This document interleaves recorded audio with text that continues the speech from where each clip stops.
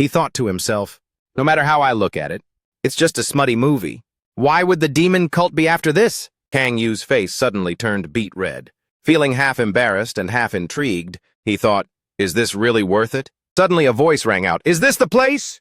Baek Hwa-yeon answered urgently to Chae Yeon-ju, who was standing frozen on the glass roof looking down. Yes, the signal is coming from here. Oh! Kang Yu panicked and quickly covered his phone screen. Meanwhile, Chae Yeon-ju's eyes widened, appearing stunned. She unconsciously called out his name. Oh, Kang Yu. Chae Yeon-ju hopped over the wall and landed on the ground. Adjusting her cap, she questioned him grumpily. What the hell? What are you doing here? Kang Yu stealthily slipped the phone back into his pocket. He asked sheepishly, did you see that? Chae Yeon-ju looked confused. Huh? Kang Yu forced a laugh. Never mind. Baek Hwa-yeon looked down from above, with a bewildered expression. Kang Yu, she suddenly muttered. Baek Hwa-yeon's eyebrows furrowed tightly. But what are you doing here, Chae Yeon-ju? He reached out and asked sincerely, why is everyone gathering here all of a sudden? Chae Yeon-ju tried to act casual, just work stuff. Baek Hwa-yeon also jumped down. She hurriedly asked Kang Yu, did you happen to come across a memory card containing a video clip?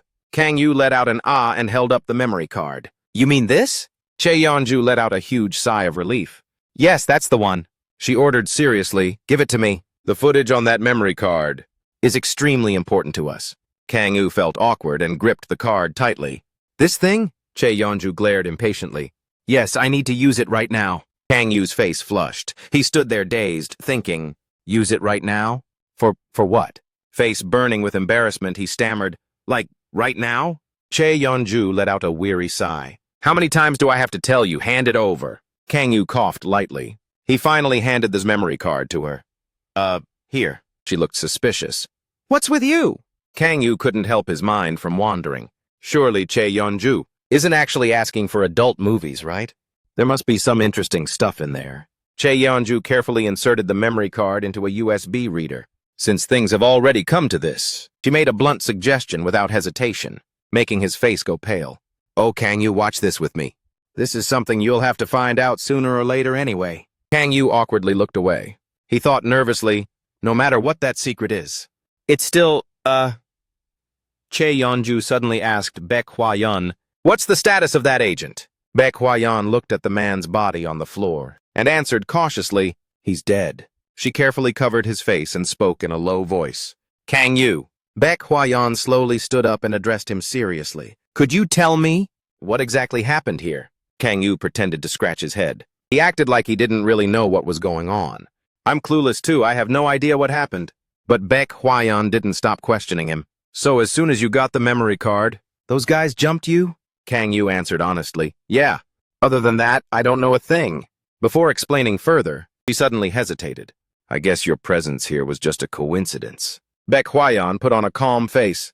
Anyway, Kang Yu, since you ended up working with us by chance, we should watch the video together and... Beside her, Chae Yeon-ju's cheeks were already flushing red. She hurriedly pulled her cap down to hide her face. She furiously held out the phone displaying the sensitive video and screamed, What the hell is this, oh Kang Yu? Chae Yeon-ju's hands were shaking uncontrollably from the shock. She snapped at him in anger. You son of a bitch! You swapped it, didn't you? Kang Yu covered his mouth and looked away, while his other hand thoughtfully shielded Echidna's eyes. He explained gently, I'm innocent, that's the original. Baek Hwa-yeon rested her chin on her hand and judged indifferently. This video is just a fake. Chae Yeon-ju was skeptical. Fake? Baek Hwa-yeon nodded. We have to take it back to headquarters and decrypt it, before we can see its real content. Embarrassed and annoyed, Chae Yeon-ju asked, but wait, why on earth would they use smut as a cover? Baek Hwa-yeon shrugged nonchalantly. It actually makes perfect sense. Even our headquarters recommends using adult films as a decoy. Hearing that, Kang Yu thought, that's actually smart. So the original video must be linked to the demon cult. They were supposed to exchange the video here, but everything blew up in the end. Chae Yeon-ju let out a sigh of relief. Who? Do they recommend anything else? Baek Hwa-yeon answered patiently.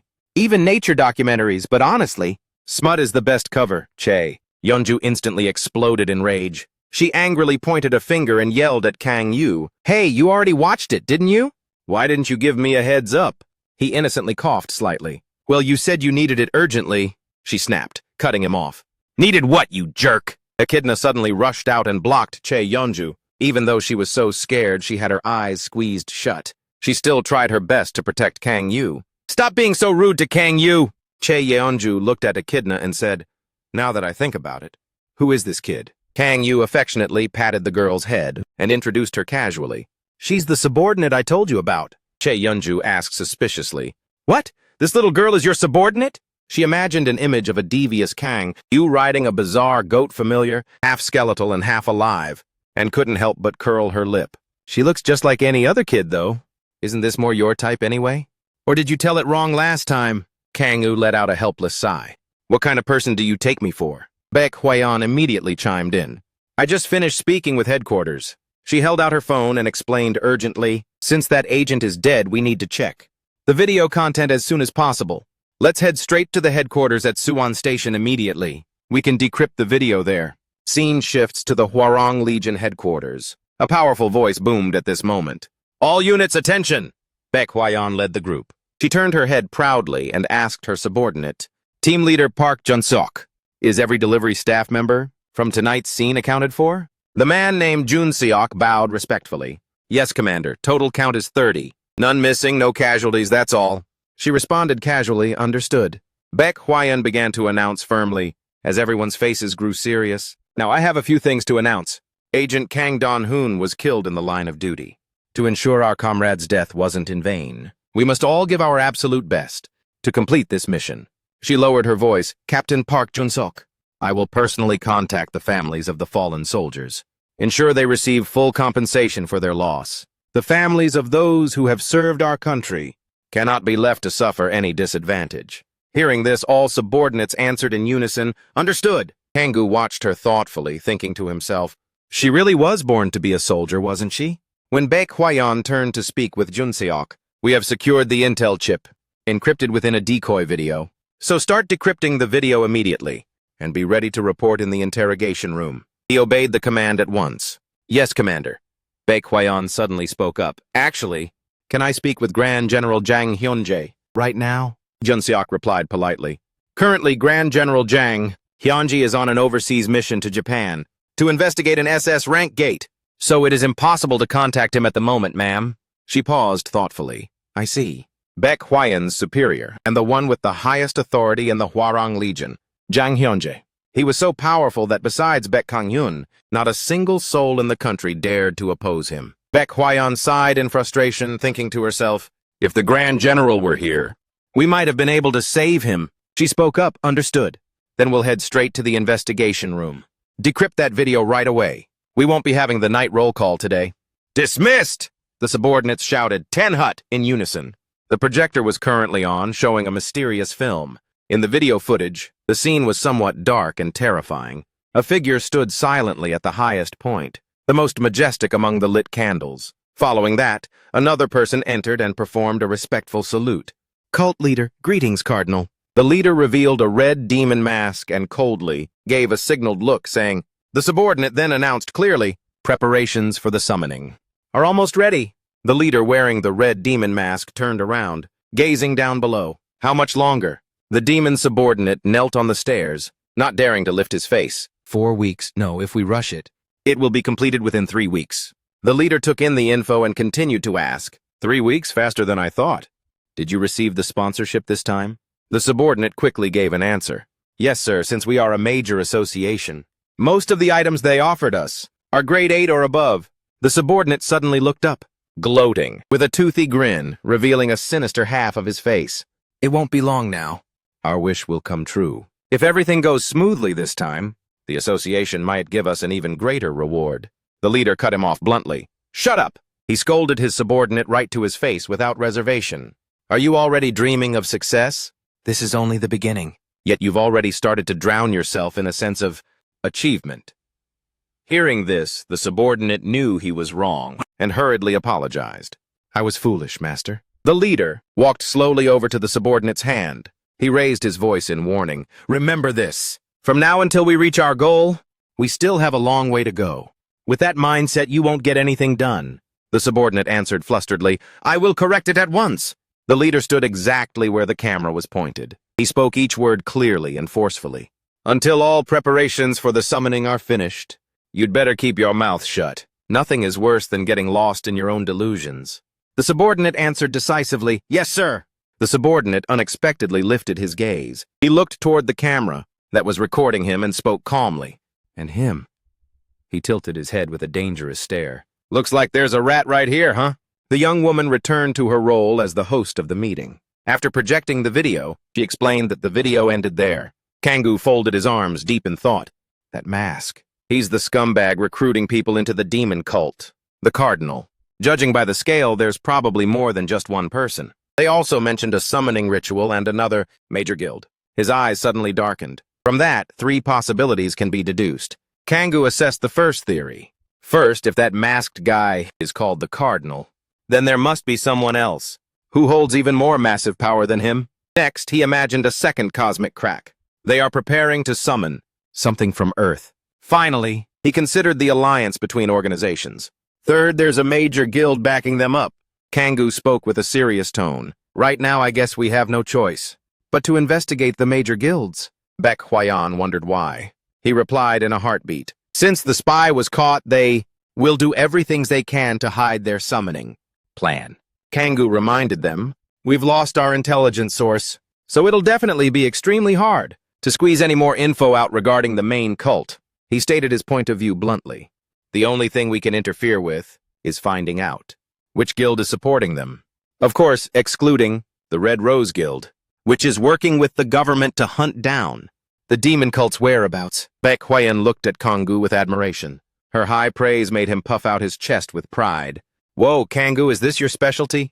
What a coincidence. That was some quick thinking. Cha Yeonju openly showed her disdain and threw shade. He's usually like that anyway. Fast mind and sharp as a tack. She slumped onto the table dejectedly, complaining, "But how do we find that guild now?"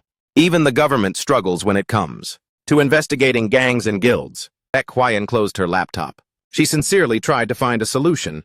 Messing with major guilds is a real headache. Using force to demand an investigation would only create unnecessary friction. Kang-gu suddenly spoke up. "There's a way," Cha Yeonju asked curiously. "What way?"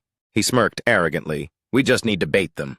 The demon cult bastards are targeting high-quality prey as offerings, right?" Cha Yeonju still couldn't shake off her gloom. She muttered, "You're right. That's why we've lost so many rookies." Seeing Cha Yeonju like that, Kang-gu felt quite awkward. "Oops, did I bring up a topic I shouldn't have?" She quickly waved her hands. No, it's fine. Go on." Kang-gu smiled confidently and explained, "The main bait for this plan is those rookies. To reiterate, their targets are players who are low-level but have high-grade superpowers." Baek Hwayan frowned, resting her chin on her hand. "Lately, there have been many self-staged incidents at low-level gates. Low-level. And the number of missing persons is rising alarmingly." Kang-gu responded gently, "Exactly, so we can spread a rumor." With a grim look and an intense aura, he looked at them both, saying that at a low-level gate, there's an incredibly talented player.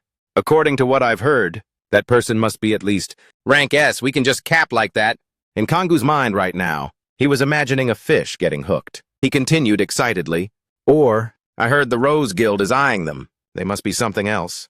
If we lie like that, fearing they'll lose a prime target to someone else, they'll have to act immediately." Baek Hwayan nodded but still hesitated. "Good idea. But they've already been set up by an informant once. Are you sure they'll act so rashly and recklessly again? That damn cardinal seems very cautious." Kang-gu looked down, maintaining his terrifying composure. "They'll definitely make a move." Cha Yeonju was astonished. "How do you know?" Kang-yu flashed a cold smile. "Because they are the demon cult. A pack of wolves that can't control their hunger for power." He clenched his hands, which were shaking with excitement. He thought to himself, the closer they get to the threshold of being a demon, the more they'll hunt for power. Once they've injected demonic energy into their bodies, how could they possibly resist this temptation? Kang-yu gave a bright, cheerful smile to Baek Hwayan. "Oh, and even if they are cautious, there's no way they'll be able to wipe away every single trace." She looked a bit skeptical. Even with the patrol teams. However, there's no sign that those clout-chasing incidents will decrease. Meanwhile, Cha Yeonju completely agreed with that point. "Fine, let's give it a shot. Who should we use as bait?" "A low-level player who has a top-tier superpower and is either already famous or a member of a major guild." She raised an eyebrow. "Also, don't even dream about using my people." Cha Yeonju looked toward Kang-yu. "It might be selfish, but I have no intention of using my guild members, unless they're directly on the front lines. He casually reassured her. Okay. I get it. You need to save your heavy hitters, right? Kang Yu grinned slyly. His expression turned unusually dark. As for the bait, I know someone perfect for the job. The scene shifted to Kim Si-hoon. He was walking sluggishly with his jacket over his shoulder, staggering back home. Inside the house, a woman lay motionless on a mattress, appearing to have no signs of life left. Kim Si-hoon sat slumped beside her.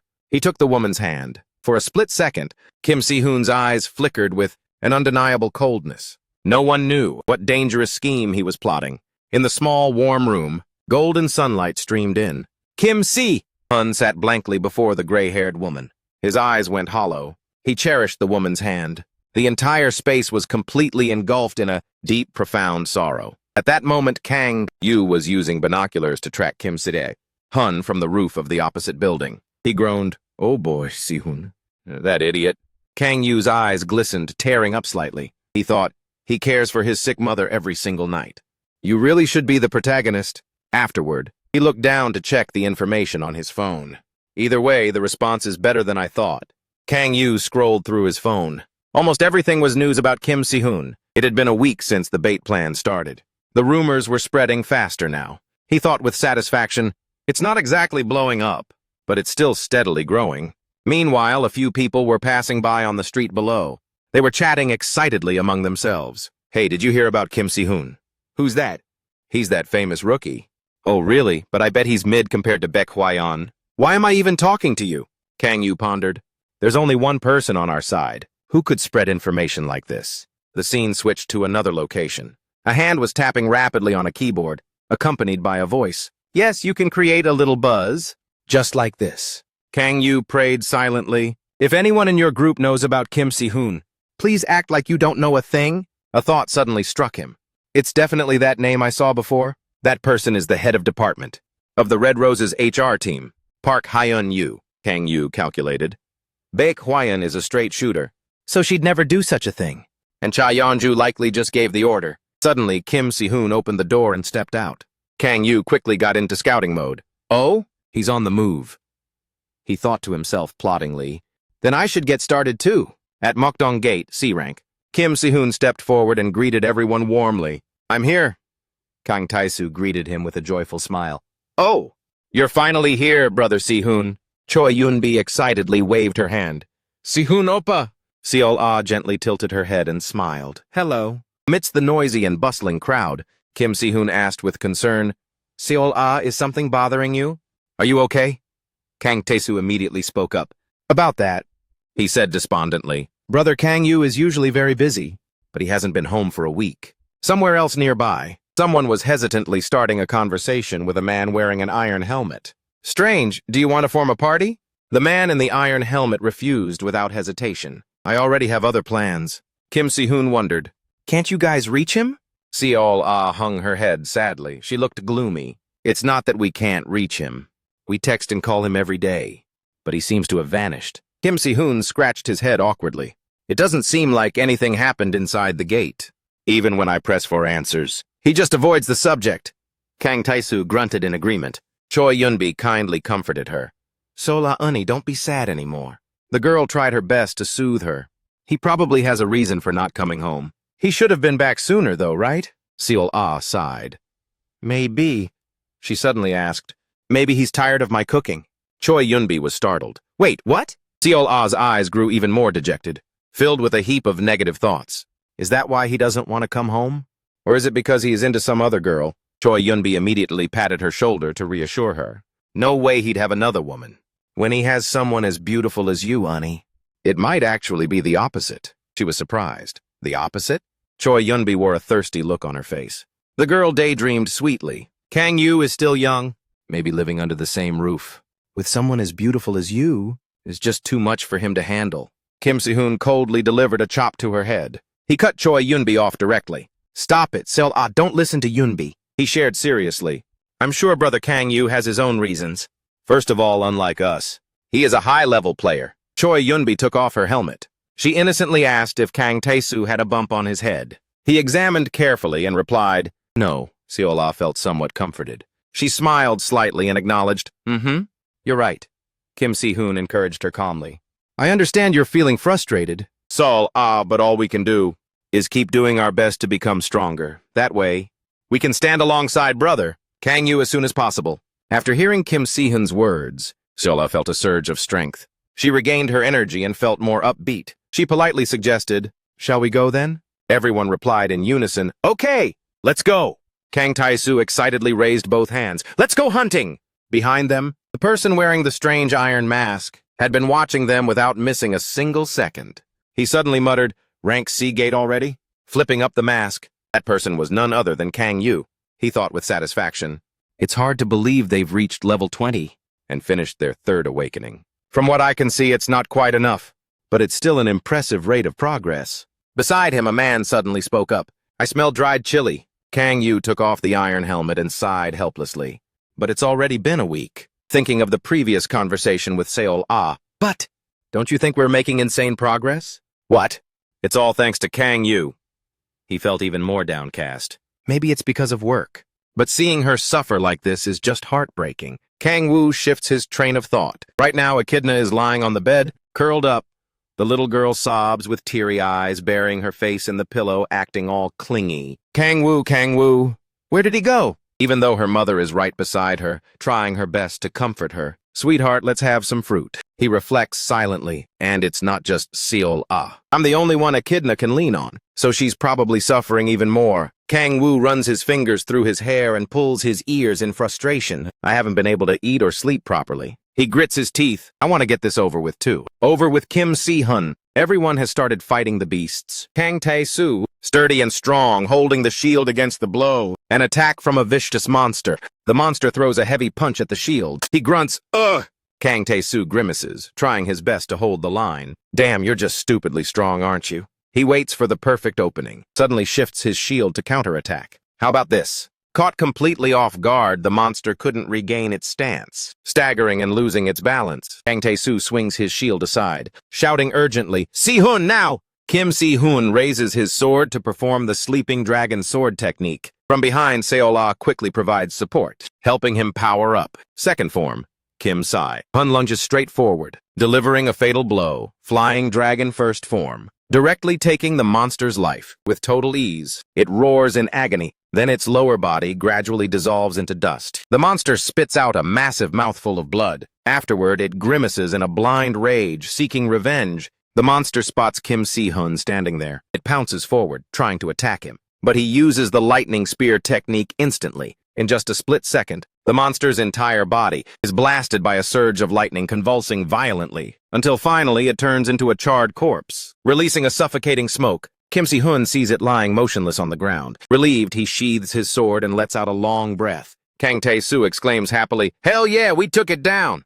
Choi Un-bai stands at a distance, raising her staff as a reminder. Tae-soo, don't jinx it. Kang Tae-soo laughs triumphantly. Haha, it's definitely a goner. We're getting those XP points too. Choi Un-bai steps forward. The girl gives a serious and thorough warning. Even if we're only hunting one, we can't afford to get complacent. She speaks with a serious tone. As expected, the DNKC monster is pretty tough. Kang Tae-soo says cautiously, we didn't have any trouble against 5 lizard men, but I think just 3 of these are dangerous enough. To think that Kang-woo hunted here all by himself. Kim Si-hoon scratches his head. He gives a sheepish laugh. It hasn't even been a month yet. It's really impressive that we've leveled up enough to hunt a bull. Kang Tae-soo doesn't stop with the praise. It's all thanks to you, Si-hoon. Even before we formed the team, I had a feeling. But to think you were this talented, Kim Si-hoon responds shyly. I'm actually quite embarrassed. Choi Un-bai excitedly raises her voice to flatter him. Exactly, just like that. You're just like a shonen manhwa protagonist. Kim Si-hoon says affectionately. Un-bai's magic is also top tier. We should gather the mana stones, and then let's get moving.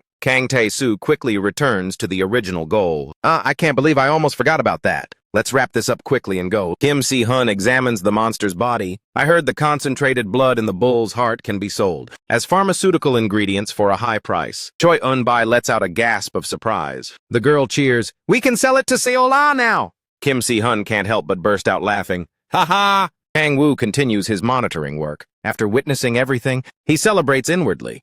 so moved that he wipes his nose. They've gotten stronger than before, just as expected. It's all thanks to my coaching. It was a smooth play with no wasted movement at all. Kang-woo thinks to himself, now each of them understands their role, and moves accordingly. Kang Tae-soo is the tank and provides crowd control. The main DPS and buffer are Kim Si-hun and Seol Ah. She can also provide buffs, so she's still useful even when they don't need healing. While Choi Eun-bi is the sub-DPS combined with protection, he feels relaxed and satisfied. Now I don't think I need to help them anymore. Kang Tae-soo playfully nudges Kim Si-hun's shoulder. Si-hun, looks like you've been pretty popular lately, huh? Kim Si-hun looks bewildered. Is that so? Choi Eun-bi grins with pure excitement. We're rich now! Kang-woo stands silently on a high rocky ledge, looking down at them. He ponders besides. It's time for them to make a move. Kang-woo thinks back to that mysterious red-masked demon. A week has passed. Do you intend to just stay still? He suddenly feels a slight sense of unease. Maybe they're just being really cautious. They aren't going to do anything. When such tasty rookies are right in front of them, Kang-woo glances at Kim Si-hun's group and reflects. I spent years in hell, so I know very well that there's no better bait than this. Finally, he crouches down,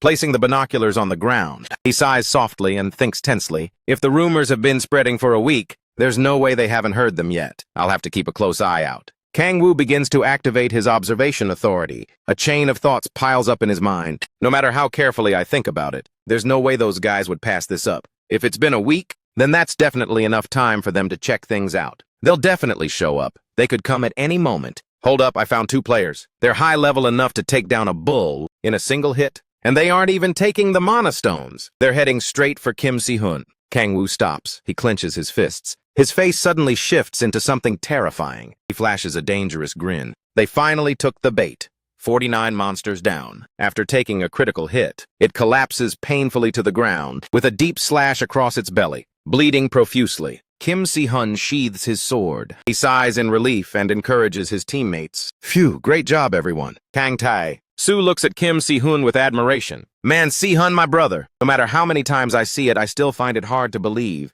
You even took it down without Eun-bi's support. Kim Si-hun shyly scratches his head and gives a sheepish laugh. Ha ha! I just got lucky this time. I only pulled it off because everyone supported me so well. Choi Eun-bi raises her hand to chime in. Si-hun, at this rate, am I going to end up jobless?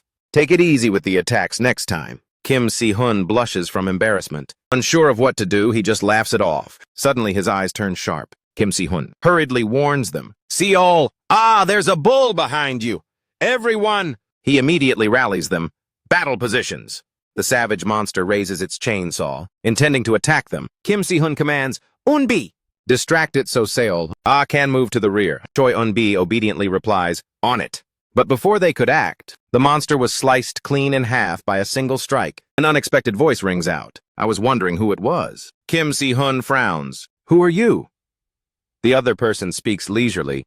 What a coincidence. That person is none other than Kim Young-hun. Kim Si-hun is caught completely off guard. Kim Young-hun, that arrogant punk, says mockingly. Kim Si-hun didn't expect to run into you here. Kang Tae-soo asks in a low voice. Is it someone you know? Isn't that the vice president of the Mi Guild? Choi Eun-bi tentatively turns to look at Kim Si-hun. Si-hun, he's currently lost in his own thoughts. Kim Young-hun, vice president of the Mi Guild, one of the top 5 guilds in the country, and the son of Kim Jae-hyun, chairman of the Mi Electronics Group. Kim Young-hun, to put it simply, he was born with a silver spoon, the brightest one in South Korea. As a player, Kim Young-hun's talent is pretty mediocre, unlike his father, who is one of the top-tier rankers in Korea. However, by using his father's power and wealth, he has surpassed others. Kim Si-hun tries to stay calm and speaks up. Why are you here? Kim Young-hun chuckles mockingly. What do you think? Because I wanted to hunt. Kang Tae-soo, Choi Eun-bi, and Seol both feel extremely awkward. They can only communicate with each other through looks. Kim Si-hun loses his patience and retorts, oh, then why don't you stay in your lane and get the hell out of here? Kim Young-hun laughs out loud. He sneers, hey, aren't you being a bit disrespectful to your older brother? Kim Si-hun suddenly snaps in anger. Who are you to call yourself my brother? Kim Young-hun calmly curls his lip in contempt. Well, I guess we can't really be considered normal brothers, since you have that filthy blood running through you. Hearing such an insult, he furiously prepares to draw his sword and attack. Why, you son of a bitch? Kim Young-hun steps over the monster's corpse. He issues a bold challenge. Ha! What, you gonna hit me? Then why don't you give it a shot? Kim Si-hun grinds his teeth in rage. Kim Young-hun also intends to point his sword at Kim Si-hun. That's right. There's been a rumor about you lately. He stands there dazed and skeptical, asking, "A rumor?" He speaks his words slowly. "I heard you have a very special ability, estimated to be at least S rank." Seeing Kim Si-hun's reaction, he becomes even more smug. "It's hard to believe you'd show up now. I didn't think you'd awaken as such a high-rank player." "That's right, Si-hun." Kim Si-hun tightens his grip on the sword handle. "What do you mean?" Kim Young-hun reaches out toward him. He licks his lips deviously. "I happen to need a sacrifice like you." Kim Young-hun keeps rambling, pressing his advantage. "Now that I look at the other sacrifices, they look pretty good too. Wow, it's a total gold mine." Kim Si-hun is extremely wary. A sacrifice? Kang Tai-soo is equally frustrated. Damn it! Is he a chaos player? Choi Un-bai urgently calls out to Seol-ah. "Ma'am, get behind me quick!" Kang Tai-soo sees that. Kim Young-hun intends to target Seol-ah, so he immediately stands in the way. Taking a protective stance over her, Kim Young-hun plots aloud, "Ah, of course that girl won't be used as a sacrifice." He licks his lips. His face darkens with a lethal, perverted vibe, because I have many other uses for her in mind. Kim Si-hun can't take it anymore. He raises his sword and charges straight at Kim Young-hun. "You piece of trash!" But with just a flick of his hand, he knocks him far away. Kang Tai-soo looks after Kim Si-hun in worry. "Si-hun, my brother." Choi Un-bai is startled. "Si-hun!" Kim Si-hun grinds his teeth. He pants heavily, feeling indignant and thinking, what was that just now? Even if we might be at different levels, how could he counter from such a close range? The giant bodyguard, Jeon Myung-ho, who works for Kim Young-hun, intends to step in and counter for his master, but he immediately stops him. "Hey, stay where you are." Kim Young-hun raises his sword, entering an absolute defensive state. That bastard. He swings his sword and suddenly lunges to attack Kim Si-hun is mine. Kim Young-hun laughs arrogantly as he lunges. "You're acting pretty ballsy against me, aren't you?" She unleashes a barrage of skills to prevent Kim Si-hun from having any chance to fight back. "Or are you just turning tail and running now?" Blow after blow comes in rapid succession, forcing Kim Si-hun into a purely defensive position. She viciously threatens, "Try attacking me again!" Suddenly, a second later, Kim Si-hun took the opportunity to turn the tide of the battle. He swings his sword with high speed, aiming a strike at Kim Young-hun. To his surprise, she had another trick up her sleeve, easily shutting him down in a heartbeat. Kim Si-hun takes a heavy hit from Kim Young-hun. He grinds his teeth in excruciating pain. She still won't let him off the hook, kicking him squarely, sending him flying until he slams hard into the rocks. Kang Tai-soo cries out in panic. "Kim Si-hun!" Choi Un-bi screams, "Si-hun!" Kim Si-hun collapses against the rocky wall. His face is covered in dirt and grime. He endures the agonizing wound in his abdomen, thinking to himself, "I get it now." Kim Si-hun tries his best to pull himself up, gazing at Kim Young-hun with a determined look. That's swordsmanship. It isn't being performed by Kim Young-hun himself. She leisurely approaches him, uttering a curse. "Stupid."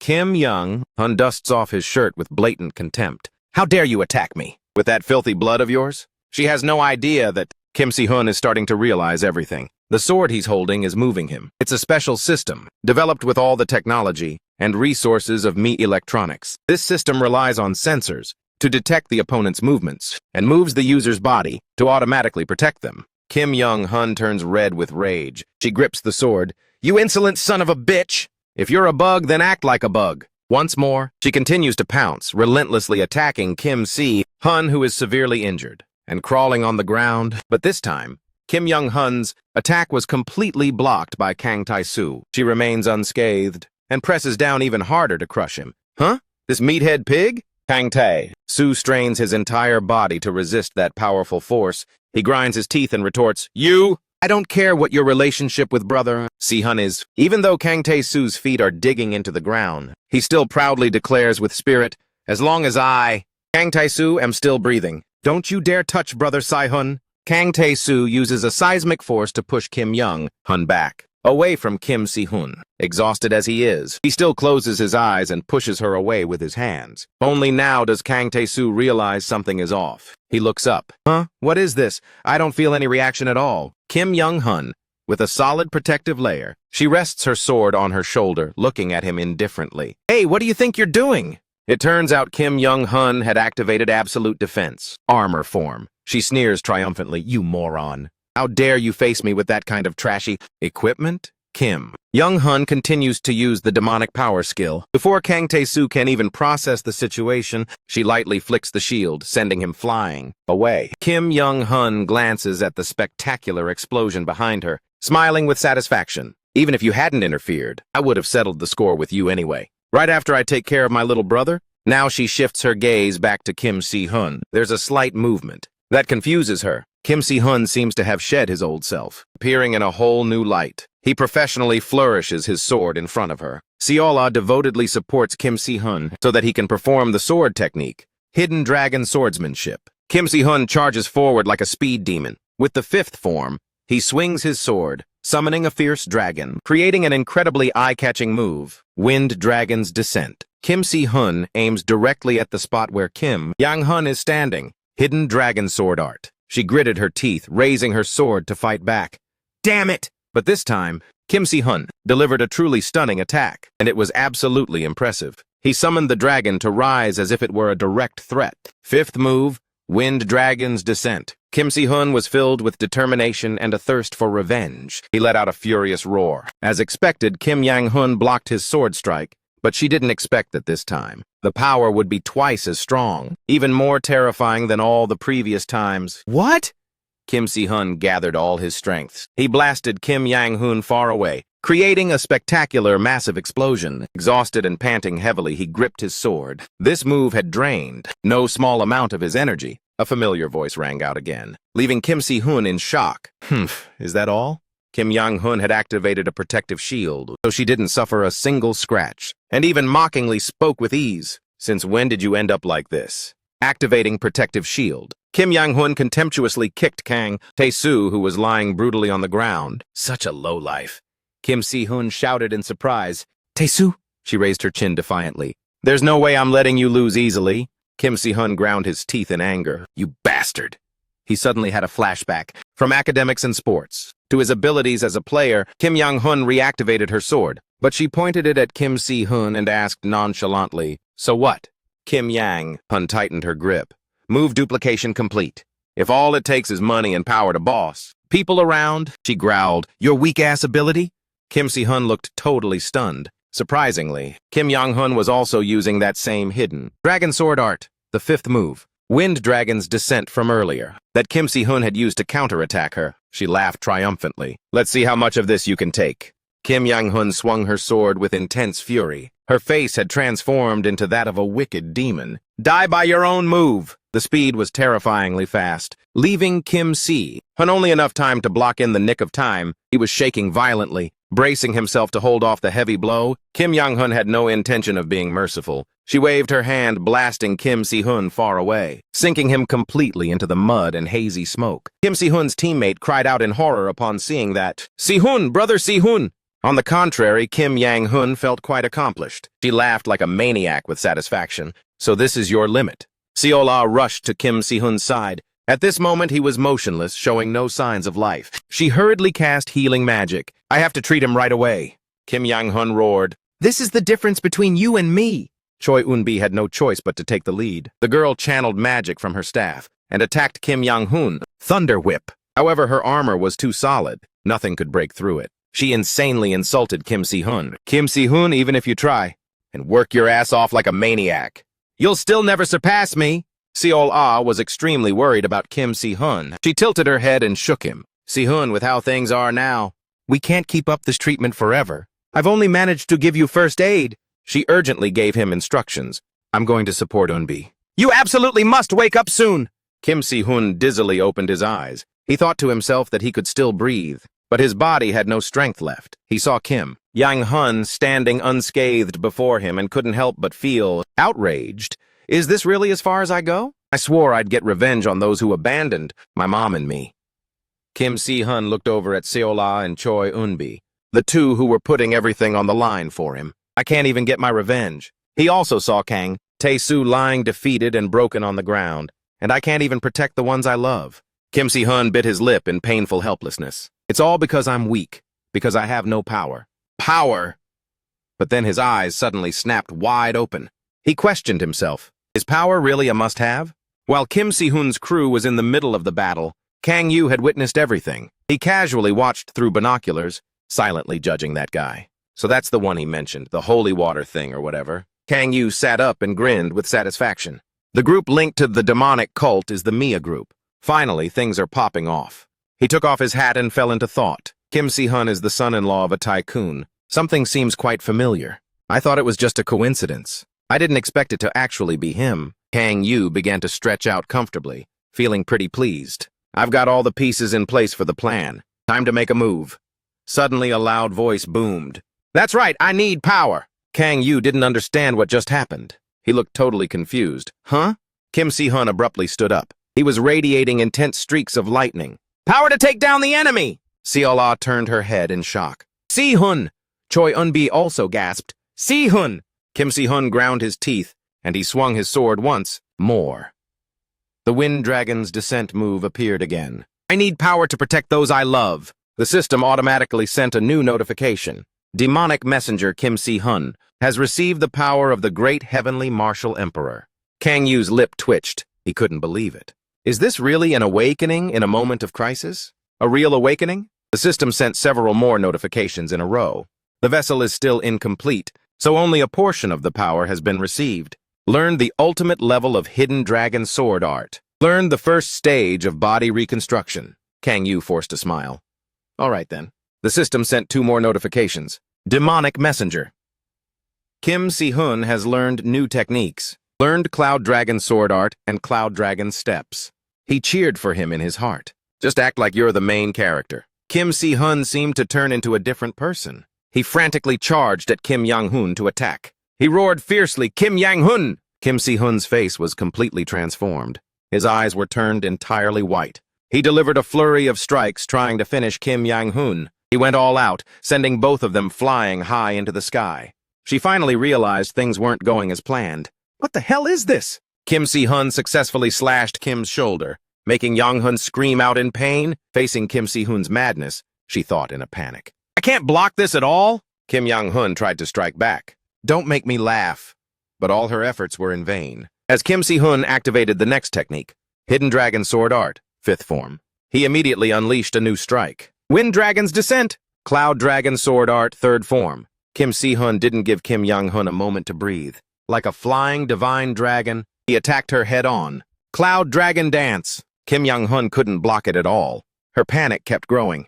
No way, this is impossible. How can this be? Kim Yang-hun saw Kim Si-hun moving at an insane speed, creating clones from multiple directions to attack her. She was stunned, realizing that both his power and speed. Kim Si-hun pressed his blade right against Kim Yang-hun's face. She had completely lost her cool now, unable to even move to counterattack, were stronger than hers. Kim Yang-hun thought bitterly. How could I be pushed back by a guy like him?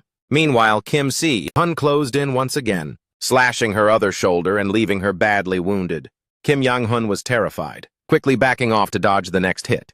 I need to keep my distance first. With no other choice, she resorted to using her protective armor. Activate protective barrier. But as fate would have it, karma came hitting her hard. Too late. Luckily for Kim Yang-hun, John Myung-ho arrived and used his iron axe to block the attack, keeping her completely safe. He aggressively swung his axe back at Kim Si-hun, forcing him to jump back and dodge the blow. Kim Yang-hun's face went pale from fear.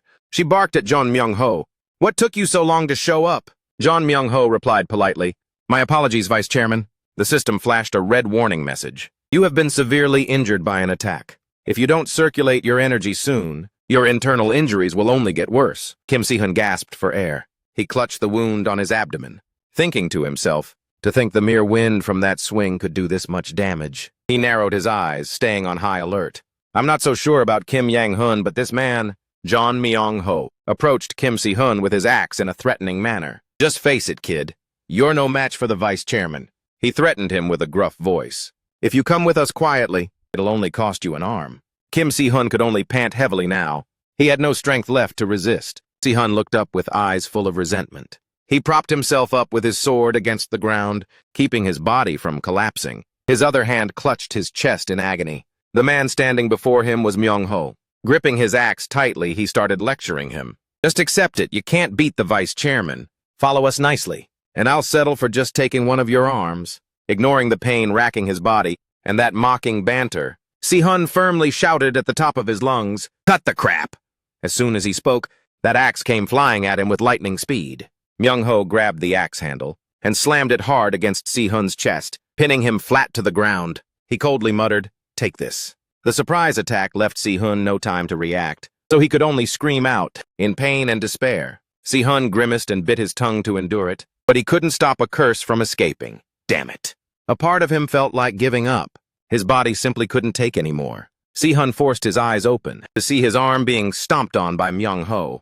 The man raised his axe high, acting all high and mighty as he preached, "The only privilege of the weak is to endure pain." The sudden surge of pain caused the veins on his face to bulge. His mouth twisted in a grimace. Si-hun was extremely anxious, but he cursed under his breath. Damn it, to think it's come to this. To think I'd have to deny it. Then a voice suddenly echoed in Si-hun's subconscious. "I'm sorry." His mind drifted far away, back to his past, looking up from below at a brightly lit room, where the calls of "Mom, Mom" rang out repeatedly. Then the image of the room with a happy family faded into a narrow alleyway. A woman held her son tightly and whispered, "I'm sorry for bringing you into this world," followed by the heartbreaking response of that little boy. "You don't need to apologize, Mom, because I can handle it. I really want to thank you for giving me life." Si-hun snapped out of the memory. He lay there, tears streaming down his face. Si-hun's mood suddenly spiraled into despair. "In the end, I still failed. How pathetic." He tremblingly uttered his final words to everyone. "I'm sorry for dragging you all into this." His mind was a mess, despite the cries of his friends echoing around him. In the courtyard, Si-hun also burst into tears, blaming herself. "I couldn't protect anyone." Si-hun wasn't doing any better and felt guilty because he couldn't protect them until the very end. Watching that axe swinging down with such finality, he screamed internally, "I'm so sorry, everyone." Despite the streams of tears still flowing, Si-hun closed his eyes and accepted his fate. But a sigh, along with a familiar voice, woke him from his trance. "Good job." Si-hun snapped his eyes wide open, turning his head to see a familiar figure blocking that axe right in front of him. His voice trembling slightly, he whispered, "Kang-woo." Meanwhile, he raised his hand, even as Myung-ho was pressing down with all his might, and coolly asked, "So the right of the weak is just to endure pain?" Kang-woo tilted the blade in his hand, deflecting that massive axe as he said coldly, "Right, I think so too." Then he swung his leg in an arc, giving him a kick that sent him flying backward. To the absolute shock of Si-hun and the guy lurking in the corner, Kang-woo narrowed his eyes. Half of his face went dark as he declared in a deep voice, "I'll show you exactly what that right feels like." While the other guy was still struggling to get up, Si-hun lay still where he was, suppressing his bitterness as he hesitantly asked, "Kang-woo, how come you're here?" He scratched his head and replied awkwardly, well. Kang-woo was a bit stumped on how to answer. His eyes darted around, feeling a bit hesitant. "I've been sitting here watching this whole time. To catch you just like those cultists." He couldn't say that. In the end, he brushed it off by saying, "I'll explain later." Having said that, Kang-woo turned and called to the group behind him. "Unbi Seola! I'm bringing Si-hun over, please treat him." They quickly agreed with a yes. As the three of them hurried to carry Si-hun away, Myung-ho finally managed to stand up. He growled in rage, "Are you from the Hwarang team?" Kang-woo curled his lip in a sarcastic smirk. "If I were Hwarang, why would I be here alone?" Myung-ho immediately put on a grim face and said, "If that's the case, then—" But he cut him off instantly with a nonchalant attitude. "No need for introductions. Stop messing around. Just come at me," he said, successfully provoking him. Orange energy flared up around him. Gripping the handle of that axe, Myung-ho grit his teeth and hissed out every word. "You arrogant prick!" Then he lunged forward, charging straight at him. Suddenly, his attack ground to a halt. His brow furrowed tightly, and his body began to shake, as that voice from hell rang out again. "You said it yourself, the right of the weak is to endure pain." As he spoke these words, Kang-woo's red pupils dilated, and his mouth twisted into a wide grin.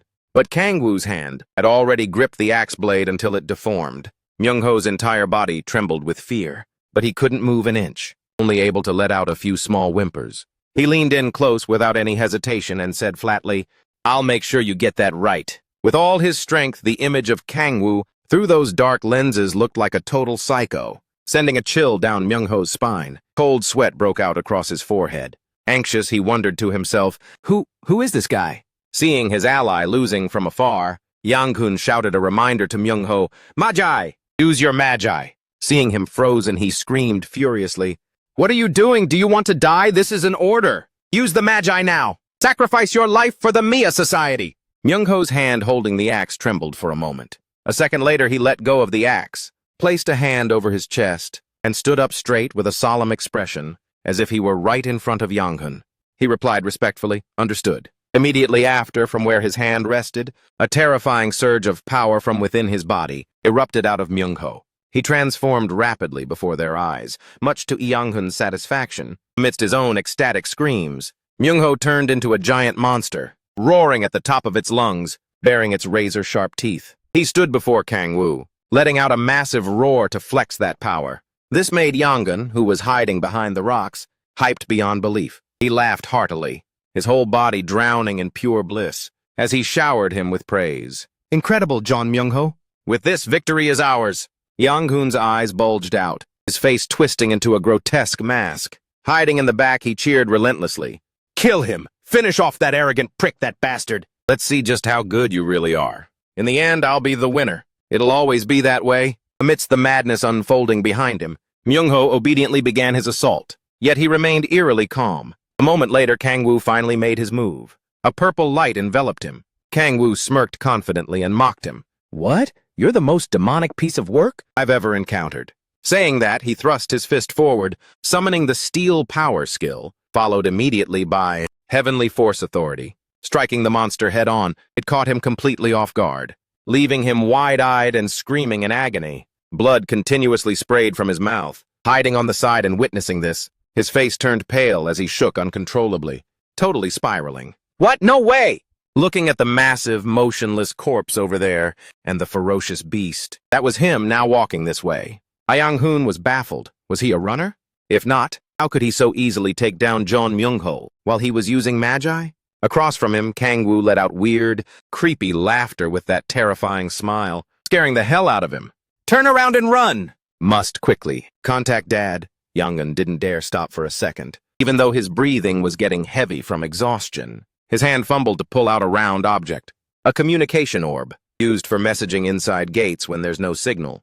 But somehow, by some miracle, Kang-woo appeared right behind his back. Keeping that horrifying expression, he asked, "Where are you going?"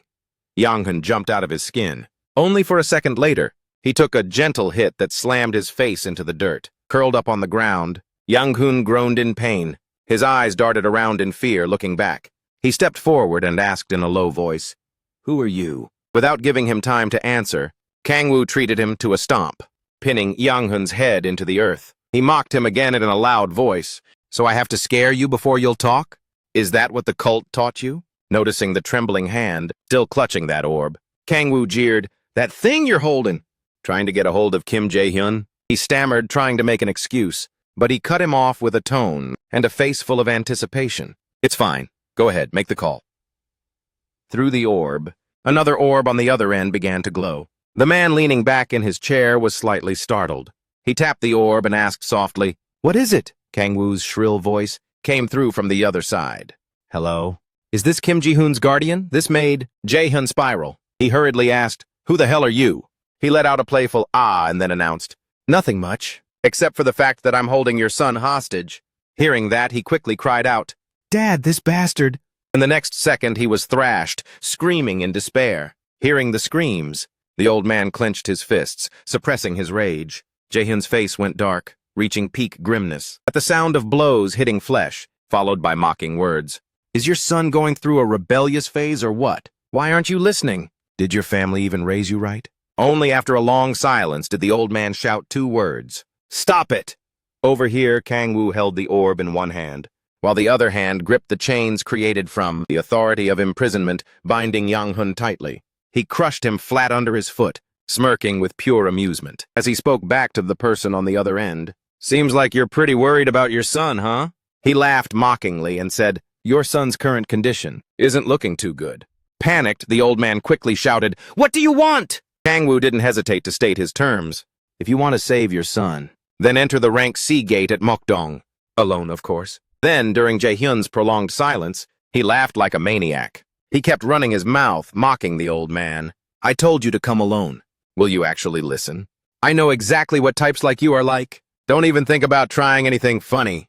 Better prepare yourself well." He held the orb close to Myung-ho's mouth, so the old man could clearly hear those groans. He successfully drove the old man insane with rage. Are you out of your mind? Hearing that, Kangwoo provoked him even louder. Your worrying is making me bored. So are you coming alone? Trying to keep his voice as calm as possible, hiding a part of his overwhelming anxiety. Even as his 5 fingers crushed the table, Jae-hyun spoke up with the threat. For a government-affiliated soldier to do something like this, do you know what the consequences are? Doing this to me, Kim Jae-hyun?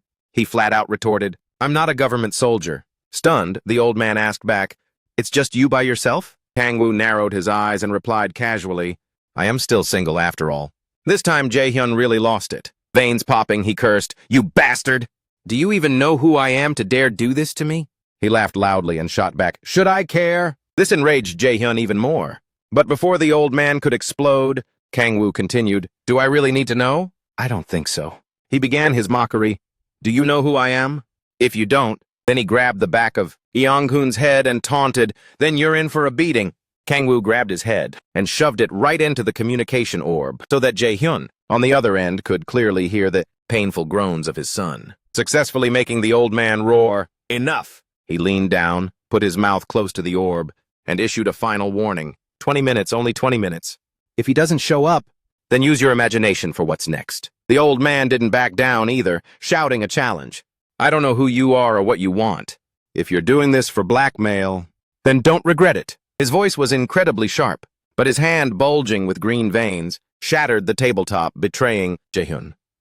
Luckily, only his voice went through, so he didn't seem weak, and Jae-hyun's stormy attitude didn't affect Kangwoo at all. The old man growled and yelled, not forgetting to threaten, I will definitely find you. When I find you, I'll rip you into 100 pieces. He didn't care and wasn't afraid, giving Jae-hyun a good luck in return. Then he stomped hard on Young-hoon, shattering the communication orb. Then Kangwoo stood up nonchalantly, speaking to the human bound in chains like a puppy over there. Well, Kim Jae-hyun, that's that? His eyes narrowed slightly as he watched him struggling and begging for help. Help me, please, if you need money. Just let me beg my father, you can have as much as you want. Young-hoon looked truly pathetic. He lay still, not daring to move, only letting out weak pleas. But while Young-hoon was still rambling please, he kicked him over onto his back and said indifferently, Money's fine too, but that's not what I need. Struggling to pry his swollen eyes open, Young-hoon forced himself to ask, Then what is it you want? At this, Kangwoo gave a shy smile and said, Kimchi stew and world peace. Hearing this, he was completely stunned. Young-hoon screamed in total despair, Stop the cap! What is it that you really want? I can find anything. He rubbed his chin and nonchalantly replied, You don't believe me when I say that? It took all my courage to say that, you know. He roared in anger, What do you want? But before he could finish, he took a slap straight to the face, forcing him to comply. Fine, fine. I'll shut up. Kangwoo looked excited again. I need to get ready to meet your father. Young-hoon was startled and asked back, Meet my father? He grinned from ear to ear, feeling absolutely overjoyed. All right then. Who knows what he was thinking, but as long as he met his father. Suddenly, Kangwoo's aura shifted completely. An illusion of long hair began to sprout. He gave a sinister smile and said, It's a relief that Kim Jae-hyun loves his child. Young-hoon stared wide-eyed at this horrific sight. Kangwoo's form now was that of a 3-eyed horse, laughing gleefully and taunting him loudly, using the one he holds dear. Is just so simple. The night sky looked so shimmering and beautiful. A group of people left together through the portal. Only he was still being dragged across the ground, looking completely lifeless. Taesu leaned on his shoulder as they walked, his voice ringing with gratitude. Thank you, I can walk on my own now. Kangwoo glanced over, sized up the situation, and agreed. Ah, okay then. The group stopped. He said loudly, Everyone head back like I told you. He hugged Si-hoon and cheered happily, Hey, oh, Kangwoo! I'll take him with me. Seola looked at Taesu with worry, softly reminding him, You haven't been recovered for long. If you push yourself, but he quickly reassured her, I can handle this much. While they were chatting busily, 2 figures suddenly appeared. Yeonju stood with her hands on her hips, sounding annoyed. I've been trying to reach you. Where did you disappear to? I brought Hwarang and the military all the way here. He gave a forced laugh and made a lame excuse. I had some things to prepare, so that's why. Taesu stared at the 2 in front of him, jaw dropped, completely stunned. Wait, isn't that the master of Red Rose? Cha Yeonju and Hwarang Unit 3 leader Baek Hwayeon? Seola glanced over, sharing the same suspicion. Kangwoo, are you close with them? Taking the chance to flex, he tilted his head up and said, Let's just say we have a bit of a bad history. Seeing his ridiculous attitude, Yeonju huffed in annoyance and said, "I'm the one who should be saying that." She looked aside, wondering who this person was. "It's not Sihun?" She introduced herself shyly. "I am Han Seola." Yeonju looked her up and down, making a grumpy face and letting out some annoyed mumbles. Then she crossed her arms, showing her attitude openly. Seola had no idea what was going on, just staring blankly, not knowing what to say. After a while, she asked irritably, "What's your deal? With Oh Kangwoo?" Seola didn't back down and questioned her back. "What is Cha Yeonju's deal with Kangwoo? Why are you talking to Kangwoo so familiarly? I'm not even that close yet. I haven't even reached that level of closeness." Only he remained calm, waving his hand to make peace. "Save the introductions for later. That stuff isn't important right now. First, Seola, take the three of them home." He softly assigned tasks. "Taisu, you still haven't fully recovered. So don't overexert yourself, okay?" He replied seriously, "Understood." She also reluctantly but obediently agreed. "Yes, Kangwoo."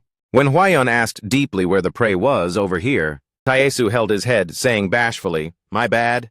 The other two held on to Sihun. Seeing him so worried, he raised his voice. "I told you, if you're injured, don't overdo it." She looked down, wondering, "Who is this person you guys are dragging on the ground?" Kangwoo lifted him up to show him off. "Yup, he's still alive." Yeonju heard this, looked over, and said plainly, "I didn't recognize him at first, but this is definitely Kim Yang-hun. This Kim Yang-hun guy could be used as a hostage." The group behind him was equally stunned. "Is that Kim Yang-hun? That's insane!" Hwayeon rubbed her chin and added, "Kim Jae-hyun definitely won't let this slide." Kangwoo nonchalantly declared, "It's not like I'm letting him slide either." Yeonju closed her eyes and let out a sigh of concern.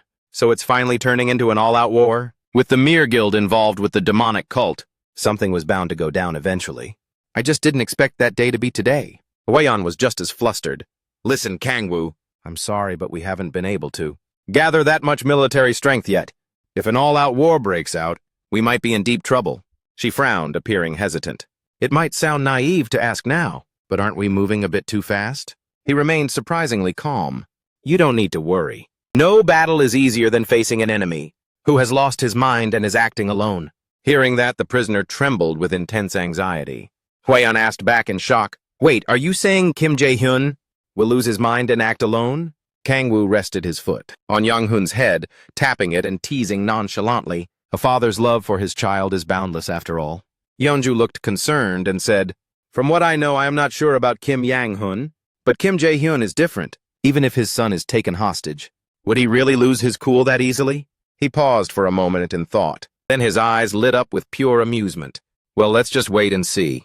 As soon as Kangwoo finished speaking, a convoy of cars came rushing in, looking quite impressive. The group behind him watched this scene in utter amazement. As they came to a halt, a man stepped out with an angry roar.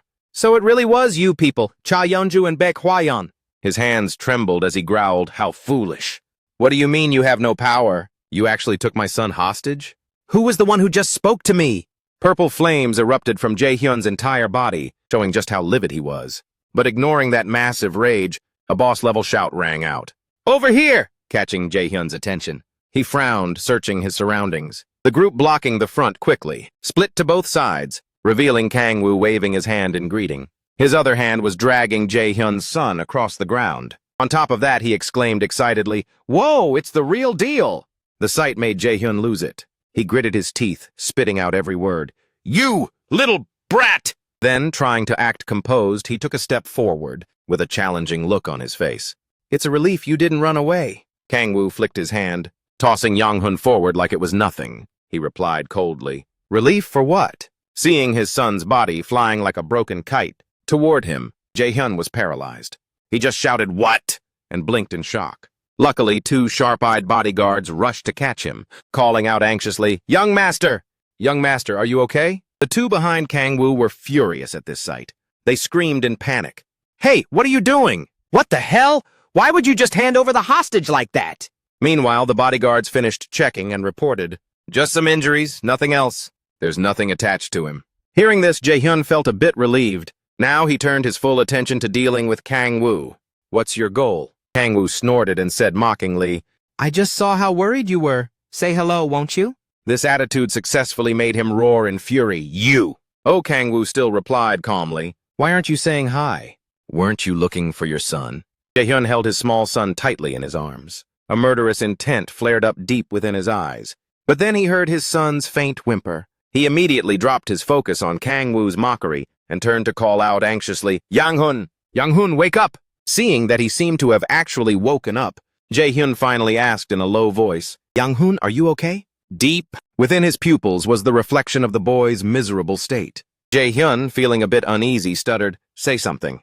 He waited through a long, drawn-out groan. After that, Yang-hun finally opened his mouth, but his words shook the old man to the core. Who are you? Who are you? He couldn't believe what he had just heard.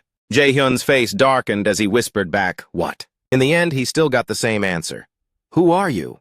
It made him fall into total despair. With trembling hands, he gripped his shoulders and whispered, it's me. I am your father. That grip terrified Yang-hun. He screamed out loud in pain. Then, as if encountering his life's worst nightmare, he kept struggling and roaring, get off me! Who the hell are you? The bodyguards rushed in to intervene, constantly calling out to calm him down. Young master, please be calm. But it didn't do squat. He just stared at the face and screamed in fear. Who are you? Where am I? What's going on, young master? The old man's pupils suddenly contracted, his whole body stunned, confused about what was happening. While Yang-hun, with his battered face, yes, was wailing, rejecting him, get off, save me! Meanwhile, the man in the back was satisfied, grinning from ear to ear. Jae-hyun also quickly realized what was going on. His eyes flared with a strange intensity. He looked toward Kang-woo and roared every word in fury. You bastard! What did you do? An intimidating aura radiated from Jae-hyun's entire body, pushing back even the bodyguards around him. Yeonju stepped up to the front of the line and barked an order. Everyone back off, don't mess with my prey! Over here, the man truly exploded. He was completely out of control, stomping heavily on the floor, causing debris to fly everywhere. Then he used a thunderous voice to ask, what did you do to my son? The bodyguard held Yang-hun tightly and retreated, shouting to reassure him. Chairman, please calm down. But now Jae-hyun was consumed by nothing but rage. He couldn't hear anything. Only his scream echoed, what have you done? Ignoring the panic-stricken scene ahead, Kang-woo stood there calmly watching with one hand in his pocket. In front of him, Yeonju began her move. She lunged forward with her arm wrapped in a protective layer. Then boom! Standing right next to it, Kang-woo wasn't much affected. He still stood in his original position. Only his hair fluttered in the wind. The aura Jae-hyun emitted was truly formidable. It was a level 9 awakening characteristic. Force chi. The old man charged forward with full momentum. Yeonju wasn't about to lose either. She summoned her weapon. The legendary weapon, Bloodthirsty Chain. Both roared loudly to hype themselves up. Then the gap closed more and more. The two flows of power also began to clash even more. Everything around them gradually became less illusory. Kim Jae-hyun and Cha Yeonju both pulled their hands back, ready to use their strength to smash the other to bits. His eyes flashed with a terrifying light. Get out of the way! Jae-hyun's punch slammed forward, creating a light tremor. Smoke billowed as Yeonju's slender figure appeared. Her eyes flashed with determination. Her hand swung high. The chains followed their master's action, tightly binding Jae-hyun's large body. He struggled in annoyance. This damn thing! After being imprisoned for a while, Jae-hyun finally broke free. Drops of sweat from fear and fatigue fell on Yeonju's beautiful face. The man screamed in rage, you stupid little bitch! He swung his fist at Yeonju. This punch was called despair. Luckily, she escaped that tricky punch, but the man continued his assault. Get out of the way! Before Jae-hyun could land another blow, Baek Hwaeun appeared out of nowhere. She thrust both hands back and shouted, Tornado! Winds appeared, engulfing Jae-hyun. His whole body was pushed backward. Due to the massive impact, the shirt, Jae-hyun's upper body was torn to shreds. You bastards! Kang-woo's sleazy face slowly emerged from the mist. Seeing that damn face, Jae-hyun's fighting spirit blazed even more.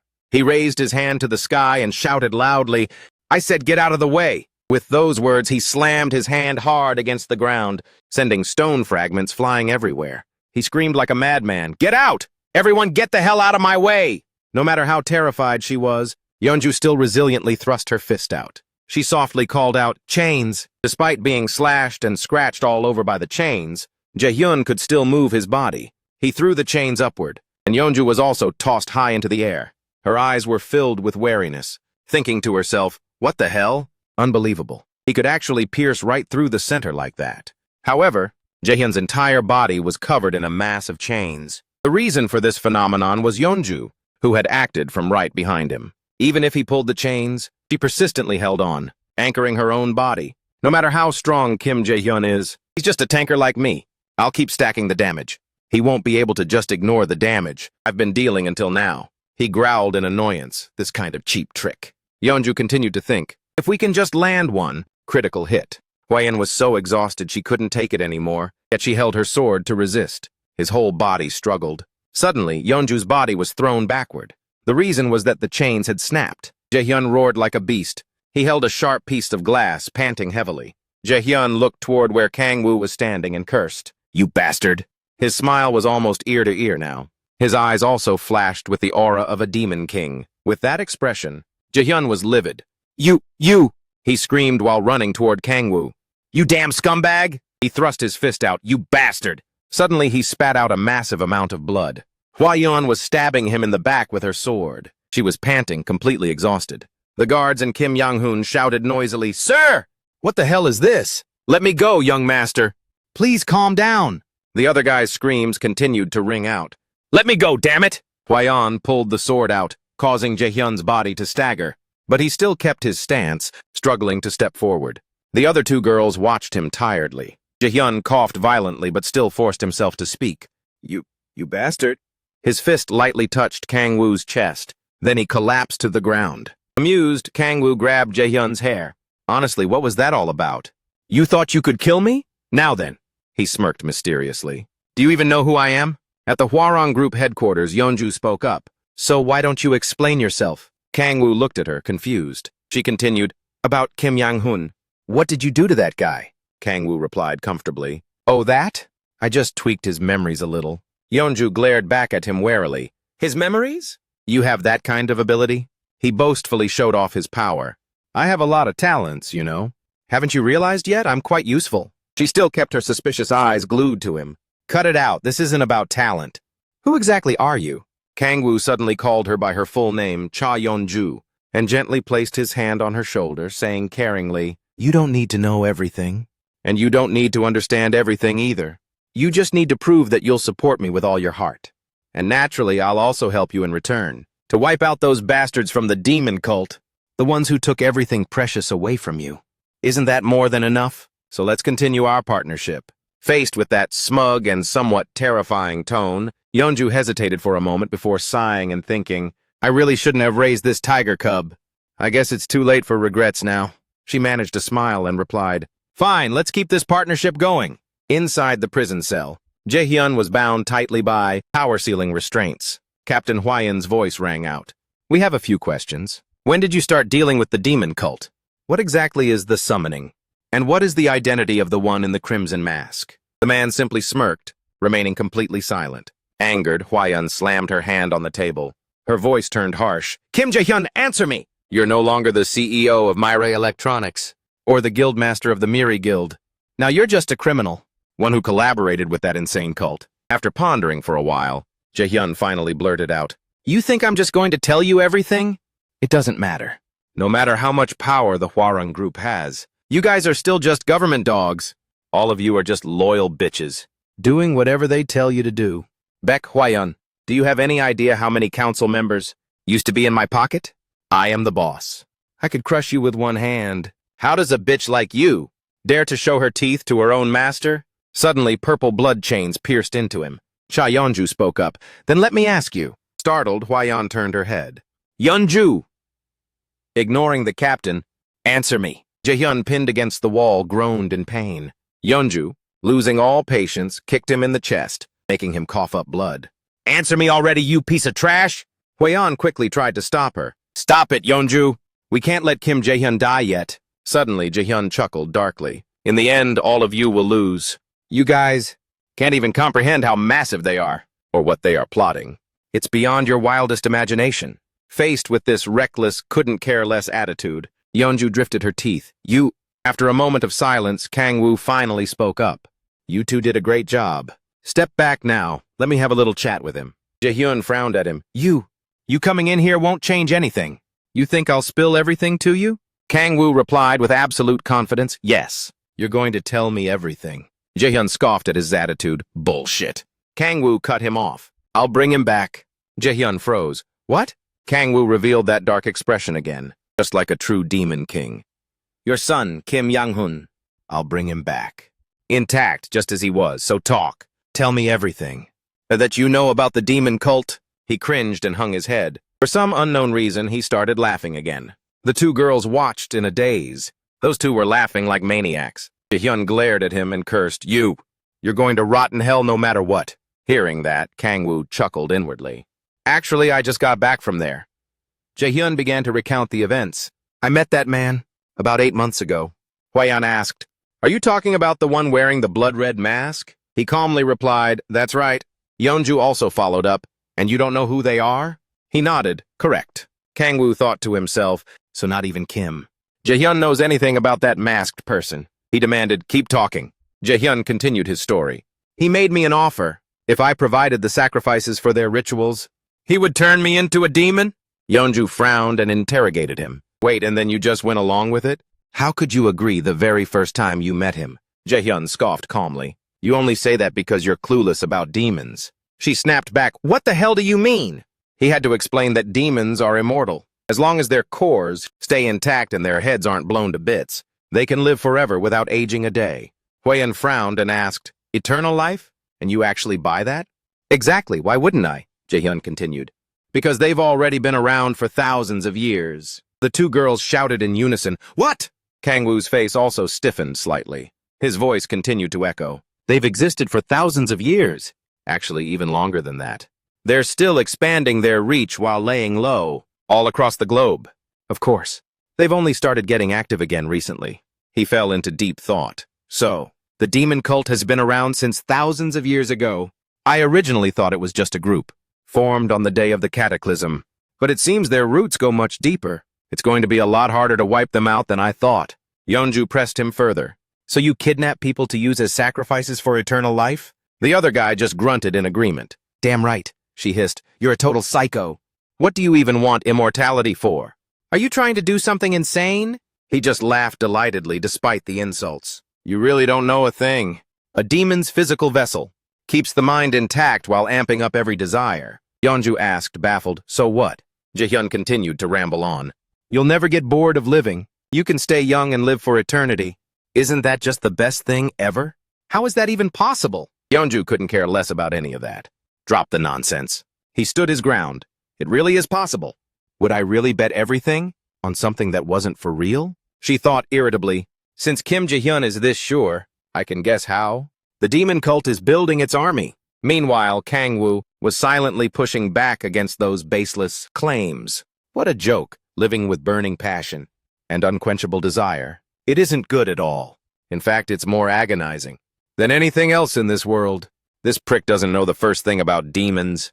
Jaehyun's voice rang out again. So I gave them everything they asked for, and several members of the guild have already accepted demonic energy during their rituals.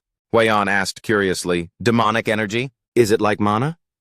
He calmly answered, It's hell's power, similar to mana, but it's also different. Yeonju suddenly asked, Do you have demonic energy? He remained unbothered. No, I haven't received it yet. Her face scrunched up in disgust. Why, didn't you join the demon cult's forces? Just to get your hands on it? He explained further. According to the one in the blood-red mask, they need more preparation to turn me into a demon. If I chose to take the energy now, I probably wouldn't be able to control my urges, and I could end up as a mindless beast. Someone asked, Then why did some of your guild members accept it? Jaehyun spat out some cold-hearted words. It gives them instant power. Isn't that perfect for disposable pawns? Yeonju spat back in rage. You piece of trash! Hwaeyeon calmly followed up. So about the summoning. What exactly are they trying to summon? A demon. Both girls looked confused at that. Kangwoo, on the other hand, flinched. A demon? Yeah, they're planning to summon a demon. Hwaeyeon was deathly worried. A demon? How are they going to do it? And where? The man continued, I don't know. But according to them, the dimensional barrier, the thing that stops them from summoning demons, is gradually weakening. The redhead girl was completely clueless. What the hell is a dimensional barrier anyway? What are you even talking about right now? Jaehoon said calmly, About a month ago. I heard they managed to summon a demon. Because the dimensional barrier is fading away. Yeonju gasped. Wait, a month ago? At that moment, Kangwoo started sweating bullets. He nervously wondered to himself, Is this all my fault? A thought suddenly struck him. At the same time, a notification appeared. A crack in the dimensional seal has been detected. His thoughts continued to race. The reason the demon cult became active like this? The system notification popped up again. Multidimensional protection mechanism. The Gaia system is currently operational. A mysterious figure stood before a pink energy orb. It's because of me, because I broke the Gaia system. Kang Wu thought to himself, breaking into a cold sweat. Back when I was returning to Earth. Yeonju squinted at him, confused. A puzzling thought crossed his mind. Doesn't it repair itself automatically? A voice spoke up, asking Kim Ji-hyun, is that dimensional wall still stuck in that weakened state? He replied grumpily, they said it's getting weaker by the day. Annoyed by his answer, the thought followed. Oh, for heaven's sake! Deep in thought, Kang Wu scratched his head, getting frustrated. At this rate, won't every demon and monster out there team up and swarm Earth? Does that include the ones from Hell as well? I'm about to lose it. Externally, he kept his cool and replied, got it. He sighed helplessly to himself. Worrying about this now won't fix anything. Let's just focus on the demon cult first and take it from there. Kang Wu looked at him and asked, where is the demon cult's national headquarters? Can we find that masked bastard? There? Bound tightly, Kim Ji-hyun replied, the location I knew is no longer valid. By now, they've probably moved to a completely secluded spot. Kang Wu sat before him and pressed further. To a different place? Kim Ji-hyun answered compliantly, yes. They've likely finished all the preparations for the summoning ritual by now. Yeonju glared at him crossly. They're finished? Wait a second. Didn't you say you still needed more sacrifices? Wasn't that why you wanted to kidnap Kim Si-hoon? For the ritual? Kim Ji-hyun closed his eyes and hummed. I don't know anything about that.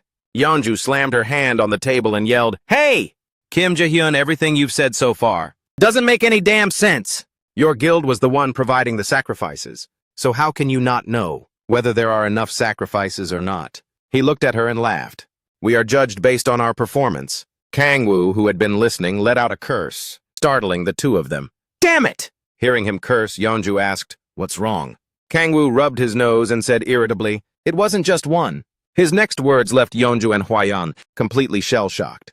It wasn't just mere guild that was tied to the demon cult. Faint light from outside peeked into the room. A powerful figure, sitting in a candlelit room, began to speak. Kim Ji-hyun has been captured, and I actually thought he'd be somewhat useful.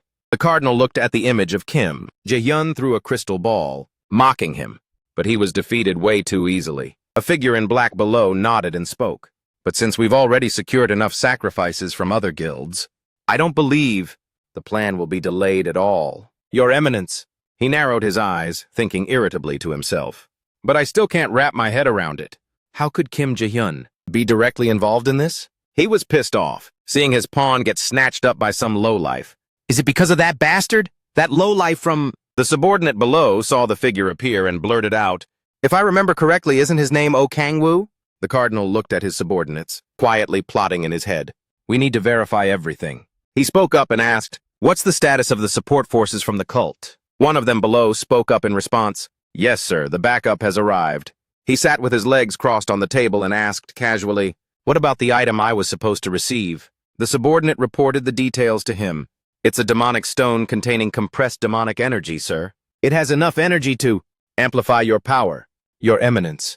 With this, we'll be able to complete the plan. Hearing this, the cardinal leaned on his hand and asked, very well, what about the instructions from the cult? The subordinate replied obediently, there are no specific instructions, sir. He pondered for a moment and asked again, nothing? He rested his chin on his hand, thinking for a while. I guess they want us to handle the rest ourselves. The cardinal grunted and said, we must make it quick. He glared coldly and commanded, the plan will proceed exactly as scheduled, starting with El Cuero. The subordinates answered in unison, yes, sir. The man in casual clothes said gloomily while leaning on his hand, Goo, I'm sorry for making you worry. Back in the brightly lit room from earlier, Yeonju complained exhaustedly, we're back to square one. Now we have to investigate the other guilds all over again. Hwayan followed behind and encouraged her, cheer up, Yeonju. It's not like we didn't find any clues at all. She spoke to comfort Yeonju, then turned and called out to him affectionately, Kang Wu. Kang Wu, the government will give you an extra reward. Yeonju stood to the side whining, I'm so beat. He pointed at himself, surprised, and asked, wait, what? Hwayan smirked, thinking back to his various expressions. Because we found Mir Guild's connection. And on top of that, you took down Kim Ji-hyun so easily. It's all thanks to you. Kang-woo scratched his nose, feeling proud. I hope it's not something useless, like a medal or a trophy or whatever. She closed her eyes and assured him, I'm not that old-fashioned. I'll contact you personally to discuss your reward. She continued, you can look forward to something big. His eyes lit up like headlights when he heard her say that. If Hwayeon is hyping it up like that, I'm really looking forward to it. Under the bright lights of the skyscraper, someone called out, Kang-woo! Gu shyly welcomed him home. Kang-woo! Echidna ran after him, whining. The girl sobbed, Kang-woo, master, where have you been all this time? Closing the door, he looked at her and replied, Sorry, I had some business to take care of. Echidna pouted and blamed him. Kang-woo, I didn't do anything wrong, right? Remembering the white-eyed people and his eerie gaze, the girl thought to herself. Tears streamed down her face. You're not gonna dump me, are you? Right? I'll behave better if I did something wrong. So please don't leave me alone. Kang-woo saw Echidna crying and comforted her gently. No, it's not like that. It's not your fault, Echidna. He pulled her into a hug. And there's no way I'd ever dump you. So don't you worry. Kang-woo patted Echidna's head and thought, I really feel bad. Even though this wasn't exactly under my control. Why? Echidna said weakly. Kang-woo? He continued, thinking, she's just a child who barely overcame her loneliness. Yet, I couldn't even look after her personally for an entire week. Gu stepped forward and asked softly, Kang-woo, are you done with everything now? Kang-woo immediately replied, That's right. Ma'am, I'm so sorry. Because I couldn't give you an explanation. That was more reasonable. She shyly continued, It's okay. It's fine, I know. Better than anyone that you truly care about us. Besides, Kang-woo, I'm sure you'll tell me everything later. Hearing her words, he was a bit touched. Say hola, it's late already. Have you eaten anything yet? I'm sure you haven't eaten yet, so I made some kimchi jjigae. For you. Kang-woo's eyes lit up. Kimchi jjigae, he exclaimed. Kimchi jjigae. Heck yeah, I'm definitely eating some kimchi jjigae. Looking at the piping hot pot of kimchi soup on the table, it was hard to resist. He whispered, That's exactly what I was thinking. He was rejoicing in his heart. I knew it! Seol-ah is truly a fallen angel. At the hospital one morning. So, Si-hun clutched his arm that was hooked up to the IV. You guys heard the rumors about me, and were secretly watching me. Because you thought I was part of the demon cult? Kang-woo replied, Yeah, as soon as I heard the rumors, I knew it was you, Si-hun. Si-hun lowered his head, feeling anxious. Where did those BS rumors even come from? He sat beside him to reassure him. The player circle isn't that big. Since our party has talented people, it's inevitable that people will talk. He replied, I see. Kang-woo looked at him. Right. In his heart, he actually thought that the rumors were somewhat accurate. Well, the rumors aren't exactly wrong. Even if I didn't leak it myself, the news would have spread anyway. She remained silent. But couldn't you have told us beforehand? Kang-woo was startled and looked at her. Huh? She frowned. I know you have a lot of secrets, Kang-woo. I know this isn't the first time. You've kept secrets from us, and I know it's to protect us. She clenched her hands. But the more you do that, the more I feel like the relationship between us is getting distant. I have a feeling that I will no longer be able to reach out and touch you anymore. So he scratched his head, feeling a bit of regret. I'm sorry for making you worry. Hearing that, she was slightly surprised. She looked at him in confusion. It's okay. I'm not the one you should be apologizing to. I'm sure you had your reasons. I just spoke out of turn, he quickly replied. No, you have the right to say that. He explained, it's also my fault for making a member of my own family worry like this. Seol-ah suddenly blushed and stammered, Family? Her hands turned red-hot and trembled. Kang-woo still tried to express his remorse. I can't guarantee that things like this won't happen again in the future, but I will do my absolute best to not make you worry anymore. She turned her face away. Well, in that case, he looked at her. What? She looked at him seriously. In that case, please speak more casually to me. Kang-woo couldn't believe his ears and kept asking, what? Seol-ah's face was flushed red, but she still tried to speak up. Why not? I thought you said you'd try harder. As a member of the family? You already speak casually with Cha Yeon-ju, so please don't be so formal with me anymore. Kang-woo was flustered. Is that what you've been thinking about all this time? Everyone sitting around felt like they were being force-fed. Dog food, romance fluff. Then, Tae-soo and Eun-bi had put on 3D movie glasses without anyone noticing. Whoa, boy. I think I've had enough rom-com vibes for the entire year. The girl sitting next to him chimed in. This is definitely Oscar-worthy. Seol Ah's and his hands trembled as they touched each other. She replied, "Yes, Kang Yu." The vibe started to get romantic and cheesy. Blushing, she looked down. "Why is that, Seol Ah? Why don't you talk more casually with me?" "CEO," she shyly replied. "I find talking like this more comfortable." Echidna suddenly stood between the two of them. The little girl cried out, "Kang Oh!" She jumped in and sat right in the middle. Handing an orange to Kang Yu, she said, "Peel this for me." Kang Yu was startled. Oh." Looking it over, he pointed at the orange. "It's already peeled, though." The girl frowned. "Then take off the white pith." Si-hun spoke up. "Actually, Kang Yu..." He felt a bit guilty and lowered his voice. Sorry for killing the mood, but there's something I need to ask you." Kang Yu replied, It's fine, go ahead." He clenched his fists. "What happened to Kim Yang-hun and Kim Jae-hyun?" He smiled gently while peeling the orange. Them, they'll be rotting in prison for the rest of their lives." He continued to explain more about what happened at the Mir Guild, as well as the collapse of a tech empire. "You don't have to worry about them getting out. What they did is unforgivable, no matter how much money they try to bribe with. Their headquarters, Mir Electronics, has been in total chaos because of this." He shifted the topic to Si-hun, making him flinch, even though it was accidental. "I've heard about your situation. Kim Jae-hyun played dirty to ensure you'd be drowning in debt." But his next words moved him deeply. "You will be properly compensated. Regarding that, and since your mother seems to be unwell, she will be moved to a more advanced facility with our assistance." Si-hun's tears fell onto the blanket and the hand receiving the blood transfusion. Thank you." Emotion made Si-hun's attempt to speak come out in fragments. Everyone sitting nearby was also touched. "So much. Thank you so much." Si-hun covered his tear-streaked face with his hands. Seeing him so emotional made him a bit flustered. Kang Yu! Kang Yu! You are truly..." Si-hun looked at him affectionately. "My savior." He sincerely expressed his personal feelings toward him, with everything that had happened since Kang Yu entered his life. Si-hun's eyes glistened as he looked at him. "It was the luckiest moment of my life. When I met you, Kang Yu, just like Dae-soo. I'll consider you my sworn brother, and treat you like my own big brother." Kang Yu broke into a cold sweat.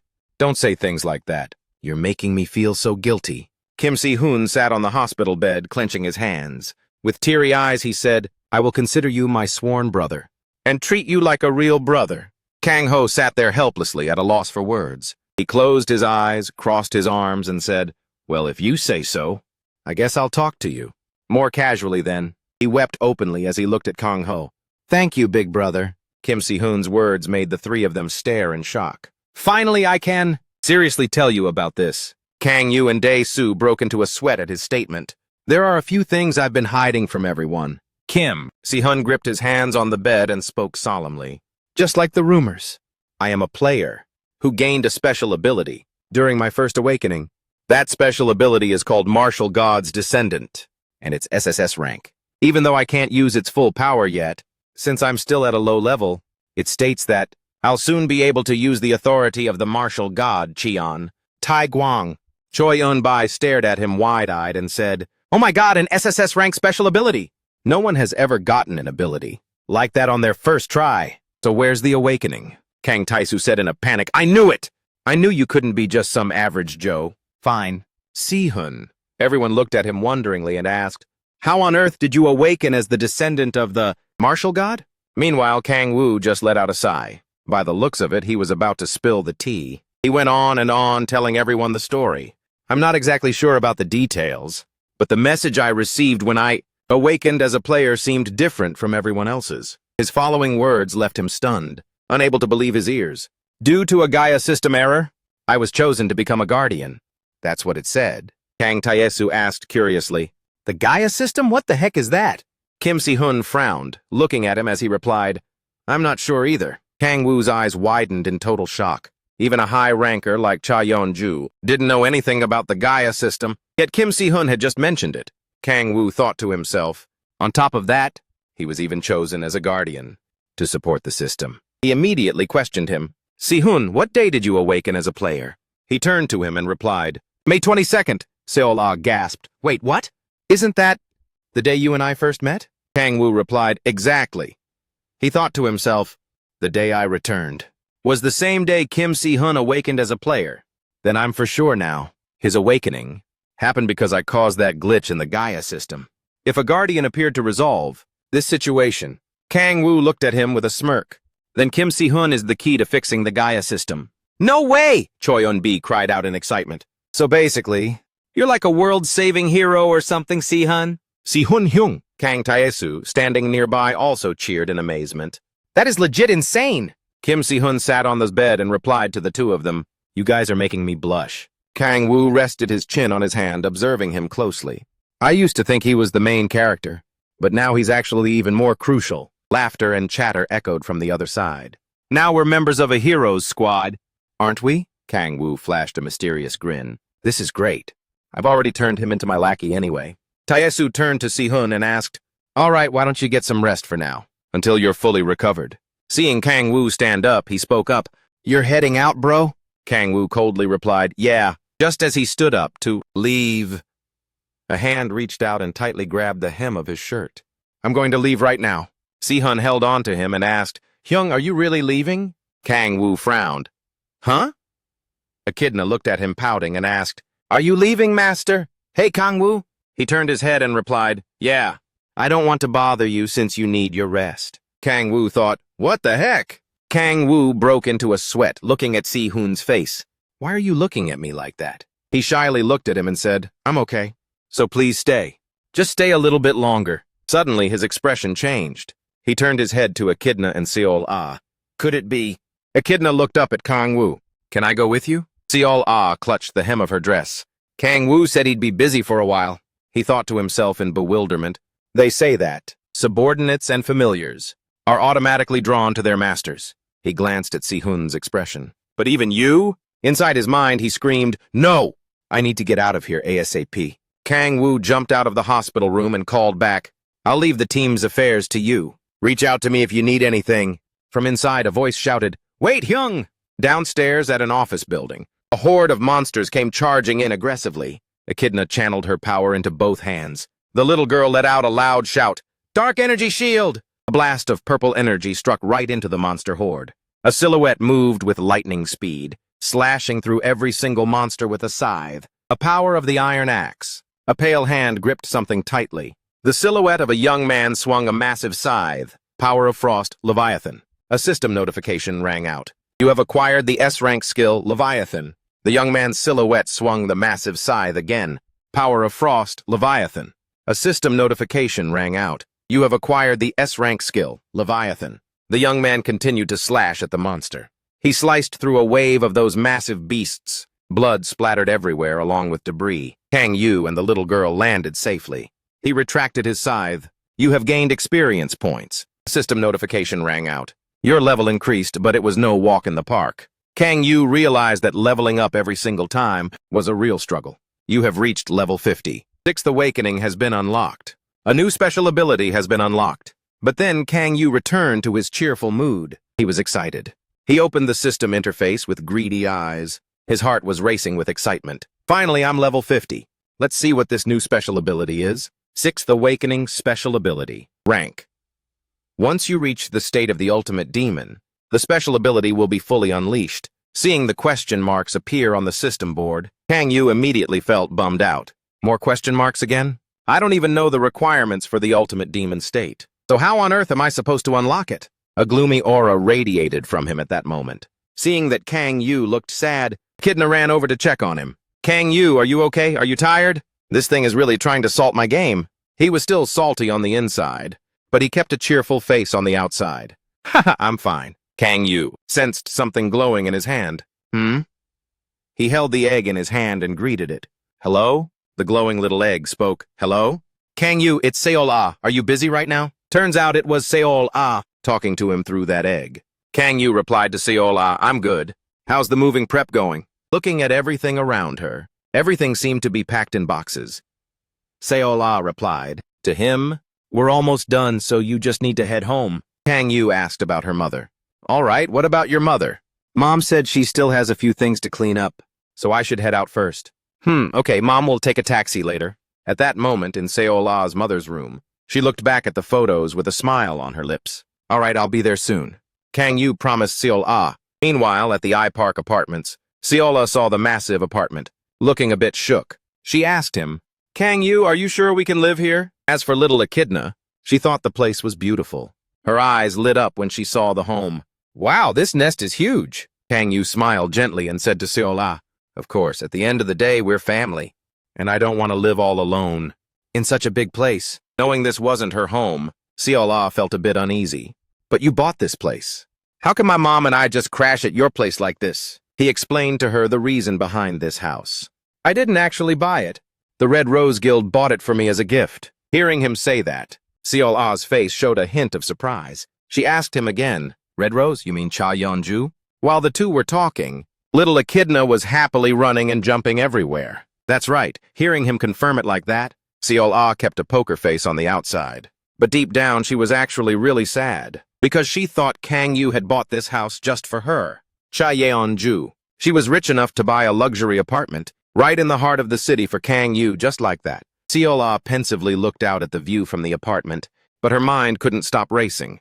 Meanwhile, little Echidna was still happily skipping and jumping around. This is so frustrating.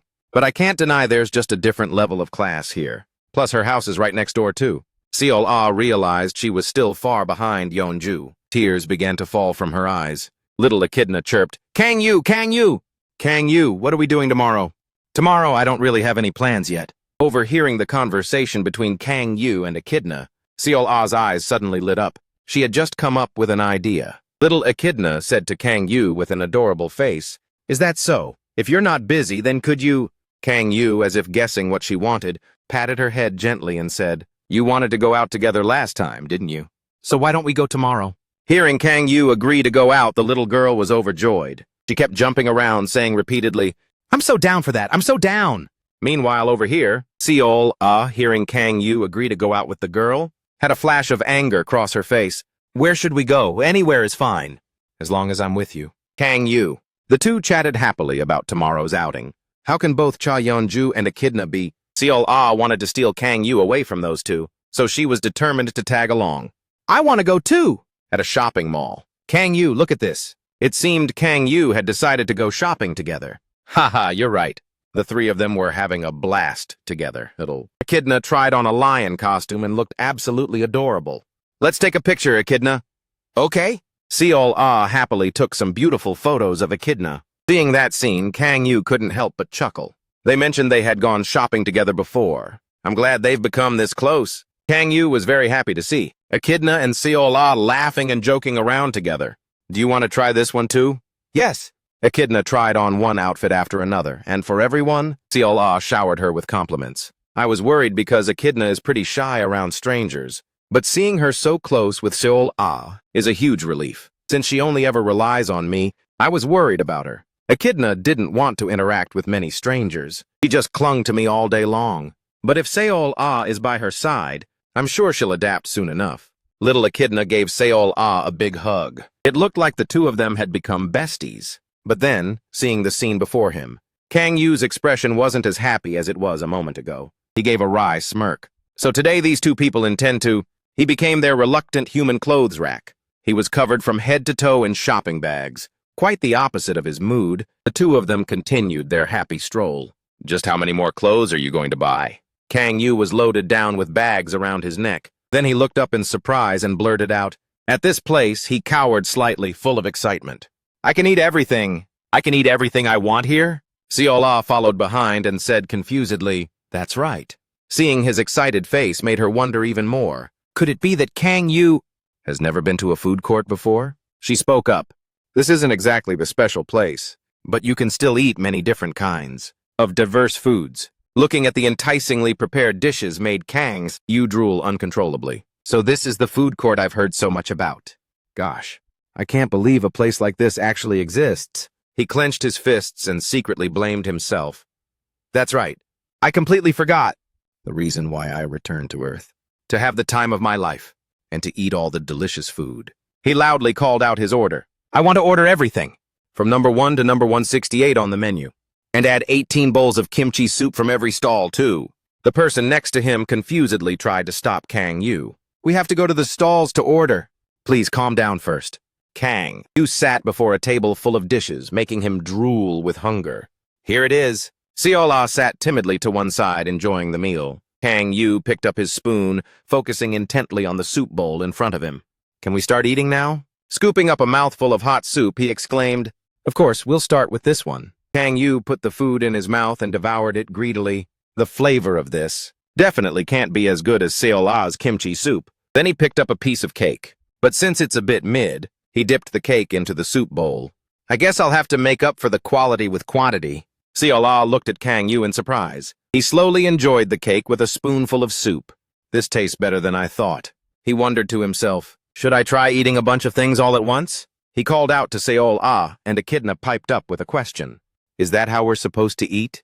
Seol-ah covered the little girl's eyes. She gently warned her, "No, don't learn things like that." Echidna and Kang Yu were still focused on eating without paying any attention. He blissfully finished off the entire table of food. "Great! This is how it's done!" A voice caught his attention. "Exactly." His eyes widened at the words of the mysterious person. "You should mix everything together when you're eating soup." Kang Yu looked up at the buff man in front of him. This was Jae Min-hyuk, leaning back as he greeted him. "What's up, brother?" The guy lifted his sunglasses and said with a grin, "Long time no see." He put a mysterious object down next to him. The guy stammered, and Kang Yu, holding a spoonful of food, turned his head to look. "So what is the guild leader of Hanul doing here?" Jae Min-hyuk waved his hand dismissively. "Don't talk so formally with me," he said with a smile. "I came to tell you some good news, brother. So just talk to me more casually." Seol-ah and Kang Yu both looked at him skeptically. "Good news?" He lowered the sunglasses on his face and beamed. "From what I've heard, you're a rookie for the Red Rose Guild, huh?" Kang Yu, spoon still in mouth, coldly replied, "Well, I haven't exactly joined them, but we are collaborating together." Jae Min-hyuk put a hand on his shoulder. "Then that makes things easy." He leaned close to his ear and whispered, "Brother, join my guild. Jae Min-hyuk made an offer of 5 billion won, and will also give you a house and a car. I'll give you everything. Far more than what you have right now." This caused Seol-ah and Echidna to be shocked by the price he offered. Jae Min-hyuk popped open a can of Coke and said with a laugh, "I'll also give you an executive position." Kang Yu held a Coke can and said with a smirk, "I had high expectations, but those are way too small." Jae Min-hyuk glanced at him and gave a dry chuckle. He slapped his shoulder and laughed out loud. "You're hilarious, brother. I guess those aren't enough to satisfy you, huh?" Jae Min-hyuk rattled on. "Then what kind of terms would it take to satisfy you?" "Brother?" Kang Yu put his half-finished Coke down on the table and sighed. "Who knows? For now, I have no intention of working under anyone, no matter what the conditions are." Jae Min-hyuk hummed for a bit. "Then how about this?" Jae Min-hyuk took off his sunglasses and said, "If you join my guild, I can give you a piece of legendary equipment for free." The thing he mentioned was extremely rare. Legendary equipment. Pieces of equipment that are incredibly rare. You can't even buy them with money. Unlike the equipment of regular players, which is crafted from the remains of common monsters and magic stones. Legendary equipment is crafted from materials harvested from boss monsters, bosses at rank 5 gates or higher. A unique characteristic is that it becomes a part of its owner once that gear is equipped and cannot be used by any other AI once the bond is formed. There is also a high chance that the gear will reject its owner if the binding requirements aren't met, even if they went through hell to get it. The guy crossed his arms as if thinking about it. On top of that, legendary gear is known to max out all of one's stats. That really is a sweet deal. Min Ji-yuk also quickly caught on. "You seem interested in it now, huh?" Kang Yu nodded. "I won't deny it." He opened one eye to look at him. "But if it can't boost my magic power, then it's pointless. So I'm still passing, for now." The captain wasn't too surprised and just chuckled. "I figured as much." "All right then." Before leaving, he politely handed over a business card. "Here is my contact info. Give me a call if you change your mind." He also placed a few more things on the table, and Min Ji-yuk bluntly grabbed more ingredients to toss into the pot. "If you're going to mix everything together, then you need to add this too. This is what you call authentic flavor." Esina pointed at him. "That person also said we should mix them." Seoa continued to advise the girl. "No, you really shouldn't do that." The easygoing guy waved at them. "See you next time." Baek Kongu silently scooped up a spoonful of that messy slop. While the other two were chatting, Seoa, can I try some?" The girl flatly refused. "No way, Baek Kong-hyun." After that hearty meal, he returned to the Red Rose Guild. "You passed up such a great offer? Why?" He replied while resting his head on his hand. "I don't want to work under anyone right now." Sha Yeonju let out a long sigh. She blurted out her judgment. "You really are a weirdo." Kang Yu smirked from his side. "And even if I don't join the Hanyun Guild," he laid out his plan. I can still get it. Fair and square based on the contribution I earn by working hard to protect the other players, right? The girl beside him muttered, I want to say something, but I think I should just keep my mouth shut. They moved toward the elevator, but stayed focused on their conversation. Anyway, did you notice anything shady about Beck? Kang Hyun? Cha Yeonju thought back for a moment and said, I've met him a few times. Since both he and I are leaders of major guilds. The young man probed deeper. What kind of person is he? She smiled and gave her opinion. As you probably felt yourself, he's a very hard person to read. But Kangoo was still quite curious. That much is obvious. Are there no rumors about him at all? She pressed the elevator button. While whispering back his words, rumors? She hesitated before the button. Come to think of it, Baek Kang-hyuk was once criticized. A fierce battle took place. It was likely during the World Ranker evaluation. There was a lot of buzz about our country finally getting its first World Ranker. But he lost to another ranker and was actually eliminated. Tragic. He immediately asked, who was the other ranker? Cha Yeonju began to describe that person's appearance. That person is the master of a mythical weapon called the Eye of Susanoo, a Japanese guy named Fujimoto Ryama. Because he lost to a Japanese guy, public opinion turned against him. Kangoo was skeptical. Is that the extent of the rumors? The girl walking ahead admitted, that's all I know. The guy also let out a hum, feeling a bit anxious. I hope I don't face any blowback, just because I turned him down. However, Cha Yeonju reassured him, he's not that type of person. If there's a problem, that idiot will just laugh it off. He also thought it over and completely agreed. She's right. At this moment, someone else was waiting in front of them. Everyone is here. Yeonju was extremely happy to see Hwajong. The girl wore a very formal royal outfit. She spoke to both of them. We've been waiting for you. Can you please come in? She led them both inside to where a very large test tube was placed. While we were investigating the Me Society, we accidentally found an item that hasn't formed a bond yet. I recognized it the moment I saw it. Cha Yeonju immediately teased Hwajong. You must have gone through a lot, right? Hwajong? The girl held her arm and gave a forced smile. Don't mention that again. Even those of higher ranks were completely incompatible with it. While she was still asking, his eyes were already completely captivated by it. How does it look, Kang Yu? That item was fluttering right in midair. Equipment info. Equipment. Name. Black pearl coat. Legendary grade before binding. Basic functions. Physical defense, plus 60. Magic defense, plus 3. Inherent stats, plus 5 special functions. You can use Kraken's Rage. Doubles your stats for 1 minute. Once Kraken's Rage is activated, it can be used again after 2 hours. Information. This coat is made from the solidified heart blood of the Kraken. Cha Yeonju couldn't help but gasp. The effects aren't all good. Hwajong agreed. It seems so. The girl looked at him with apprehension. Its stat-boosting effect is top tier. If you look at the stats, it has plus 5 inherent stats and special effects. However, there's almost no player who actually has inherent stats. As she spoke, her eyes suddenly widened in shock. Kang Yu's face currently wore a very wicked grin. Oh, Kang Yu, you aren't... The guy was currently extremely satisfied. What an incredible piece of equipment. Standing in the system room, Cha Yeonju pulled her hat down and said, You're a player with inherent stats? I mean, considering your growth rate, I guess it's not that surprising. He stepped toward the coat floating above. The young man approached. If you didn't have inherent stats, it would be a different story, because this is the absolute peak among all legendary equipment. Kang Yu looked at it and said, Yeah, I love it. Kang Yu raised his hand to salute Baek Hwajong. Thanks for this amazing item, Hwajong. I'll continue to give my all in the effort to completely uproot the demonic cult. She looked at him and smiled. I'm also very glad that this equipment found a worthy owner. From now on, please look after us. A hand reached for the floating coat. So, grabbing the gear, he asked, I just need to put it on, right?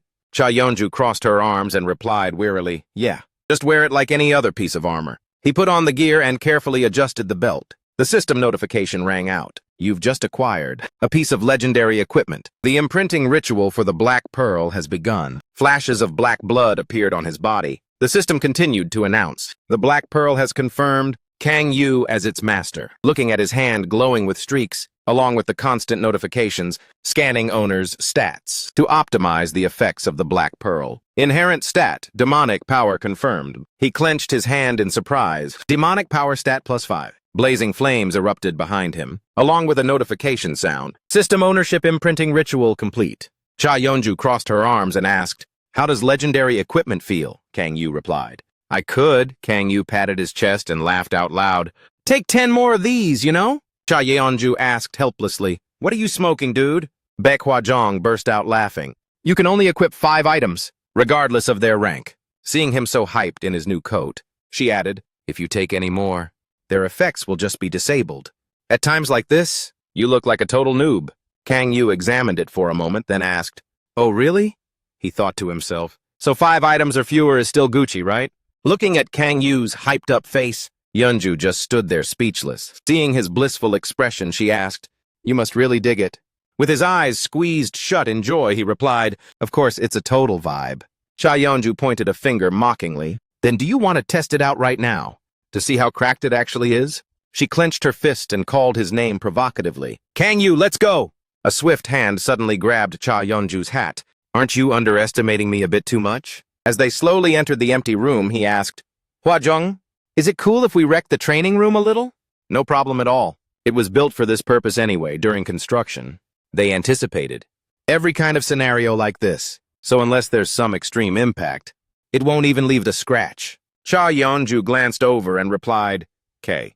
She thought, Kang Yu, I wonder how much stronger he's gotten now. Recalling his destructive power, she could only think, the issue isn't just his growth. If it were just that, how could he have clapped Mun Yong-ho back then? After all, their stats were miles apart.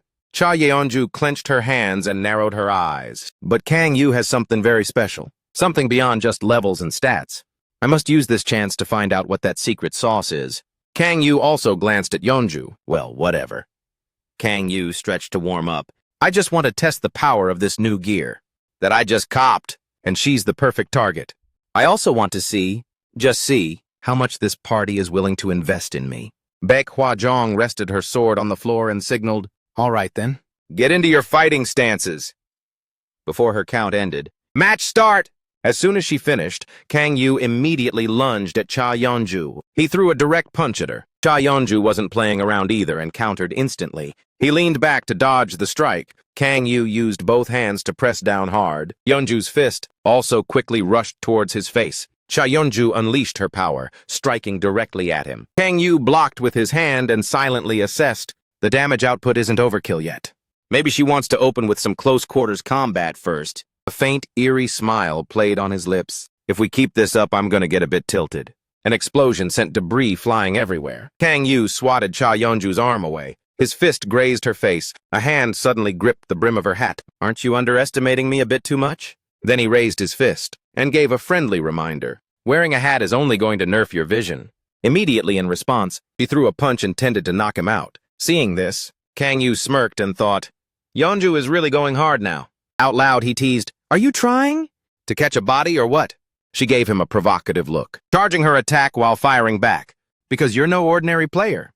In this situation, Kang Yu remained perfectly chill, smoothly dodging every chain Yeonju aimed at him, followed by a high-damage skill coming from Yeonju's side. She stood her ground. Kang Yu used every ounce of his strength, unleashing a powerful move. Instantly, he was sent flying over 10 meters away, debris scattered everywhere. Refusing to take the L, Kang Yu clenched his fists tight, then immediately activated his special ability, Kraken's Rage. Demonic power stats +5. Seeing this, Yeonju couldn't help but feel anxious, shielding her face with her hands. In that split second, Kang Yu dashed right through her. Witnessing that, Hwa-jong immediately yelled out, telling Yeonju to stop. But before she could even finish her sentence, Yeonju's crimson chains had already lunged toward Kang Yu at breakneck speed. He instantly used his doppelganger ability, then cast Sky Wings, soaring straight at Yeonju. She tried to use her crimson chains to resist him, but it was a fail. Kang Yu silkily dodged past, his eyes now gleaming with pure killing intent, cementing the aura of someone who had faced demons for thousands of years, completely unfazed by anyone. He continued channeling the explosive power, increasing the damage on Yeonju.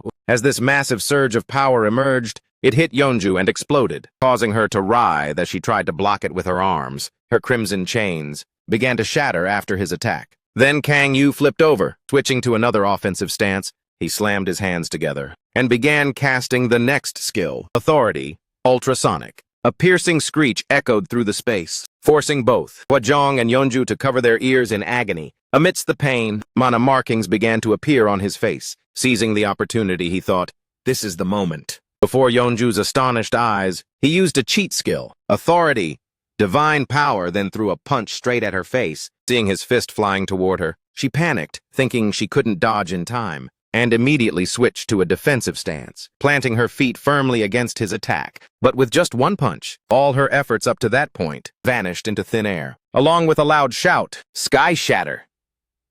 Yeonju's protective barrier was completely wiped out. Hwajong watched the scene in pure shock. After this move, some energy was still radiating from Kang Yu's hand. While Yeonju slumped onto the ground, she panted heavily, looking at him with a smile. Behind her back, a section of the wall had been completely obliterated by his strike. Yeonju couldn't help but curse, "Oh, Kang Yu, you damn monster." The room had suddenly become a war zone. Yeonju sat on the ground and exclaimed, "You beast!" At the same time, the system notified. Kraken's rage duration has ended. The system announced, "You can reuse this skill after 2 hours." He slowly pulled his hand back and thought to himself, "This thing is cracked." Kang Yu silently looked at Yeonju sitting on the ground and whispered to himself, "Now I get it. Why everyone is so obsessed with owning legendary tier items? Unbelievable. I could actually beat Yeonju just like that." Yeonju propped herself up and laughed out loud. That was just insane. She looked at him, gasping for air and praising him. "You're a total beast." He reached out his hand and said, "It's all thanks to the legendary gear." Yeonju took his hand and replied, "Dude, I have legendary gear too." Looking at his eerie face, she stammered, "Are you even human?" He helped her up and joked, "Of course I am.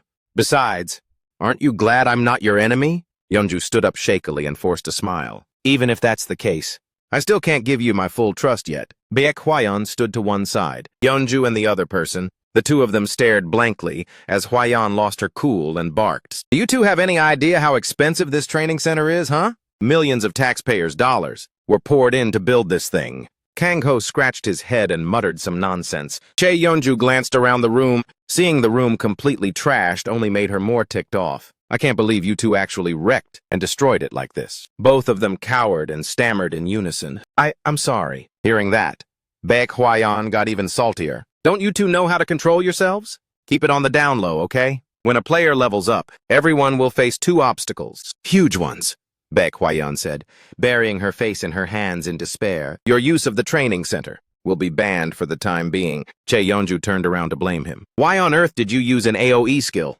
Kang Ho dodged the question and replied, "Well, it's because I thought you were strong." "This is partly your fault too, you know." A voice came through the phone. Yes, I understand." Baek Hwayeon gave a forced laugh. "How much will the repairs cost?" Kang Ho rested his chin on his hand and wondered, "How am I going to pay for the repairs now?" Chae Yeonju grumbled. "Why did we have to spar here of all places? Even if it was a hassle, we should have just gone to some dungeon gate." Kang Ho was lost in thought. "If I absolutely have to pay the repair fee, I could sell the mana crystals from the giant ogre. But wouldn't that be a waste of time?" He stood beside her and said, "Thinking about it now, you said that defeating high-level monsters will drop legendary grade gear materials or other rare items, right?"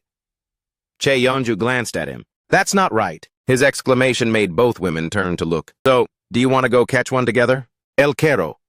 Baek Hwayeon looked at him and said, "El Quero. Are you talking about the boss of that S-rank gate?" Kangoo replied smugly with his arms crossed, "That's right."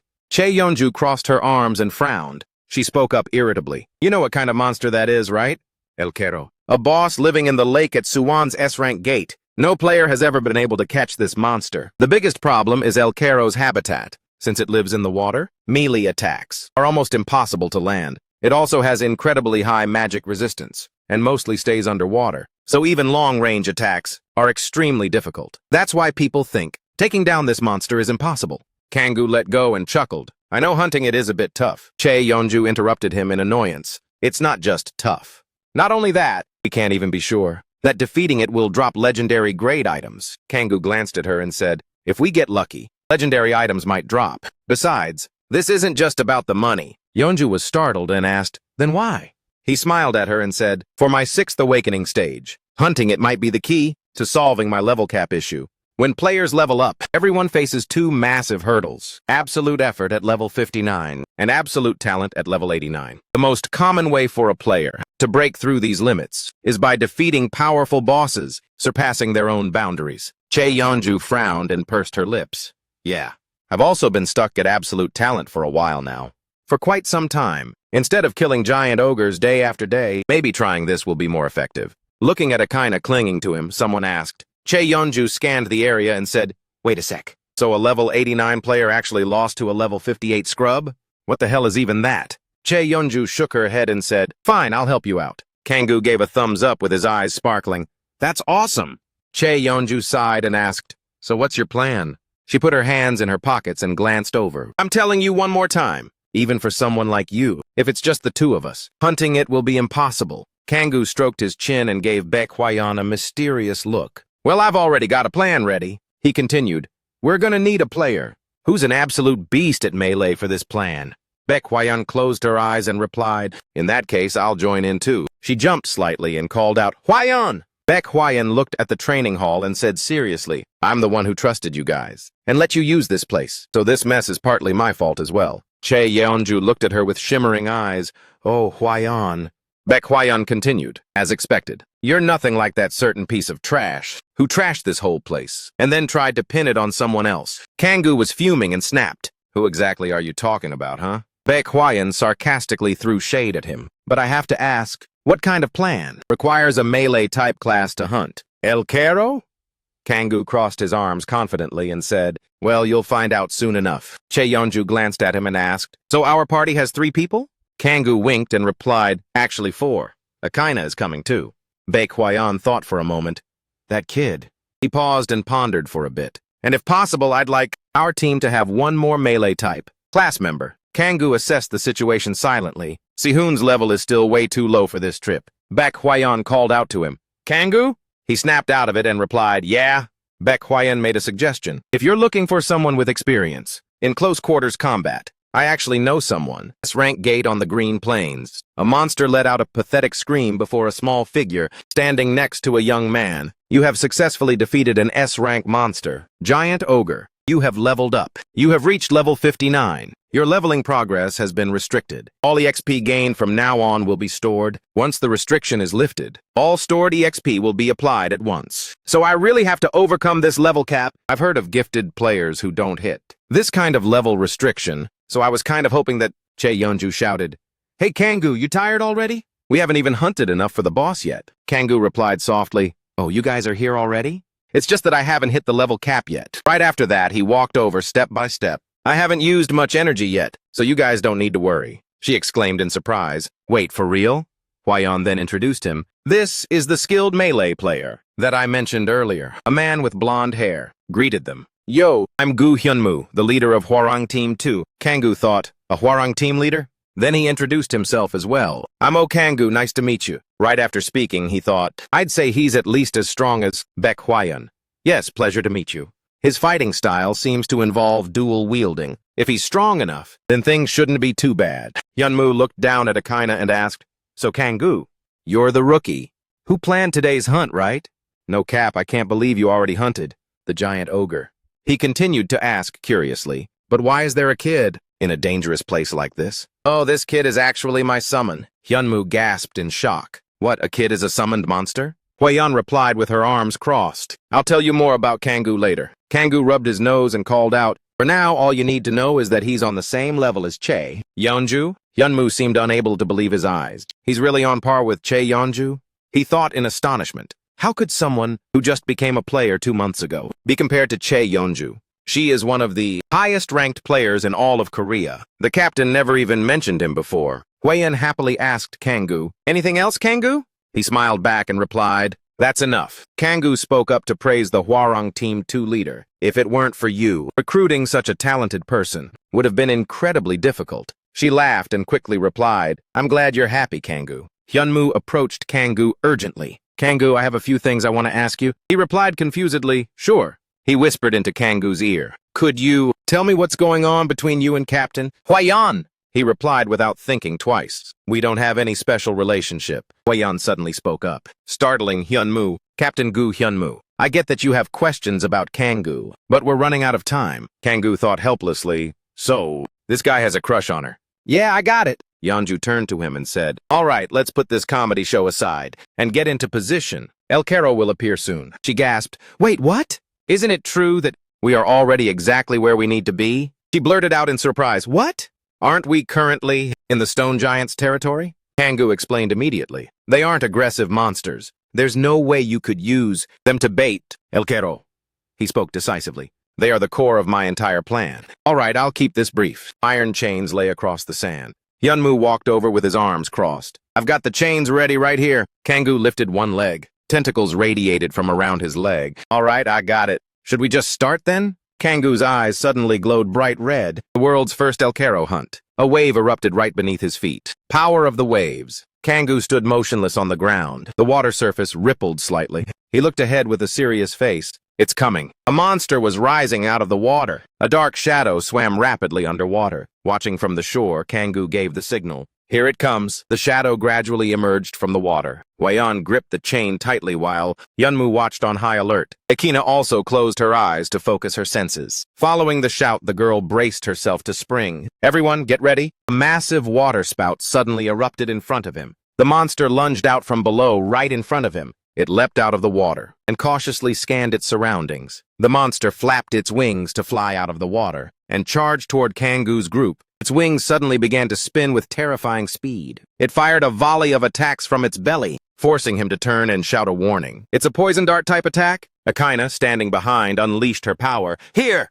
Akina manifested a blue barrier to block the strikes. Magic shield. Seeing her strength falter, he shouted to encourage her. Akina, just hold on a little bit longer. Then he called out the names of the two. Ms. Hyunmoo, Mr. Hwayeon. The two replied in unison. Got it. He grabbed both of them and shouted, Sky Wings! He frowned and yelled, Come on, hold on tight! With that, Kangwoo soared into the sky with the two of them. He rocketed at top speed, causing their faces to distort from the wind pressure. In a flash, the chain had tightly wrapped around a member's arm. Once the preparations were complete, Hwayeon and Hyunmoo free fell toward the monster. Hyunmoo went first, screaming at the top of his lungs, followed by Hwayeon and Kangwoo. After the three of them dropped down, they clung tightly to the monster's body. Hwayeon reached out and said, Mr. Kangwoo! Standing behind, he reached forward. Here's the extra chain I brought! Hyunmoo slashed a line across the monster's body and grumbled, This thing is ridiculously slippery. Kangwoo, holding an anchor, shouted, Hyunmoo! You go right and Miss Hwayeon, you go left. We need to wrap this up before it manages to dive back underwater. With that, he slammed the anchor hard into the monster. The monster plummeted toward the water's surface, letting out low moans of pain. It skimmed rapidly across the water, making it difficult for the three to carry out their task. Hyunmoo struggled to plant each anchor into the monster's flesh. Next, the three of them simultaneously drove anchors into it. The monster thrashed in agony in the water. Hwayeon gripped her sword and yelled, What the hell is this?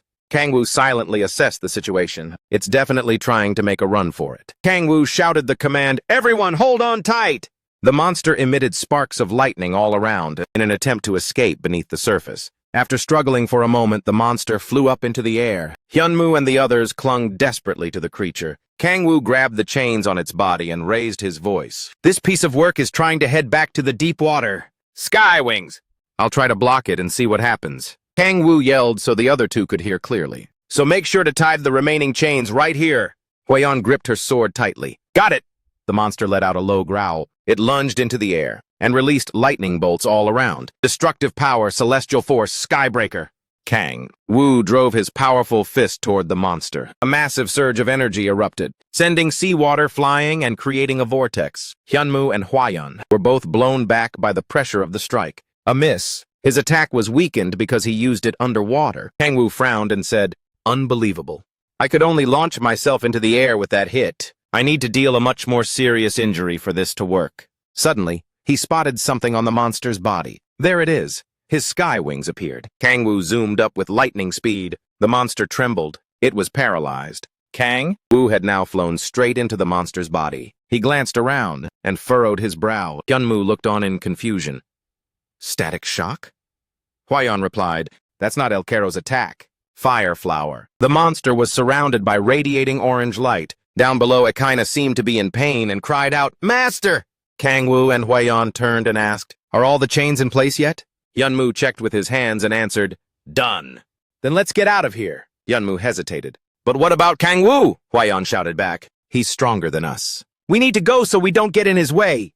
Jump! She yelled. As soon as the two jumped down, the monster's entire body in the sky was hit by an attack that lit up the whole horizon. Hwayeon looked back and thought to herself, Did he just go inside its mouth? She thought of him with worry. Inside the monster, Kangwoo was being protected by a layer of green bubbles that were surprisingly tough. Kangwoo smiled and said, "I'm guessing this is Akaina's work?"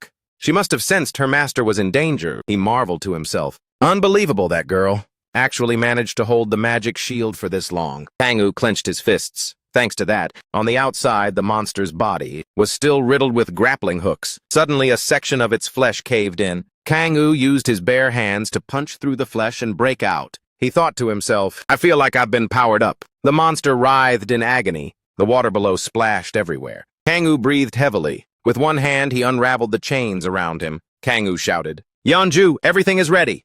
Pull it in!" The monster was completely motionless after that last hit. Suddenly, a crimson weapon lashed out, striking the dormant rocks. Yeonju's face tightened as she screamed, "What the hell are you doing, you loser?" Her face lit up with excitement as she yelled, "Hurry up and get out of the way! Check this out, you bastards!" A faint, haunting laugh echoed. The surrounding rocks collided, shaking the very ground. Hyped up, Yeonju took flight, repeatedly cracking her whip. Whip in hand, she lashed out at the monster in a frenzy. "Kick it, let's go!" A massive boom thundered across the sea. Kangwoo frowned, focusing all his strength to grip the monster. "I've used both celestial power and steel power, yet I'm still feeling this much pressure. No matter what, I can't let these chains slip off." He glanced toward the shore. Just a little more. The monster, bound tight by iron chains, was struggling violently on the sea's surface, raging toward the land. The stone monster was toppled over. By the sheer force of the beast's thrashing, Kangwoo tightened the iron chains around the monster. It hasn't weakened one bit. The monster, ensnared in chains, struggled with immense power. Two spots of light glowed from beneath the monster's belly. A volley of projectiles fired from its gut toward the shore, but they were blocked by Echidna's shield. Meanwhile, behind the young girl, that monster was slowly picking itself up. Kangwoo watched the barrage hitting the land and grew incredibly worried. Did I underestimate this thing? It's stronger than I thought. At this rate, the golem will break first. Seeing Echidna struggling to hold on, he thought, I need to find a way to weaken it. Kangwoo gritted his teeth and shouted over to Yeonju. "Yeonju, use those chains of yours!" Standing atop the stone monster, she yelled back, "Are you crazy? You'll get hurt!" Without hesitation, Kangwoo roared, "Just do it!" Yeonju bit her lip and cast the spell. The ruby in her hand began to glow. Special ability, blood vein chains. Several energy-draining tentacles sprouted from the ground. Simultaneously, Kangwoo was wrapped in crimson chains, causing him immense pain. Special ability, heartless gargoyle armor. Kangwoo groaned in agony, but as expected, wielding legendary gear is a brutal task. A mass of iron chains shot straight down toward the monster in the sea, but it doesn't matter. If it can weaken that beast, the iron chains pierced right into it, making it writhe and howl. After a moment of struggling, it finally went still. It worked! The chains bound the stone monster on land tight, while also securing the monster in the depths. Yeonju spoke up tauntingly. "All right, put some back into it, you big rock." She thought to herself, the golem's unique passive is thick skin. Noticing the chains couldn't damage it, she mused, "It's practically invulnerable thanks to this passive. That's why I never worried about hunting in S-rank gates." Seeing the underwater monster still hadn't gone down made her even more anxious, but I didn't think it would be this useful in this situation. The monster beneath the waves suddenly opened its eyes and surged with power. A loud sound erupted. The monster, dragged onto the shore, lay still. Kangwoo sat perched on top of it, watching intently. It's active now. "Kangwoo? Mr. Kangwoo, are you all right?" Echidna runs over, looking worried. Kangwoo is startled when he sees the girl. He shouts, "Echidna, it's dangerous!" Suddenly, the monster swings its body to attack her. Luckily, Wazian rushes in. A single sword strike severs the monster's arm, attacking Echidna. It lets out a cry of pure agony. Yeonmo flies in and carries the girl to safety. He says, "I really thought I was a goner back there." "That damn fish!" Kangwoo jumps down, looks at the monster and says, "Let's finish this." Echidna looks at him with glistening eyes and says in relief, "Lord Kangwoo, you're safe." Yeonmo looks at the girl in his arms and says, "Kid, you were the one actually in danger." Kangwoo gives an order, saying, "Right. Echidna, use your magic now to deal with the golems. They're exhausted. They won't be able to resist." The girl obediently replies, "Yes." Yeonju is still holding her red chains, lashing out repeatedly at the stone monster. "Move, get moving!" Kangwoo shouts when he sees her still there. "Yeonju, stop playing around with it! Get over here!" She is drenched in sweat from the exertion. Her face flushes. "I was just drawing its aggro."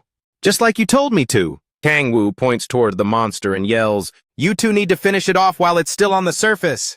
"On it!" "I'll go first. It's totally different than when it's underwater." "We need to hurry." Wazin and Hyunmo charge forward together. Swords in hand, ready to strike. A streak of light flares up from the monster's body. It howls in excruciating pain. The ground all around begins to shake. The impact from the pressure is immense. The two of them raise their weapons and enter their stances. In an instant, multiple large streaks of light appear on the monster's body. Yeonju leaps up, numerous chains manifesting from her wrists. Her chains deliver a devastating blow. The monster's blood sprays everywhere. "How dare you!" it screams, thrashing with all its remaining strength. Kangwoo's group retreats as Hyunmo assesses the situation. Its scream is really getting on my nerves. Kangwoo's face turns cold. His gaze sharpens, even on land. This battle isn't getting any easier, as expected of a boss. Then, 100,000 demonic cores surround him. A black aura fills the air. With occasional faint red flickers, his eyes narrow coldly. Watching mysterious wooden gates manifest around him, they are like flickering embers of fire. He now turns his back. With this skill, I think this is enough. As he tears off his shirt, it should suffice. Streaks of light envelop Kangwoo's body. Authority of Hellfire. Authority of the Black Trident. His eye color shifts. The black pupils consume his glowing red eyes. Just a bit more. I need a little more power. A notification window pops up. Kraken's rage has been activated. Mana stats have increased by 5. He smiles excitedly, gripping something tightly. Authority of Fission. Kangwoo cracks a demonic smile. His hand reaches up, twisting something in the air. He lands on the ground, which sinks slightly from the pressure. Kangwoo has completely transformed. He holds a lethally sharp, dangerous weapon, rank skill acquired. Yeonju senses danger and glances around. Suddenly, a loud shout makes both Hyunmo and Hwaseon look over. "Everyone, get back!" A massive surge of power erupts from Kangwoo's hand. The strike from his hand blasts directly toward them. A purple lightning spear flies from Kangwoo's grip, creating a massive vortex. The blinding light seems to blow everyone away. The spear plunges forward, hitting the enemy and making it shriek in absolute agony. Yeonju and the others shield their faces from the gale. While watching his devastating attack, suddenly a pillar of fire engulfs the one he just defeated. Is this really something an Awakener at Phase 6 can do? What? The monster, engulfed in flames, explodes on the spot. Nearby, the system notification rings out. You have successfully used 3 authorities simultaneously.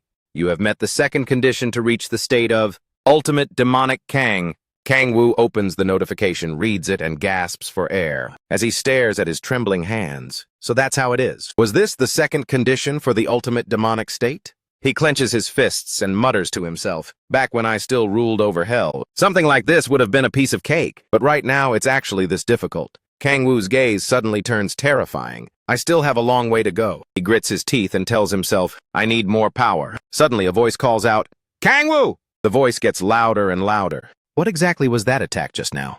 I'd heard you were strong, but I didn't expect you to be this cracked. Hwaseon approaches with his sword and says, did he seriously just pull that off? Yeonju also adjusts her clothes and asks, if you could use a move like that, then why didn't you do it from the start? Kangwoo turns his head to reply, that was actually my first time trying it. He raises his injured hand stiffly and continues. Besides, can't you see my hand shaking like crazy? This isn't exactly an easy skill to spam. Hearing that, Yeonju teases, oh? So if we threw down right now, I'd definitely win, right? He asks her provocatively, is fighting just in your blood or what? A voice rings out from behind. Kangwoo, I took down those stone golems. Akaina throws herself into his arms and asks, so is the hunt finally over? Kangwoo looks at the girl and replies, yeah, great job, Akaina. Suddenly his expression changes. Wait a second. Thinking back, something strange appears behind Kangwoo. I still haven't seen the confirmation message that we've finished off. El Quero! He suddenly blurts out, everyone get ready for battle, it's not over yet. Hwaseon freezes, wide-eyed, and asks, what? Hyunmo pulls the knife from his back and stammers, but you mean... Yeonju looks up and asks, what? The fight isn't finished yet? Akaina tugs on his shirt, calling, Kangwoo. He pulls the girl into his arms. That's right, he continues to explain to everyone. The message confirming a successful hunt on El Quero hasn't appeared yet. Hearing that, the two immediately check their notifications. Now that you mention it, I just noticed too. Kangwoo gazes intently at the surroundings. No way. The first time I created a rift in hell, I easily slaughtered demons from the 7th circle of hell. He looks at the beast collapsed on the ground and wonders to himself, how could a monster from the gate, who isn't even part of the demon race, manage to... Suddenly, a roar echoes through the air. Everyone in the party stares in pure shock. What the hell is this? Kangwoo watches the beast regenerate itself and guesses to himself, demonic energy. Shreds of the beast's flesh gradually knit back together. The monster lets out a thunderous roar. Its tail lashes out, sending dust and sand flying everywhere. Hyunmo grips the knife behind him and yells, "What gives?" I thought we were in for round 2. But is it seriously just running away? Suddenly, Yeonju rushes past him and unleashes her skill. The technique wraps around the monster's body, making it impossible for it to move. Seeing that it's secured, she says, "I got it." But before she can finish, it drags her along. The others see this and call out to her, "Yeonju! Yeonju!" Someone screams, "Yeonju, the chains!" She flings her remaining chains toward the people behind her, so they can hold her back. Everyone pulls with all their might. But going up against a monster like that is proving to be extremely difficult. Kangwoo grits his teeth and thinks, "Damn it! I already used all 3 authorities and the effects. And Kraken's rage has worn off too. I don't have much demonic energy left. Are we really going to lose like this? What kind of attack should I use? Leave it to me. Lord Kangwoo." Suddenly, another beast appears out of nowhere and charges forward. Everyone is stunned by the sight. Yeonju freezes and asks, "Is that another monster?" No, it's Ekaina. Ekaina, in her beast form, suddenly opens her mouth, unleashing a massive wave of power. I thought it would use its power, but surprisingly, Ekaina landed a massive punch on it, leaving it dazed. Suddenly, a thick mist appeared, blowing both of them away. Ekaina's voice echoed from behind, "Stay still!" She continued her efforts to bring the monster down, and finished it off in less than 10 seconds. The crowd nearby could only watch in total shock. The monster was grabbed by Ekaina and slammed straight to the ground without any mercy. Everyone was so terrified that they broke into a cold sweat. After the mist cleared, Ekaina's silhouette standing on top of the monster looked so badass. But that cool moment didn't last long, as she went right back to simping for him. "Lord Kangwoo, did I do well?" "You did great." The system notification rang out once more. "You have successfully defeated the SL rank monster El Caro. You are the top contributor. Additionally, you've received a bonus reward for the finishing blow. Your experience is surging. Due to the level cap, all experience gained will be stored." Kangwoo thought as he watched the girl run toward him. Now it's definitely dead for real, even though my level cap still hasn't been unlocked yet. Yeonju frowned slightly. "That kid, I think I know why. She was able to become Kangwoo's close associate. Good job, Ekaina." She looked at the monster on the ground and asked, "But what were those tentacles that appeared at the last second? Is that a unique trait of the El Caro species?" "I'm not sure in every hunt." "Monster. I always share and gather information fairly, but this is the first time I've ever seen something like this." Kangwoo kicked it with his foot. "I don't think it's a trait at all." He stepped onto the monster's corpse and added, "I've encountered something similar before." "Something similar? But why are you climbing on top of it?" Kangwoo recalled his past fights. "Just when we think it's dead, this prick starts thrashing around. And that's exactly like the behavior of demons when they transform into monsters," catching his drift. Yeonju replied, "So, you're saying this was caused by demonic energy? We'll know once we check." Kangwoo thought, "Let's see. It should be around here somewhere." "That's nasty." He used his hand to rip open a gash in its body. The tentacles started sprouting from this spot. Kangwoo reached inside the monster, convinced that there must be something there. His hand touched something. Everyone huddled around to look. "Found it." "Is there something in there?" What Kangwoo held in his hand was a red gem. "Isn't that a gemstone?" Yeonju crossed her arms, looking at the red stone in Kangwoo's hand, and asked, "Is that a jewel?" Hyunmo observed the stone closely. "What is this? It doesn't look much like a mana stone." Wazian carefully examined the object in Kangwoo's hand. Was this thing the reason why El Caro acted so strangely? Kangwoo only replied, "Who knows, I'm not sure either." He thought to himself, "I'm certain this thing is the cause. This gemstone contains a very high concentration of demonic energy." The stone in his hand emitted a surge of mana, making him even more positive. It seems this is a different version of demonic energy, in the form of a magic stone. But unlike magic stones, which are formed naturally, the surface of this thing looks like a high-end artifact. A figure suddenly flashed through his mind. I'm sure someone intentionally created this. After a moment's pause, he exclaimed, "Now I get it." Yeonju turned around, startled. "What do you get?" Kangwoo replied, "Though I'm not entirely sure." He continued, "There's a high chance this is the work of the demon cult." Yeonju shouted in surprise. "The demon cult?" he shared, his intuition upon coming into contact with the gemstone. "Look at this gemstone. It looks more like an artificial item and a magic stone. The location of this thing was within my arm's reach, rather than deep inside the monster's body." Kangwoo shared his speculation. "When the monster appeared, meaning someone placed this inside, El Caro, and thanks to the demonic power within this gem, it completely lost control. An organization capable of creating something like this is most likely the demon cult. Baek Hwashan cautiously agreed with that opinion. It's very possible in this case. I think they're the most likely masterminds. Kangwoo scratched his nose with pride. It's just my theory, though. Ekina stood below, cheering loudly for Kangwoo. You're so brilliant, sir. Baek Hwashan made a suggestion to Commander Gu Hyunmo. Could I ask you to start an investigation into the demon cult, starting from Pohang? The other side responded quickly. Yes, of course. While he stared intensely at the stone in his hand and whispered to himself, Fascinating. Kangwoo licked his lips with a wicked grin. Who would have thought those demon cult bastards could manufacture a crystal with such pure demonic energy? He thought greedily to himself. If an item like this has already fallen into my hands. Yeonju pulled something out of her sleeve with a panicked look. Hey, let me take a photo of that gem. I'll have our guild investigated immediately. Kangwoo hid his hand behind his back and secretly sparked some lightning. Thunderbolt authority. His greed suddenly flared up. I can't let this slip away. Suddenly, a loud noise rang out. The ground shook, making everyone scream in terror. Except for the guy. Cha Yeonju, standing nearby, shouted loudly, What's going on? Don't tell me this thing isn't dead yet? Baek Hwashan carefully scanned the surroundings.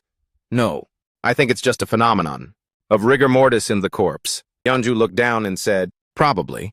The status window said it's dead too. Hyunmo let out a long sigh. I almost pissed my pants. She turned to call him, but the gem had vanished into thin air. Kangwoo, give me the gemstone. Yeonju screamed and asked, Hey, where did the gem go? Kangwoo looked pale and was shaking like a leaf. I don't know. It suddenly evaporated like smoke, he said with a trembling voice. What the hell just happened? Baek Hwashan began to deduce. Do you think demonic energy disappears once it's touched by human hands? Kangwoo was secretly rejoicing. I'll check how much I can absorb. Yeonju sighed. What a headache. The system announced, You have absorbed a demon crystal. Using the authority of gluttony, your demonic power stat has increased by 3 points. Kangwoo covered his ecstatic expression with his hand. Damn, it hadn't increased at all. Even though I've killed over 100 ogres in the past 3 days. Akina turned her head and asked Kangwoo, Are we leaving now? Hearing the girl's words made him wonder, did she just say demon crystal? When he didn't answer, she turned and called again. Kangwoo's emotions surged again. Hopefully, he hid his perverted, giggling face. There are many more to come. Shifting to a different scene. The sunset shone through each glass window of the Hwarang Legion headquarters. Hwarang. Akina was lazily taking a nap. But first, the words of the people around her. Here, this is the remaining money after repairs. Sitting in the office, Baek Hwashan placed a green check on the table. Even after selling the corpses and magic stones, there's only about 10 billion won left. Since it's the first time an El Caro was caught, they paid quite generously. Yeonju looked on hesitantly and said, So you're planning to give us 5 billion each? Thanks. Baek Hwashan recounted while standing to salute her comrades. As for the matter of the gemstone, we will investigate to see if there are any similar cases at other gates. No, the 2nd Legion from Pohang will handle that. So what happens if the gemstone vanishes again, once we find them? She still alertly reminded them. We'll need to capture those monsters alive, or make sure that we don't let anyone touch the stone. Yeonju listened intently to her every word. Kangwoo just nodded along in agreement. It seems they have to work a lot harder because of me. Suddenly she announced, and there's some good news too. The two of them asked in unison, startled. Good news? Baek Hwashan excitedly revealed a detail. We realized that a part of El Caro's body can be used as a material to craft legendary equipment. They say they can forge a sword. By refining the tailbone, the two immediately exclaimed, Oh! They both put on a tense face, while waiting for the important part, and they've already provided me with the estimated stats. She continued, It will be an item that boosts strength or agility. Upon hearing that, Kangwoo's face fell. Main stat, demonic power. Yeonju could only sigh. Main stat, mana. Yeonju spoke up and asked, Then wouldn't it be better if you used it yourself? Hwashan smiled gently and replied, Unfortunately, the awakening conditions are quite complex. Baek Hwashan gave a brief description. It seems only players who possess internal chi can actually use it. Yeonju was surprised and curious about that. Internal chi? Like in those martial arts worlds? Yeonju continued, That's right, it's a stat. Rarely seen among warrior players. Most of them are found in China. And in fact, in South Korea, not a single case has been found. Cha Yeonju frowned in annoyance. Then that means it's pretty much worthless. It would be better to sell it to China. Kangwoo immediately interrupted. Then I'll take it. Hearing that, she turned to ask him, What, Kangwoo? He closed his eyes and replied, Yeah. If it's someone who uses internal chi, Then he looked ahead thoughtfully. Then there is one player I know. Deep in a cave, voices echoed. There's a path like this in a B-rank gate? Even if it's a labyrinth dungeon. I thought all the paths had been explored already. A team member said enthusiastically, we're heading in the direction you're leading us, Sihun. But do you sense anything? He hesitantly said, I just got a bad feeling about something. As soon as he spoke, Sihun's sharp senses gave a violent warning, making him jump. He proactively gripped his sword. Everyone get ready for combat! The person behind stood frozen in surprise. The dark passage. Strange sounds echoed before them. That massive monster rushed out. A minotaur? Isn't it just a B-rank monster? However, behind it was an even stronger species. That thing pinned the minotaur to the ground. Sihun's entire team fell into shock in that instant. Everyone just stared blankly. That frenzied minotaur let out a roar, emitting a terrifying killing intent. The team's tank quickly stepped forward, following the commander's call. Taesu! The monster threw its first punch, sending them flying back. Damn it! Sihun hurriedly exclaimed. Attacking like that is way too dangerous. Taesu was still in a defensive stance at the front. Thanks. What kind of monstrous strength is this? Its fierce gaze kept them on high alert. It's completely different from normal minotaurs. We need to get buffed first, then approach it carefully. Their commander continued to give orders. Taesu, after the buffs are applied to you, try to create an opening. He replied loudly, got it! The guy called out another name, Unbi. Try to distract it so Taesu can receive the buffs. The girl also cast her magic immediately. Yes, sir. An electric orb was launched, straight into that minotaur's body. Lightning struck, paralyzing its whole body, but it was followed by a thunderous roar. That made them shudder. Sihun began to move to the side. Over here! The beast was also drawn to that move. Its gaze shifted. Toward him, Tetsu and Seoa teamed up to attack it from behind. He charged in with his shield, reaching this spot. A loud thud echoed out. From the impact between the monster's flesh and the shield, the minotaur grew furious, turning to attack the tank. Seoa used her staff to fire a beam of light. Tetsu felt even more pumped with her support.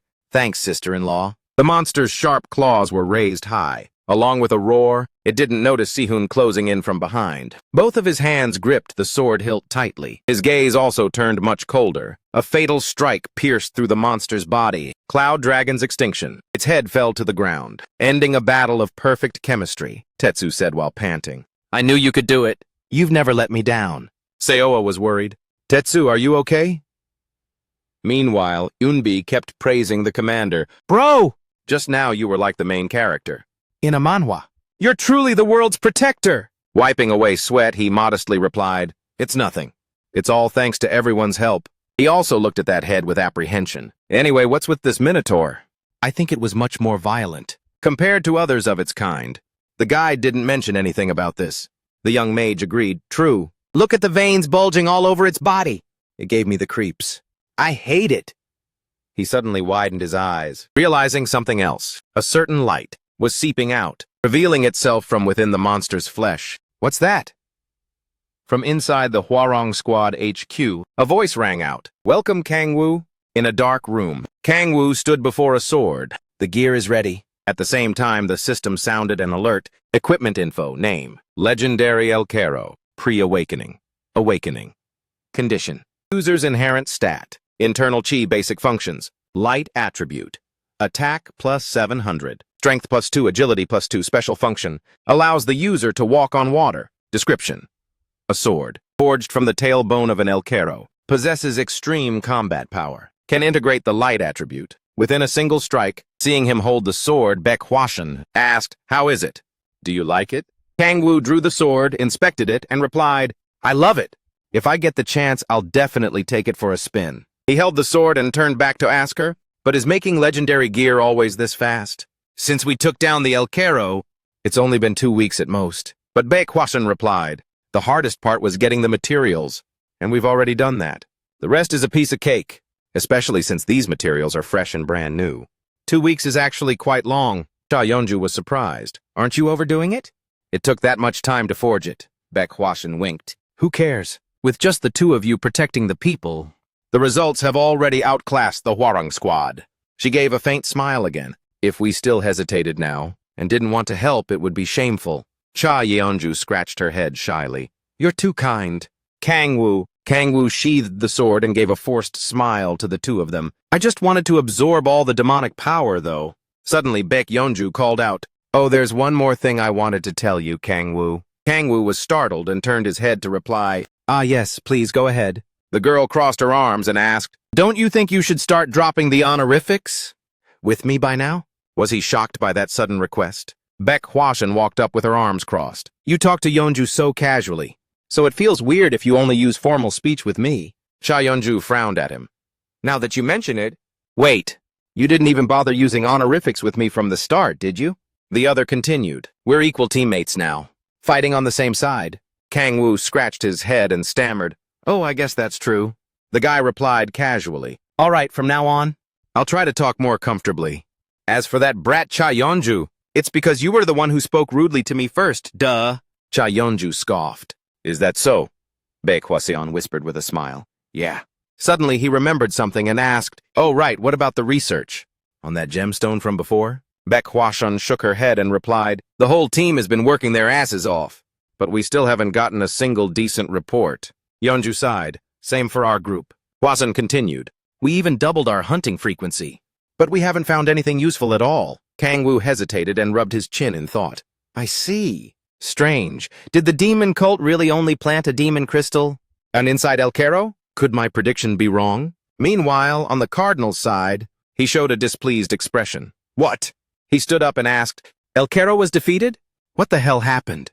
The subordinate stammered, "We are still trying to investigate, but when we went to check the corrosion level of the demon crystal, all that was left were the remains of a bloody battle." Standing above, he asked while trembling, "Then what about the demon crystal?" The subordinate tried to explain it to him. "We are trying to recover it, sir." "But there's no evidence." A loud bang echoed. The person above slammed his hand down in fury. The Cardinal's rage caused the table to snap in half. "Then what about the other demons?" The subordinate replied in a panic. "Most of them are still fine, sir." The subordinate reported cautiously, "I don't believe they've caught on to my plan yet." The Cardinal spoke, "I see." Meanwhile, the subordinate was cursing internally. "God damn it, that monster hasn't been defeated once in 5 years, and it just had to be right. Now?" He wondered to himself, "What kind of absolute shitshow is this?" That man asked his subordinate, "How is the progress of the plan?" The subordinate answered hesitantly, "Due to that incident, it has been significantly delayed, sir." The Cardinal glared and asked, "What if we try a different measure then?" The subordinates kneeling below immediately protested. "Cardinal, if we insist on proceeding with that, the consequences will be—" "The risk is simply too great, sir." He sat above, still very composed. "I didn't say we had to do it right now. I just want to check a few things." One of them said stammeringly, "If we use that method, it could push the project forward immediately, but it's still way too risky regardless." The one sitting next to him added, "True." A silhouette of a woman appeared in their conversation. "If we really resort to that measure, then that world ranker definitely won't just sit idly by." The Cardinal blurted out, "What about that world ranker?" A subordinate answered stutteringly, "Pardon?" His face flared with bloodlust as he spoke. "Are you hesitating just because you're afraid of a world ranker?" Killing intent radiated from him, filling the whole room. "Do you think I'd be scared too, and have to hide away in some safe zone?" The subordinates trembled, only able to grumble in their hearts. "This bloodlust is terrifying." "Apologies." His clenched fist remained tight. Only after a long while did it finally relax. "Are there any demon crystal fragments left?" The group hurried to shout, "Yes, sir!" The Cardinal gave the order, "Plant them into the remaining monsters as soon as possible. If the plan is delayed even one more time," his words sounded like a lethal threat, "then your heads won't be staying on your shoulders much longer." The subordinates bowed and shouted, "Understood!" He brought up the subject again. "By the way, who exactly defeated El Cairo?" Someone answered, "Cha Yeonju of the Red Rose Guild." The man buried his face in his hands and sighed. "Cha Yeonju, huh? She's meddling in our business again, just like what she did to Kim Jae-hyun back in the day." His eyes turned a glowing red with resolve. If she's got the guts to do it, she better have the guts to face the music. "Prepare the darkness." Two people spoke up in objection. "Are you planning to take out Cha Yeonju, sir?" "But Cha Yeonju is incredibly strong. It'll be hard to bring her down using only the darkness." But their leader denied it. "No, the target isn't Cha Yeonju." They were confused. "Pardon?" The Cardinal continued. "There's a rookie that she's particularly fond of." His cruel laughter rang out. "His name is Oh Kang-woo. We'll take that guy as a hostage." The person he was targeting was currently driving leisurely, that damn guy at the Yu Jongbu gate. The exploration team had just returned, so it was quite lively. We had a great haul today. It's all thanks to you, Sihun. Sihun replied with a bright smile. It's because of everyone's hard work. Eunbi was thrilled. We're rich! Tae-soo was talking when he suddenly stopped in front of someone. When should we go again? He cried out in surprise. Kangwoo! The guy had been waiting for them with a greeting. Long time no see. Their group hurried toward him. How long has it been since we last saw you, Kangwoo? Sihun looked at Kangwoo with an affectionate gaze. Eunbi also called out politely. Hello, Kangwoo? He said, yeah. Is everyone's hunting going well? You've all leveled up quite a bit. Sihun was curious. What brings you here so suddenly without telling us? The guy immediately pulled down the sword behind his back, because I have a surprise gift for everyone. He smirked. For everyone or for Sola? Tae-soo laughed heartily. Well, that's great! But this time, Kangwoo mentioned someone else. Here, take this, Sihun. He was surprised. Me? Eunbi was also shocked. Whoa! Meanwhile, the other man focused on introducing the weapon. Right, this is a sword named El Caro, Kangwoo casually added. It's a legendary grade equipment. Only someone with the inherent stat of inner chi can use it. They froze in shock. Legendary? Tae-soo couldn't help but groan. I'm jealous as hell. Sihun, man. The young man took it, completely dazed. Brother.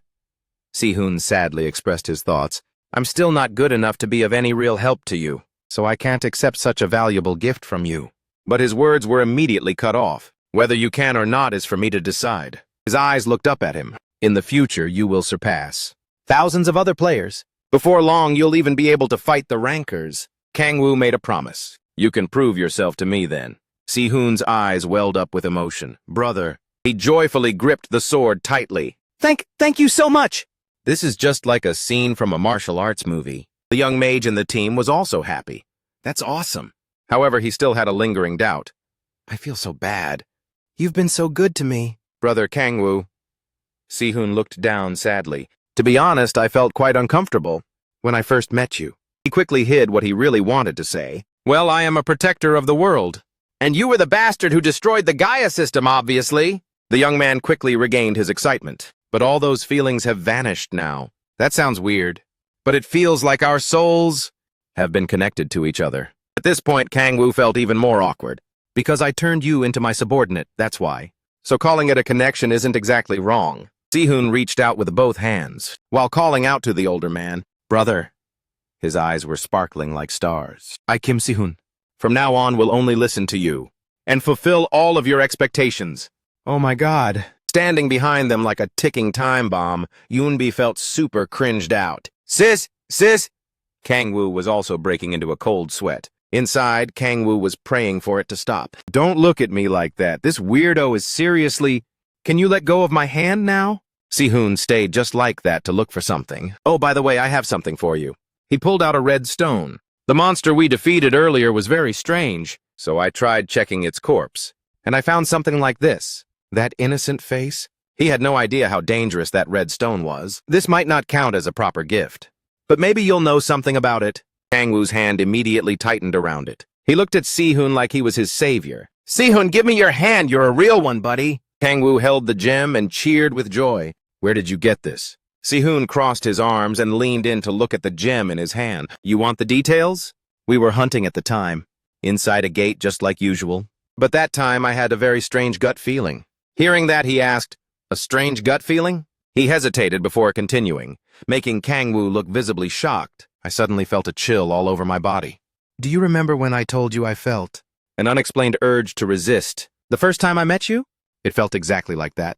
Just like the first time you met me? Sihun recounted the battle with the fierce demon bull. Yes, when I followed. And that strange feeling, I found a minotaur. It was massive. It was pitch black and looked way stronger. And more ferocious than any other minotaur, Kangwoo asked tentatively. And when you defeated it, that feeling disappeared? Sihun politely replied, yes. Kangwoo thought to himself, it must have been created by demonic power. But does that mean this kid can sense demonic power? Kangwoo held the stone and asked further. Sihun, when you saw Echidna in the hospital, Sihun recalled the past interaction. Did you have that same strange feeling? He hesitated and asked, that time? No, I didn't feel anything at all. Kangwoo held the ruby in his hand and examined it for a while. I see. He was certain now. So it's not that he senses demonic power. Then what did that bull monster have in common with me? If it was consumed by demonic power, then it would become a demonic beast. Suddenly, he realized something. Looking at Sihun, he thought, crack. This kid reacts to me, and someone who specializes in breaking crack cores, and the monsters that have turned into fragments. After being cracked, they're essentially products of demonic power, post-crack creatures. A diagram formed in his mind, describing the relationship between him and the monsters, appearing recently. Mutant monsters, creatures from hell, demonic beasts. The reason is that this kid is the world's protector, so he instinctively protects the system from being broken. He walked over to him, and he instinctively feels resistance toward anything related to crack. If that's the case, he placed a hand on his shoulder and called, "Si-hun." He politely replied, "Yes?" Kang-woo flashed a sinister smile. This kid can actually find them. He smiled and asked, "Why don't we team up? The demon crystal that the demon cult has hidden away." Tae-soo's group was sleeping soundly on the train. The train system announced, "The next station is..." Si-hun sat by the window, staring intently outside. Through the window pane, outside, a girl walking with Kang-woo asked, "Does that mean starting tomorrow? Are you going to enter the gate with Si-hun?" He replied softly, "Yeah, I'm sorry, but starting tomorrow. You'll have to go hunting with Tae-soo and Eunbi, and don't push yourself too hard." Kang-woo walked ahead as he spoke. "Since your level has gone up quite a bit, the three of you should be just fine." The girl walking with him suddenly stopped. Without saying another word, Kang-woo kept talking, not noticing her reaction. "Even so, remember to stay careful, okay?" The girl stood still, lost in thought. She suddenly called out his name, making him startle and turn back to look. "Kang-woo, tomorrow when you enter the gate." Seola stood below him, looking up as she asked, "Can I and the rest of the team come along too?" Hearing her words, he listened contemplatively. "With you there, Kang-woo, it would be much easier for us to level up. And who knows, maybe we could be of help to you too?" Kang-woo turned his head sharply and hesitated before speaking. "Starting tomorrow?" Kang-woo started walking again. "We'll be heading to Rank A gates. The monsters in there will be way stronger than the minotaurs that you encountered in such large numbers today." He raised his voice to ask, "Are you confident that you won't be dead weight when facing monsters like that?" Seola spoke hesitantly. "I'm sorry, I probably shouldn't have said that." He immediately cut her off. "I also plan to investigate the demon cult." His words made her feel even more disheartened, so at any given moment, we could become their targets. Traveling in a large group only makes it harder to protect one another. Suddenly, a hand reached out quickly toward her. Kang-woo glared and said, "Just like right now." A group from the demon cult suddenly appeared in the parking lot. Kang-woo stepped forward and greeted them. "I assume you guys are with the demon cult?" The cultists stepped forward arrogantly. "We are not ordered to answer you. Just do as we say, and you'll be granted a painless death." He let out a dry laugh. Kang-woo glared and asked in a cold voice, "Why don't you guys stop yapping and get the hell off my car right now?" The cultists raised their scythes and charged, shouting, "Ha! You really are as arrogant as he said. Think you can do whatever you want just because Chae Yeonju is your boss? You're just a drop of sewage." In a vast ocean, they rushed toward him and Seola. "We'll teach you a proper lesson." He cursed at their nonsense. Immediately after, Kang-woo picked up Seola and ran elsewhere, leaving the cultists completely stunned. Setting her down, he advised her, "Run away from here as far as possible." Seola replied shyly, "Okay." Kang-woo reassured her, "I'll take care of these idiots and be right back." Being held in his arms, her eyes spun as she suggested, "Well, I want to help too." Blessing Light. The system announced, "You have received Blessing Light. Strength increased by 3 points. Unique stat. Demonic power has increased by 2. Kang-woo looked at his hands and thought, "Whoa, she can even buff my unique stats? That's pretty dope." Seola told him hesitantly, "Please don't get hurt." Setting her on the ground, Kang-woo glanced back and said with a smile, "Yeah, it's basically impossible for me to get hurt." "Don't worry, Seola." The cultists rushed toward him, shouting in challenge, "You think escaping is that easy? We'll chop you into pig feed." Kang-woo lunged forward and grabbed their scythes. He looked at them and asked with a smirk, "Who said I was planning to escape?" Each scythe grazed past his face. Kang-woo tracked the movement of the other scythe with his eyes. Kang-woo ducked to dodge the attack. Suddenly, something caught his eye. The whole group swung their scythes at him at once. Kang-woo nimbly dodged every single scythe strike. Despite so many chains, they didn't get tangled at all. They kept throwing them out, pulling them back and throwing again without a single snag. The way they moved and acted raised suspicion in his mind. These guys definitely aren't amateurs. They screamed, "It's over!" Kang-woo chuckled and unleashed the power in his hands. Still nothing compared to Chae Yeonju, though. He clapped his hands together, creating a shockwave. Right after his clap, It caused all of their scythes to be blown away to the side. Watching their scythes being knocked away one by one left the cultists staring at each other in shock. How is this possible? The information from the leader must be off. The leader totally underestimated this guy. They looked at each other and said, "We have to report this to the leader immediately." Kangwoo immediately froze them and asked, "You think you can just up and leave?" Kangwoo emitted black flames and dashed past them. 1,000-year ice. Did you really think I'd just let you run away? They let out a few groans as they were frozen solid. Seola heard voices and poked her head out to check. "Don't go turning into monsters this time." Kangwoo stood behind them and spoke up. "Now, why don't we have a little heart-to-heart?" He walked over and removed the mask of one of them. "First, let's get you some fresh air." He was trembling, drenched in sweat. The cultist's eyes showed pure terror at his command. Suddenly, 2 giant eyes enveloped the entire surrounding area. "Who sent you to do this? This terrifying energy. Is it that cardinal, damn leader of yours?" The cultist was too scared to utter a word. A trembling smile appeared. Kangwoo frowned as he watched him smile and wondered, "Is he resisting?" Suddenly he groaned, catching Kangwoo off guard. The cult. He turned his head to look at him, sticking out a tongue with a seal on it. "Long live the demon cult!"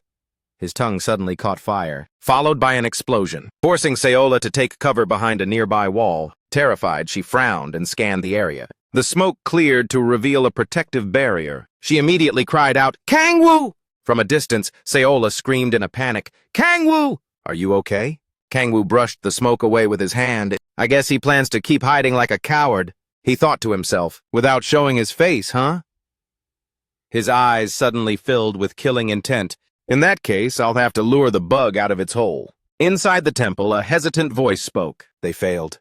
A subordinate knelt down to report. "We have confirmed that. Everyone we sent has been killed." Cardinal, the leader, leaned on his arm and asked, "Was it Che Yeonju's doing?" The subordinate kneeling below replied, "We aren't certain. But to wipe out that many of our people, it's highly likely it was Che Yeonju." He touched his mask and wondered, "Is Che Yeonju really this powerful? I didn't expect such a humiliating defeat." After a moment's hesitation, he spoke. "We've lost an elite squad." Cardinal asked the subordinate below, "So how many crack fragments have you collected?" "About 30%, sir," the other replied honestly. 30%, huh? Cardinal toyed with his mask and spoke slowly. "That's not too bad." "Fine, dismissed." The man obeyed the order and left. Seeing his subordinate leave, he tried to reassure himself. "That's right, no need to rush." Placing the mask on the chair, he let out a long sigh. "Those bastards won't sniff out the demon crystals that quickly." The cardinal smirked. "Father Time is on my side." He looked around the temple and laughed gleefully. Everything is still going smooth as silk. In the parking lot, the call for Kangwoo rang out. He ignored the call, still looking through the dust and wind. "So you plan to hide in there? And refuse to show your face, huh?" Kangwoo bit his lip in fury. "In that case, I'll force you to crawl out here." Seola cried out in a panic. "Kangwoo, are you okay? That explosion!" Kangwoo pulled out his phone and calmed her down. "Seola, wait a second." Seeing the call was picked up, he spoke cheerfully. "That's right, Sihun." But in his heart, he thought, "I do feel a bit bad about this. But I have to know for sure." Kangwoo continued to talk casually over the phone. He chatted happily on the phone right in front of Seola. "Do you remember the thing about collecting? The 10 demon crystals I mentioned before? We need to grind a bit harder." "Yeah, See you at the gate at 6 p.m. Seeing herself being ghosted, she gripped the staff tightly in her hand. Only then did he hang up, saying, "Catch you later." He turned around and asked her, "See?" Seola Kangwoo stammered an explanation. "We don't know what the demon cult is going to pull next. I had no choice but to keep my distance from you while we're out in the open." And so Seola looked at him affectionately and praised him. "You're so thoughtful, just like earlier. You were really mindful of my feelings." Each of her compliments drifted into his ears like the wind. "I want to become someone like you, someone who can pay you back for everything you've done for me. Of course, if I want to do that, I need to get stronger. First," Seola gripped her staff and smiled radiantly. "Just you wait and see. The next time we meet, you'll be blown away by my new power." Suddenly, his cheeks flushed. Seola really is an angel. He shyly turned away to leave. "I get it. Let's head home then." Seeing him walking the wrong way, she kindly reminded him, "Kangwoo, the car is this way." A strange gate opened 10 days later. The 3 gems in his hand glowed brilliantly. Everything was going smooth as silk. Sihun noticed Kangwoo's hyped mood and spoke up. "Hey, are we calling it a day already?" He put an arm around him and smiled. "Exactly, great job." He clenched his fists and looked at him with puppy eyes. I actually managed to help Kangwoo. Confused, he thought, what's up with this kid's eyes? Well, since he's being obedient, I'll let it slide. He gestured toward his car and offered a ride. Want a lift? You're heading home now, right? Si-hoon quietly declined. Oh, it's fine. I'm planning to visit my mom at the hospital. Hearing that, he replied, all right then. Sitting in his car, the passenger seat was piled high with stuff. He hummed a tune while driving. Seeing Kangwoo return, Akina rushed over playfully. Kangwoo! He held up a shopping bag and told her, I bought ice cream. The girl asked curiously, what's that? Stretched out on the comfy sofa, he thought to himself, I've gathered quite a lot of demon crystals, yet it's still too quiet. If the demon cult were making a move, I should have gotten a call from Baek Hwa-yeon or Chae Yeonju by now. Nothing has happened since the last incident. Kangwoo clasped his hands, thinking deeply. Are they up to something secret elsewhere? While he was lost in thought, his phone rang. Things got messy when the call came from Hwa-yeon. Kangwoo picked up the phone, but his mind was still racing. I knew it. Baek Hwa-yeon. On the other end, she said, hello, Kangwoo, it's me. We've investigated some suspicious activity at an S-rank gate near the harbor. Kangwoo asked, is it the demon cult? Hwa-yeon frowned and replied, yes. According to reports, they are preparing for a summoning ritual. Yeonju followed orders and slipped into the crowd to scout. Word is Yeonju and the Red Rose have already set out. At the same time, helicopters are tracking them. I'll also be flying there in a military chopper. Soon, Hwa-yeon continued on the phone, I'll send you the coordinates. So head to the helicopter. He looked at Akina. Eating ice cream, he hesitated for a moment. Thanks to the demon crystals, I have plenty of demonic power. I'll take a more convenient route. Suddenly, Kangwoo replied, no need, I'll head there myself. Startled, Hwa-yeon asked back, what, excuse me? This is an emergency situation. Kangwoo patted the girl's head and answered, I've got my own helicopter already. Suddenly, his gaze turned mysterious. Why would I need to borrow someone else's? Walking out to a wide open space, Kangwoo looked up at the sky and thought to himself, this should be enough. Akina skipped along happily, thinking to herself, it's just Kangwoo and me. He called out the girl's name, Akina. She excitedly replied, yes? He clenched his fist and suggested, let's fly to the harbor. A blinding flash of light was followed by a loud, obedient shout. Yes, Kangwoo! Akina transformed into a dragon and called out his name. As she flew, she turned her head back toward Kangwoo and asked, by the way, when we're done with this, can I have some more of that ice cream? Slightly startled, he asked, huh? I'll buy you a whole tub, don't worry. Akina let out a joyful roar. I'll do my absolute best for Kangwoo, okay? Seeing her so hyped, Kangwoo tried to calm her down. Chill out for a second. Sitting on her back, he thought to himself. Now before anyone sees us, he placed both hands on her back. He cast the reflective power spell. She asked curiously, Kangwoo, what did you just do? Kangwoo quickly replied, it's a skill that makes us invisible. It's nothing to worry about. She didn't care much and just said, oh, all right. Akina went with the wind, soaring past every village. Sitting on her back made him ponder. The ghost situation, I can't grasp the scale of the demon cult. It's really concerning. Kangwoo frowned and wondered, how far have they spread? Thinking about everyone he knew, it made him feel suspicious of which guild they might have infiltrated. Seeing they had arrived, he said from her back, this looks like a good spot to land. She obediently replied, yes. She descended and touched down on the ground. He stood there thoughtfully, scanning the surroundings. Baek Hwa-yeon said she would contact the unit responsible for this area. We landed a bit far from the gate. When Kangwoo ordered, Akina, turn back into your human form. She spun around and asked, yes, where are we going? The sound of an explosion echoed. Kangwoo immediately became alert and looked over. Is someone there? Spotting someone, he wondered to himself. I didn't see anyone and that's why I landed here. Did he use a stealth skill to hide? The strange man spoke up. Wait, don't attack! Minjong looked up and asked, wait, is that a real dragon? Seeing something glowing in the other's pocket, he guessed a demon crystal? Kangwoo's wary stare terrified him. Recognizing the familiar figure, he thought, that's the player who was with Baek Kang-hyun. Looking at the familiar face, he slowly pieced together his identity. The guild master of Onuri, Cha Min-jong. He spoke up to clear his name. I spotted a strange shadow and followed it. He slowly stood up and said, but you're the person Chae Yeonju. Suddenly, a cold voice rang out. Enough, Kangwoo asked with murderous eyes. When did I give you permission to speak? He pointed at himself, trying to explain. I'm just trying to explain the situation. I know I look really suspicious right now. But a blade was pointed at him, along with this warning. He said with a savage grin, I told you to shut your trap. Minjong lowered his hands. Seeing that, he smirked triumphantly. I'm certain there are. Those who hold demon crystals, but aren't part of the demon cult. Watching his attitude change, he thought, but it's very strange for a guildmaster to be here. Should I even listen to what he has to say? Minjong asked irritably. So you're just not going to listen to me? He drew 2 daggers and slowly approached him. I'll just have to make you submit by force then. The air between the two was thick with tension. A strike was unleashed, followed by the leap of the super speed power move. Kang-woo lunged forward, thrusting the scythe straight at Minjong's face. Power of the blade. He gritted his teeth to block the attack. Minjong immediately jumped back. Seeing the sheer power, his face went pale with fear. So strong, who is this guy? Kang-woo retracted the blade and silently evaluated him. He's not even that strong. If he really is involved with the demon cult, then he should be stronger than this. Kang-woo stood still, wondering to himself, if his guild hasn't had any dealings with the demon cult, does that mean what he said is actually true? He thought, should I give him a little test? With that, he spoke up to announce, Yeonju and the Hwarang squad are almost here. Seeing him not reacting, he pressed further. If you're telling the truth, I'll listen. Why did you come to Pohang? Minjong gritted his teeth and looked at him. Are you doubting me? You're the one who's acting sketchy. You've leveled up so fast lately. Who wouldn't find that suspicious? The sound of the dagger hitting the ground rang out. Focusing all his strength on the knife, he lunged at him again. He unleashed the next attack, Sonic Shockwave. He charged with a fierce expression, going all in. Kang-woo just stood there with a subtle smirk. He slipped past him and said, Hey, I'm only asking because I'm curious. Kang-woo grabbed him by the head and asked, A thief picking a fight now, really? You damn thieving guildmaster? Kang-woo stood to the side, checking his phone. Scrolling through his messages, he muttered to himself, So Yeonju and Hwayeon haven't arrived yet?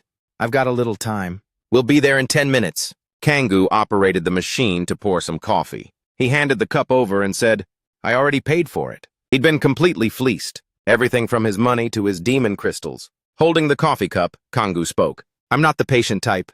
So if you don't want to be misunderstood, you'd better start spilling it. He walked over with the coffee and asked, Why did you come to Pohang? Minjong stammered, No, the Onuri Guild. He bowed his head in deep regret. We were tracking the demon cult on our own. He began recounting things from the past. You've heard the saying, thieves should shut their mouths and lick their own wounds, haven't you? He told his story with a heavy heart. Thieves should shut their mouths and lick their own wounds. It means someone who's zero help to their teammates. That's how thieves are usually treated. He looked back on his earlier days. But we're quick to catch on to rumors and find the truth. That's how we found out about the demon cult. Minjong recalled the faces of all his comrades. Standing in the corner, he silently gave the order. Minjong and his team turned away to carry out their mission. We made our choice. We decided we'd track the demon cult ourselves, without relying on Red Rose or the government. We wanted to prove that thieves aren't useless. Kang-woo, holding his coffee cup, stood in the corner and listened to his words. So after noticing your suspicious behavior, I followed you. You probably don't even believe me. He spoke up, catching him off guard. No, that actually makes sense. Minjong blurted out in disbelief. You believe me? Kang-woo downed the coffee and thought to himself. What he said is quite plausible. That's why I'm buying it. Yet he had to go and make a whole scene. He tossed the cup in the trash and turned to walk away. Isn't the legend of Hong Gildong kind of like that too? I don't know much.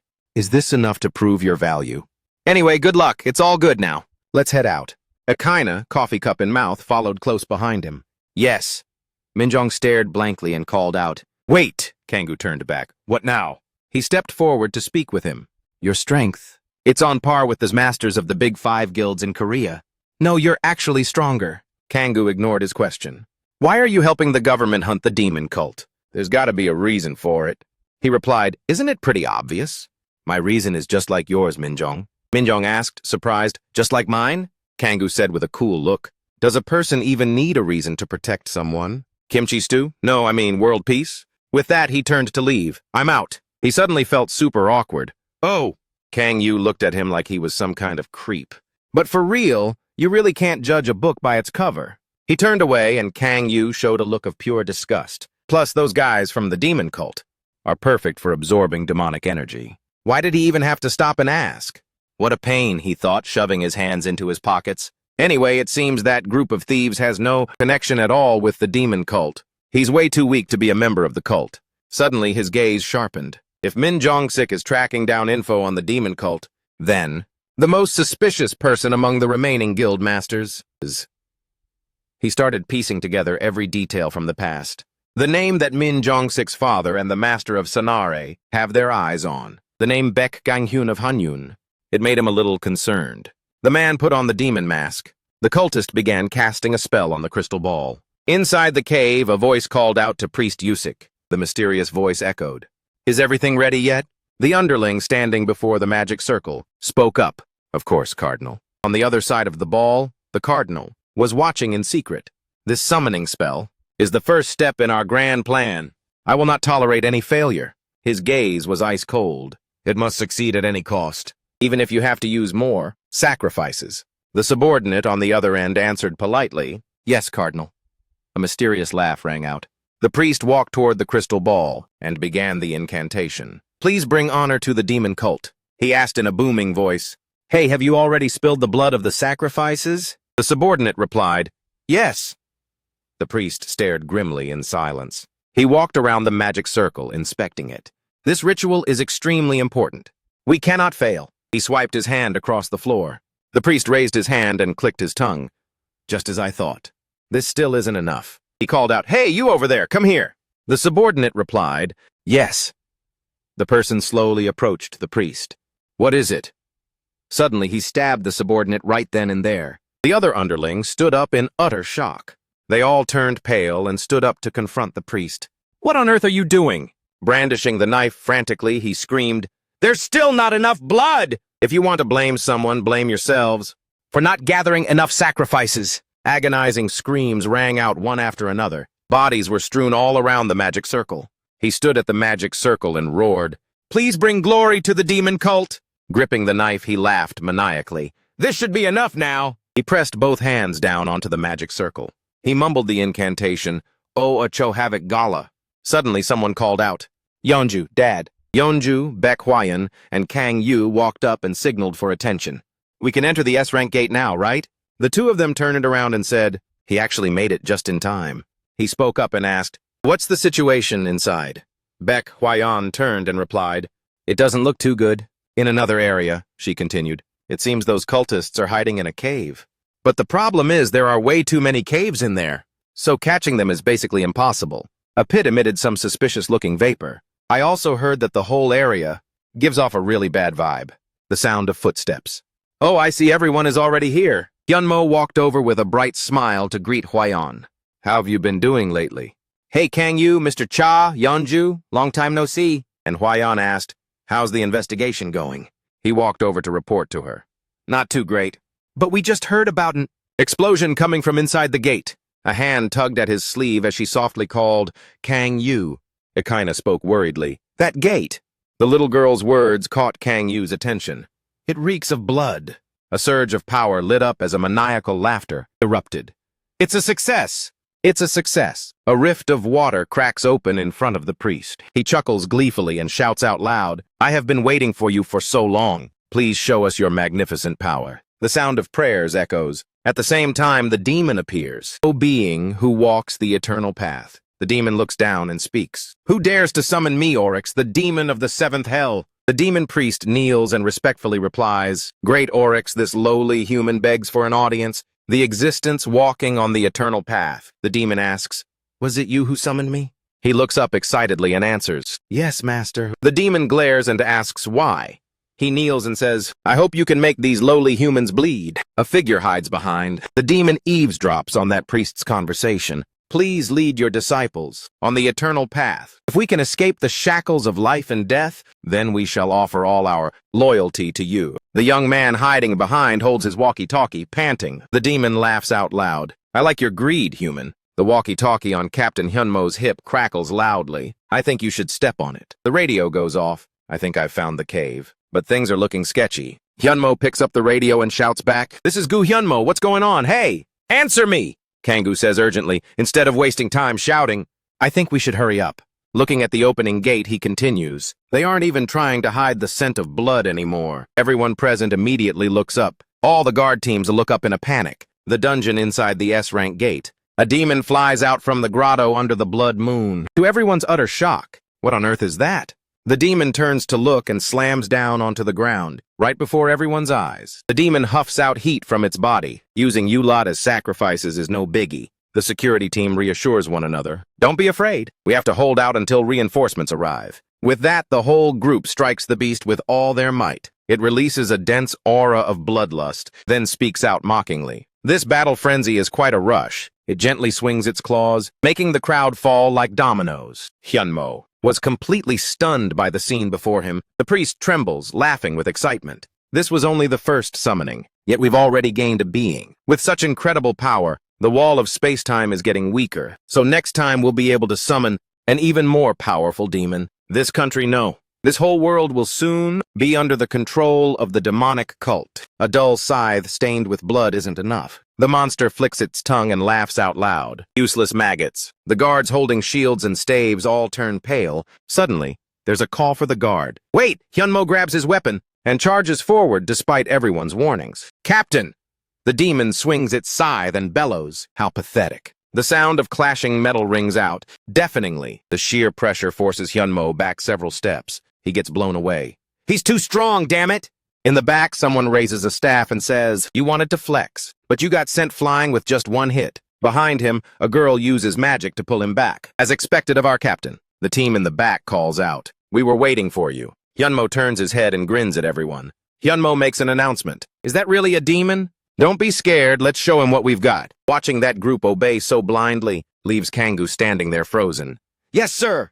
Yeonju draws her weapon, ready for battle. If we had come here with my guild, things would have been much easier. Baek Hwashin also draws her sword to fight alongside her. There's nothing we can do. We should be glad that we managed to get in. Before the demon escapes from the gate, Kang Yu is overshadowed by Hyunmo's heroic aura. We will stop him right. Here, between El Caro and the demon, I wonder who is stronger. The priest waddles behind the demon. O being who walks the eternal path, show those humans your true power. The demon replies, I was just about to do that. It turns its head to see Hyunmo glaring back just as fiercely. The demon looks at Hyunmo's group and shouts, you aren't even worthy of facing me. No one stronger? It asks with a squint. Is there no one among you who is qualified? Its eyes turn toward Kang Yu. He looks away, trying to avoid its gaze. The demon stands frozen, processing. Oryx, the demon of the seventh hell. Oh, Kang Yu turns away, sweating buckets. Damn it! How did a real demon actually get summoned? Oh. Kang Yu grits his teeth, sweat dripping down. He scratches his head, thinking. Among the 9 hells, the deepest is the 9th hell. That is the dwelling place of the being. Who became the monarch of that hell? The Demon King's castle. The master of the Demon King's castle. The one who defeated the 7 great wonders. The rulers of all demonkind. The great predator. The eternal monarch. Demon King. Kang Yu scratches his head, still avoiding its eyes. The demon has now recognized him. It's terrified, eyes wide and jaw dropped. The demon stares wide-eyed and screams, What? Why? Why is he here? It panics and stammers, My lord. Kang Yu covers his face and glares uncomfortably. Of all the demons out there, why did the one who showed up have to be someone who knows my face? Seeing the demon trembling, the priest speaks up. Excuse me. As soon as it hears someone call its name, it immediately turns its head to look. Great Oryx. It slams its axe into the ground and shouts, Hey, human! Send me back now, the priest is shocked. What? A gust of wind howls. The monster grabs the priest and shakes him violently. Let me go back! I don't want to fight that monster! I'm going back to hell. Cancel the summoning and send me back where I came from now. The priest is shaken to his core. What's going on? He speaks up. You can't go back yet, but please don't worry. Great Oryx. Looking at the people below, he sneers. Those are just weak mortals. The demon trembles and asks, Weak mortals? Looking at Kang Yu below, it asks again, Weak? The demon howls, You idiot, you know nothing. You have absolutely no idea who you're actually dealing with. Instead of fighting, everyone is just watching. It argue with that priest. What's going on? That demon is beefing with that cultist. Should we take this chance to attack? Footsteps approach, then a voice speaks. A hand reaches out to stop Baek Hwashin. Leave this to me. Kang Yu speaks up. It seems that demon has mistaken me for someone else. Baek Hwashin asks wide-eyed, Mistaken? He slowly replies, Yeah, it's a case of mistaken identity. A flash of light strikes before him. Kang Yu steps forward and asks, Are you Oryx? He glares and silently commands, I order you, communicate with me only through your thoughts. That way the others won't be able to hear. The demon turns pale, shaking like a leaf. It slumps down and says, "Yes, I am Oryx, the demon of the seventh hell." "Demon King, why are you in a place like this?" He looks up and smirks. "Most of my power has been sealed. But if this guy is shaking, with this much fear, this will be easy to handle." He glares. "You've interfered with my plans." The demon is speechless with panic. It obediently sits cross-legged. "What? Your plan?" Kang Yu grits his teeth. "Stop questioning me. You're such a pain." He confesses to himself, "I don't even have a plan. It's all just straight cap." Terrified, it closes its eyes in fear. I'm sorry." He puts his hands in his pockets and silently threatens it. "Your sudden appearance like this has made everything a total mess. But I'll give you a chance to fix your mistake." It closes its eyes and cries, "I will obey your every command, my Demon King." Kang Yu gives a wicked smirk. "That's more like it. If you follow my orders, I'll make you my right-hand man." Hearing the word confidant, the demon's eyes light up with determination. A confidant. The demon's imagination starts running wild. To become the right hand of the Demon King, who defeated the seven great wonders. That is the highest honor imaginable. If I can just become one of his trusted subordinates, I might receive a portion of the Demon King's power. The demon drops its axe and kneels. "Please, give me your orders." He crosses his arms bossily and commands silently. "Fine then. Defeat those people. Without using your weapon?" Kang Yu points toward Yeonju and challenges the demon. "I want to see if you're strong enough." It tosses the axe and charges excitedly. "As you command." In his head, he's roasting him. "You really need to learn how to use your own brain." Yeonju watches the monster's behavior and says worriedly, "Why is that demon acting so weird all of a sudden? Did Kang Yu do something?" Baekwasan draws her sword and stammers, "I'm not sure either, but..." She frowns, gripping her sword. "This is the perfect opportunity for us." She immediately unleashes the South Wind Strike. After the attack, Hwasun observes carefully. She steps forward, confronting the monster with her sword. As it raises its claws, she draws her blade and lunges. Baekwasan puts all her strength into a shout and slashes down. She strikes true, making blood spurt from its arm. Losing its temper, the demon snarls, "You!" It furiously slams its axe into the ground. "You vermin! You trash!" Yeonju draws her weapon. "Who are you calling vermin?" Chains completely wrap around it. Forming the blood chain technique, Yeonju relentlessly rains attacks down on the demon. Sensing her next move, the demon flexes its power and roars. It grits its teeth and glares, thinking, "Damn it! This person is actually pretty cracked, even with a weapon. I'm not sure I could beat her, but this is a test that the great Demon King has given me." It exerts its strength to break free from Yeonju's chains. Hwasun seizes the moment and lunges forward. Beside her, Hyunmo also charges in with his knife. The demon wails in pain from the combo of attacks. Knocked down, it curses internally. "This is so frustrating. Is it because I'm so used to using a scythe that without a weapon, I can't even fight for real? Did the Demon King see through my weakness?" It glazes at Kang Yu behind it and calls out internally, "Demon King." It reassures itself. That's right, there's no way he would just stand by and watch a mere human defeat a demon. He'll imbue power into the scythe and give it back to me, and I'll use that power to wipe these people out. Suddenly, a slash tears through its chest. It coughs up blood, wondering why, followed by a finishing blow that splits it in two. "Sorry. It came from Kang Yu. Don't hate me, okay?" He sneers right in its face. Anyone who falls for a scam only has themselves to blame. The system issues an announcement. You have successfully defeated Oryx, the demon from the seventh hell. You are ranked first on the contribution leaderboard. You have received a bonus reward for dealing the finishing blow. Your current level has reached the maximum. Based on the level cap, additional experience points will be accumulated. The cardinal looks at the crystal ball and calls his name. "Oh, Kang Yu," the system announces. Based on the level cap, bonus experience will be accumulated. Kang Yu sighs and thinks to himself, hunting a demon from the seventh hell made me set my expectations a bit high, but it seems it's still not enough to reach level 60. Yeonju runs over and asks in a panic, "Kang Yu! What happened? Where's the demon?" He turns his back to reply while secretly casting a spell behind his back.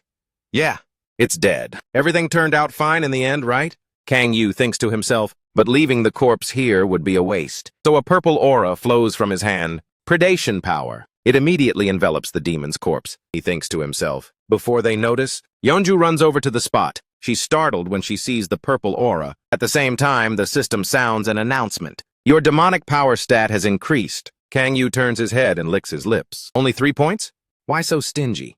The higher the stat, the harder it is to gain points, so this much is probably fine. He stares intently, moreover. The sound of blood dripping echoes after the 6th awakening. The seal of the 10,000 demon core has weakened. The stats didn't increase that much, but the demonic power radiating from it has completely changed in both quality and quantity. Everyone approaches him and asks, "That's weird. Do demon corpses just vanish after they die?"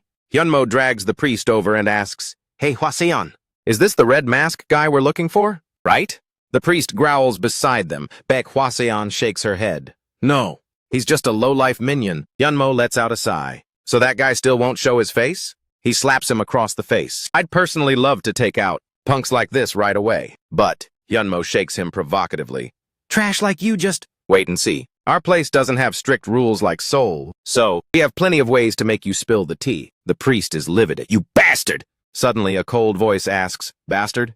Hyunmo glares, threatening him with every word. "Hey! Watch your mouth. Just thinking about what you did to my subordinates makes me want to choke the life out of you." Hwaseon brushes back her bangs and calls out, "Captain Gu Hyunmo, I understand how you feel, but there's something I need to say to him to ensure he confesses to his crimes." Hyunmo is taken aback and replies, "Oh, all right, Hwaseon. Are we ready to move him out of here?" He lifts the priest and reports, "Of course. We have both vehicles and helicopters ready." The priest curses under his breath. "Damn it, damn it!" He is so angry his eyes are rolling. "I can't believe I was caught by a bunch of mere humans like this. If only that stupid demon didn't act so strangely, no. If only I had that demon's power." Suddenly, the priest's mouth swells up. Kang Yu stands with his arms crossed, seemingly noticing something. He loudly warns everyone, "Back off now. It looks like we won't be able to interrogate him after all." Hyunmo is startled and fails to react in time. He immediately lets him go. Kang Yu explains, he's been exposed to too much demonic power. His body is transforming, and he further explains he's gradually turning into a monster. Yeonju charges forward with her weapon, blocking the way in front of Kang Yu. "I'll handle him." She grips her weapon tightly. She releases it and shouts, "Blood chain prison!" Her weapon wraps tightly around his body. Yeonju lets out a loud roar and uses her strength to hurl him away. From the air, Yeonju's chains pull with a force that makes the ground shatter. The priest's body disintegrates along with the dust. Yeonju tightens the blood chains in her hands and mutters a curse under her breath. "Damn it!" She pulls her hood over her head and asks, "When exactly? Will we finally be able to catch their leader?" She pulls her hat down, blaming herself. "I should have controlled myself and kept that guy alive so we could interrogate him. But I lost my cool and then..." A soft voice whispers in her ear, "Who gives a damn?" Kang Yu speaks softly. "You're doing just fine. No need to stress about it. There will be plenty more chances to catch those bastards." She bashfully says, "You're seriously thick-skinned." Kang Yu opens the system and thinks to himself, "I should check my status window first." Suddenly, he clicks a button on the system. Suddenly, Kang Yu's eyes widen in shock. 4 system notifications ring out. Extreme demon physique, the first step to becoming a demon god. The final condition has been revealed. Condition 3. Create a demon crystal larger than a specific size. Incomplete. A subordinate reports to the cardinal. The summoning ritual was a success. Congratulations, Cardinal. The subordinates continue their report. Thanks to this, our demon cult has received even more support. The cardinal nods, sitting on his chair, listening to every word from his subordinates. "Now we can go ahead with the plan." He shakes his head, thinking to himself, "I'm not feeling hyped at all." His eyes glance sideways. "I didn't expect the summoned demon to be clapped so easily." Suddenly, he asks, "How are they planning to help us?" The subordinate bows respectfully and reports, "With demon crystals, of course, sir." The subordinate raises his hand and says, "The amount of crystals we've received is not only enough to pull off the plan, but also to make you even more powerful." The cardinal sits with his chin on his hand, thinking, since we succeeded with the summoning, they're being more generous? But their way of helping is basically the same as before. How the hell was that demon beaten so easily? Behind the mask, a pair of scowling eyes appear. "Is it because of that prick who landed the final blow?" Someone calls out his name. "Oh, Kang Yu!" The cardinal grips the armrest of his chair tight. "The strongest person in Pohang was supposed to be Red Rose Cha Yeonju. But the moment that demon saw Oh Kang Yu, it started acting crazy. To me, that guy is just like a total noob who doesn't know anything about the real world." A subordinate below stammers out a report. Cardinal, I have one more thing to report to you." He barks an order, "Cut to the chase." Hearing the subordinate's report makes the cardinal absolutely lose it. It seems the world's rankers, specifically Fujimoto Ryoma, are going to make a move.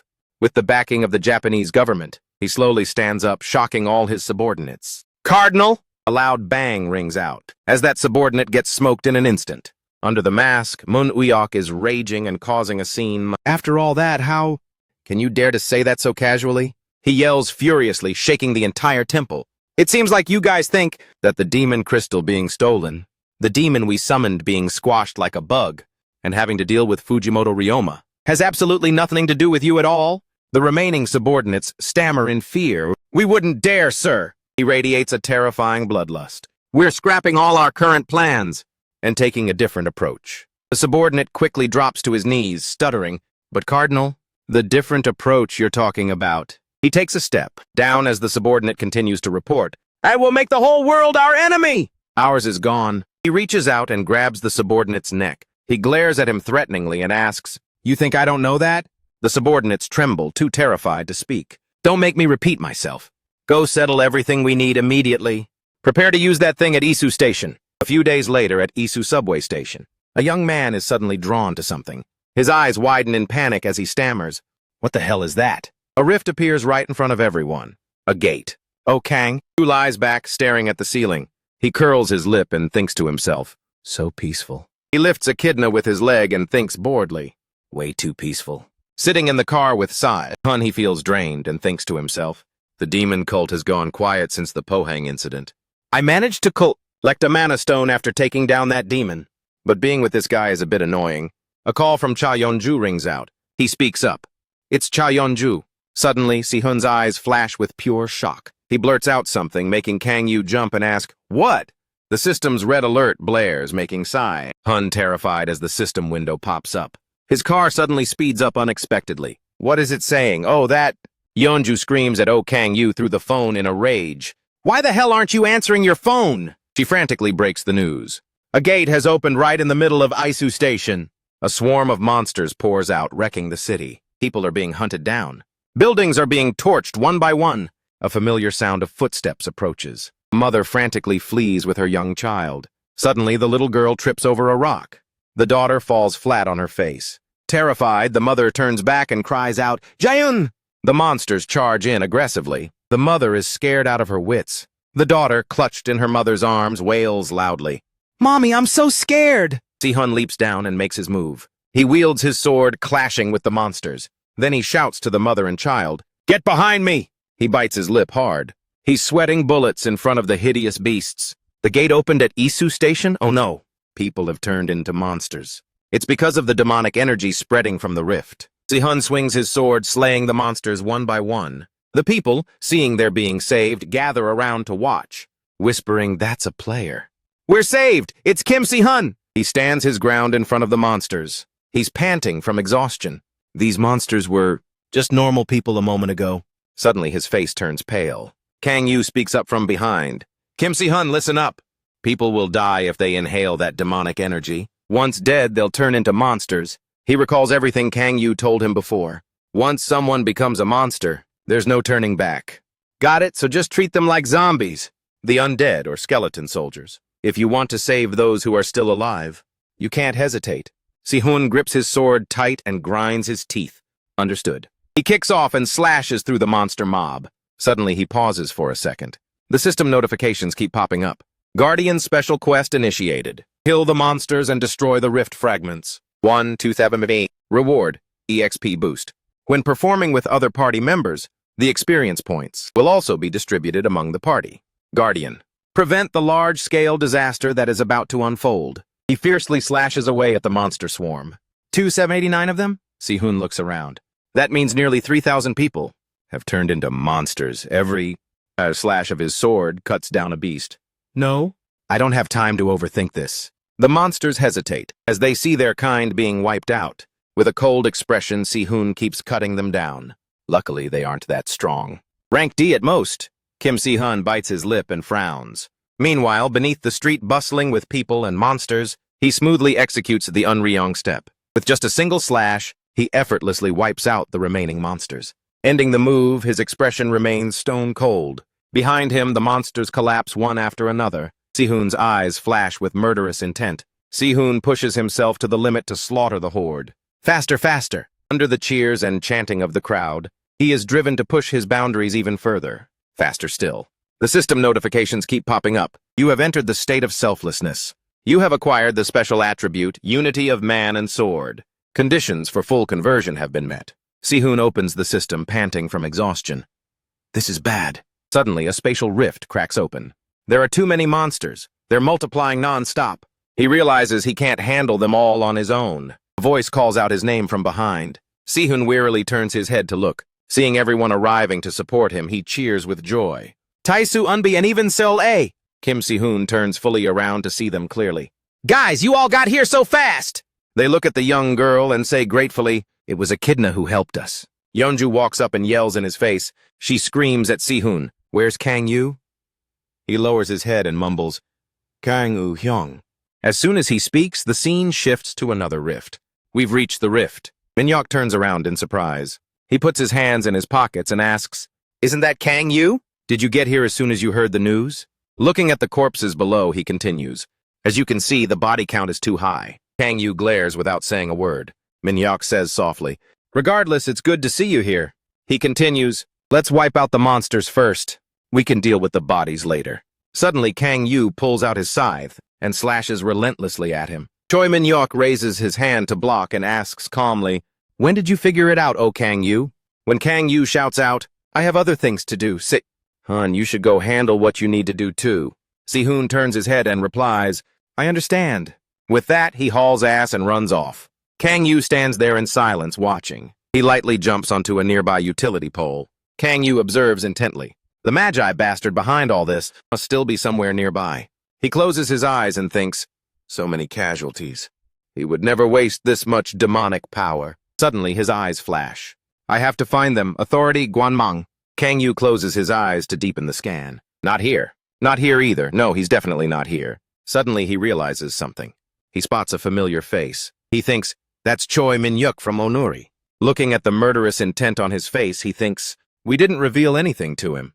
And yet he got here pretty fast. Kang Yu crosses his arms and sighs. His information network is seriously impressive. His face grows serious as he speculates.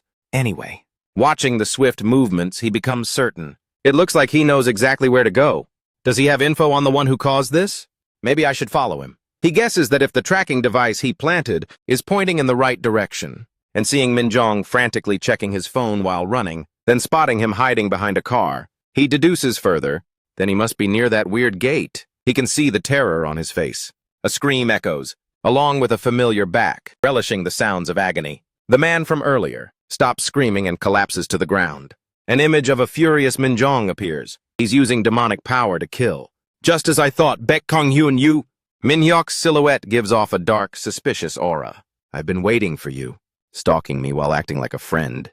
Minhyuk turns his head and asks, but it looks like you've been on to me from the very start. Isn't that right? Cha Minjong flinches in total confusion. He is quickly grabbed by the throat and hoisted into the air. Minjong trembles as he chokes out, Ha-how! Minhyuk curls his lips into a smirk. How do I know, you ask? The path of evil grants a level of power, far beyond anything you could ever imagine. He glares down at him. So damn pathetic. You really love playing hero, don't you? You should have known your place and kept your guard up. His entire body is shaking. Aren't you also the one who's just faking it? Minhyuk barks back. What did you say? He smirks provocatively. You're still salty because you lost to Fujimotoyo. Hearing those words makes his blood boil. You're throwing this tantrum because you'll never be a world-class ranker. That's why you're acting out like this. Instantly, blood spatters across the entire road. He collapses to the ground as someone clicks their tongue in disdain. Minhyuk's face contorts with rage, veins popping. I should have infused him with demonic energy and made him suffer a lot longer. A figure lands behind him. Kang Yu's eyes flash with cold, murderous intent. Without saying a word, he lunges into a fight with Minhyuk. Caught off guard by the surprise attack, he asks, When did you figure it out, oh Kang Yu? He grips his axe, takes a few steps back and asks, How long have I known your true face? He gives him the middle finger and replies, I don't have time to waste talking. To a piece of trash like you. Bring it on. He laughs with suppressed rage. Fuming, Minhyuk unleashes his power. Fine. I'll end you in no time. At the same time, Kang Yu activates his steel authority. Their eyes are both ablaze with lethal intent. They immediately clash. Authority of ice. Knocked back, Minhyuk grits his teeth in frustration. Kang Yu brings his axe down hard on his arm. Minhyuk grits his teeth, enraged at being overpowered. This guy, he's stronger than I thought. Kang Yu follows up with another strike, authority of the blade. Minhyuk raises his arms to block the blow. Hearing the loud crash in the distance, everyone stares in shock. Minhyuk grits his teeth. He lifts an entire car and lets out a roar. Then he hurls the massive vehicle straight at Kang Yu. He just stands there observing. Suddenly his expression shifts as he gracefully dodges the car. Minhyuk sees an opening and leaps in to attack. Kang Yu grits his teeth and mutters, "Brutal bastard." An explosion rings out along with a shout, "Authority of divine power!" Minhyuk charges with power gathered in his fist. Authority of destructive vacuum. He lunges forward, screaming as he strikes, "Skybreaker!" A deafening explosion echoes through the air, turning the entire sky a fiery red. Minhyuk is blown back several meters. He pants, completely exhausted. Now I finally get it. He watches as a figure steps out from the smoke. The one who's been getting in our way all this time. He laughs and says, "It wasn't Yeonju," Minhyuk glares. "It was you." Noticing Kang Yu's murderous gaze, he asks, "Oh, Kang Yu, who the hell are you?" The city is heavily devastated. Buildings are consumed by flames. Footsteps slowly approach. Kang Yu glares and asks, "What are you talking about?" Crouching on the ground, Minhyuk answers, "The one who sabotaged our plans. Wasn't Che Yeonju, it was you. Get it now?" He laughs and continues, "Yeonju is strong. She's one of the strongest in Korea. But that's all she is." Minhyuk grins through gritted teeth. "I thought it was weird. That she alone? It could interfere in so many things. I'll ask you one more time." Watching the dark, lethal silhouette approach, he asks, "Oh, Kang Yu, who are you?" Kang Yu smirks. His face is a mask of pure murderous intent. "Didn't I already tell you?" He slams his axe into the ground and shouts, I don't want to waste my time talking to you." Minhyuk clenches his fist and snaps back. "Suit yourself. I figured you wouldn't spill the beans that easily." He charges forward at full speed. "I'll make sure you shut your mouth for good." In a corner of the city, there's a sudden crash followed by a massive explosion. The two of them lunge at each other, trading a flurry of slashes. A nearby car is sent flying to the side from the impact. Kang Yu raises his axe and strikes repeatedly. Cha Minhyuk takes a hit to one side of his shoulder. He lets out a loud cry of pain. His eyes widen as he glares, catching sight of the faint silhouette of someone with long hair. A scream pierces through the darkness. Minhyuk holds up his hand and giggles. "Again? No, actually, this is perfect. You'll make an ideal lab rat."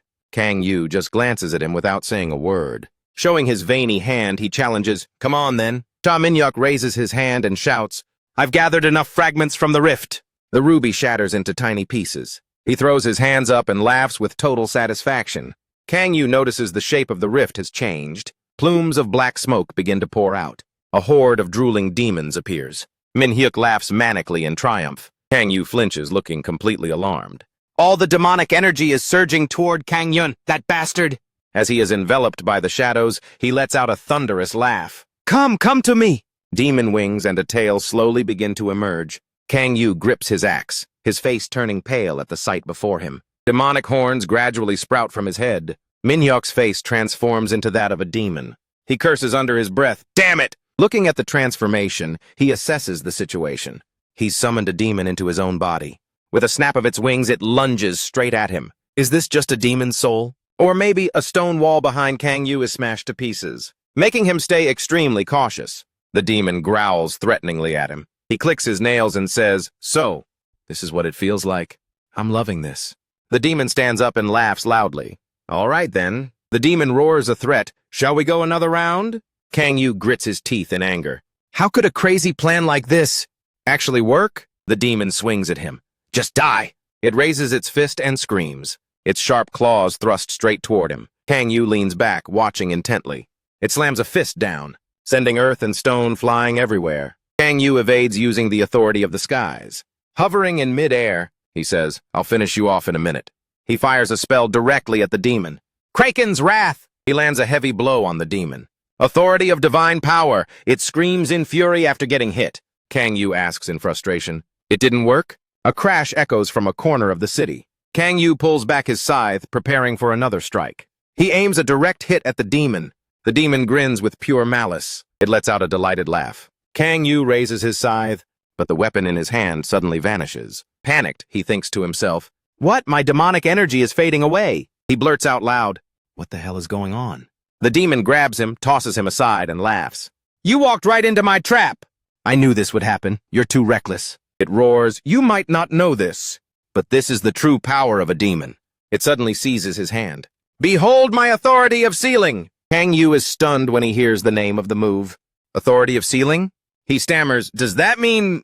It hoists him up into the air. That's right, your player powers have been sealed. Kang Yu looks at the demon's grip on his arm, fuming with inward rage. He can't feel even a trace of demonic energy in his body anymore. The demon stomps its foot on the ground. It lifts him high and laughs. You'll never escape my clutches. The demon plants its foot firmly on the ground. It winds up and throws him with brutal force. Oh, Kang Yu sits by the road, trembling in agony. This is bad. Satisfied, it asks mockingly, is that all you've got? How's that for a reality check, Kang Yu? It approaches him with a provocative smirk. I know your arrogant type all too well. It looks down at him with pure contempt. You're all just a bunch of idiots who think the world revolves around you. The sight of the faint silhouette behind him only makes it want to insult him more. A pack of stubborn losers. Wicked and always full of yourselves. The demon's eyes flare with light. It uses its massive hands to grab his head and hoist him up. It's time for you to pay the price. He uses his weak hands to grab the demon's arm and then screams, "Go to hell!" Just then, hurried footsteps approach. Echidna rushes in, swinging her small fist and calling his name. Kang Yu! He flinches and glances over at Echidna. The little girl reaches out her hands and commands, Hey, you! Get away from Kang Yu! Suddenly, her magic vanishes, leaving Echidna in shock. Kang Yu makes eye contact with the girl. My demonic power has been sealed, so that's why. You can't use your powers either. Your strength is drawn from my demonic energy. The demon turns around to look and laughs. Oh, you're the brat I saw the other day. It bares its fangs and sneers. Looks like you're pretty tight with Kang Yu. He breaks free from its grasp, only to be met with more mockery. I wonder what kind of face he'll make. It suddenly grabs Echidna and lifts her off the ground. If I crush you right in front of him. The girl screams, Let me go! Kang Yu staggers as he picks up the dagger. Echidna turns her head and urges, Hurry up!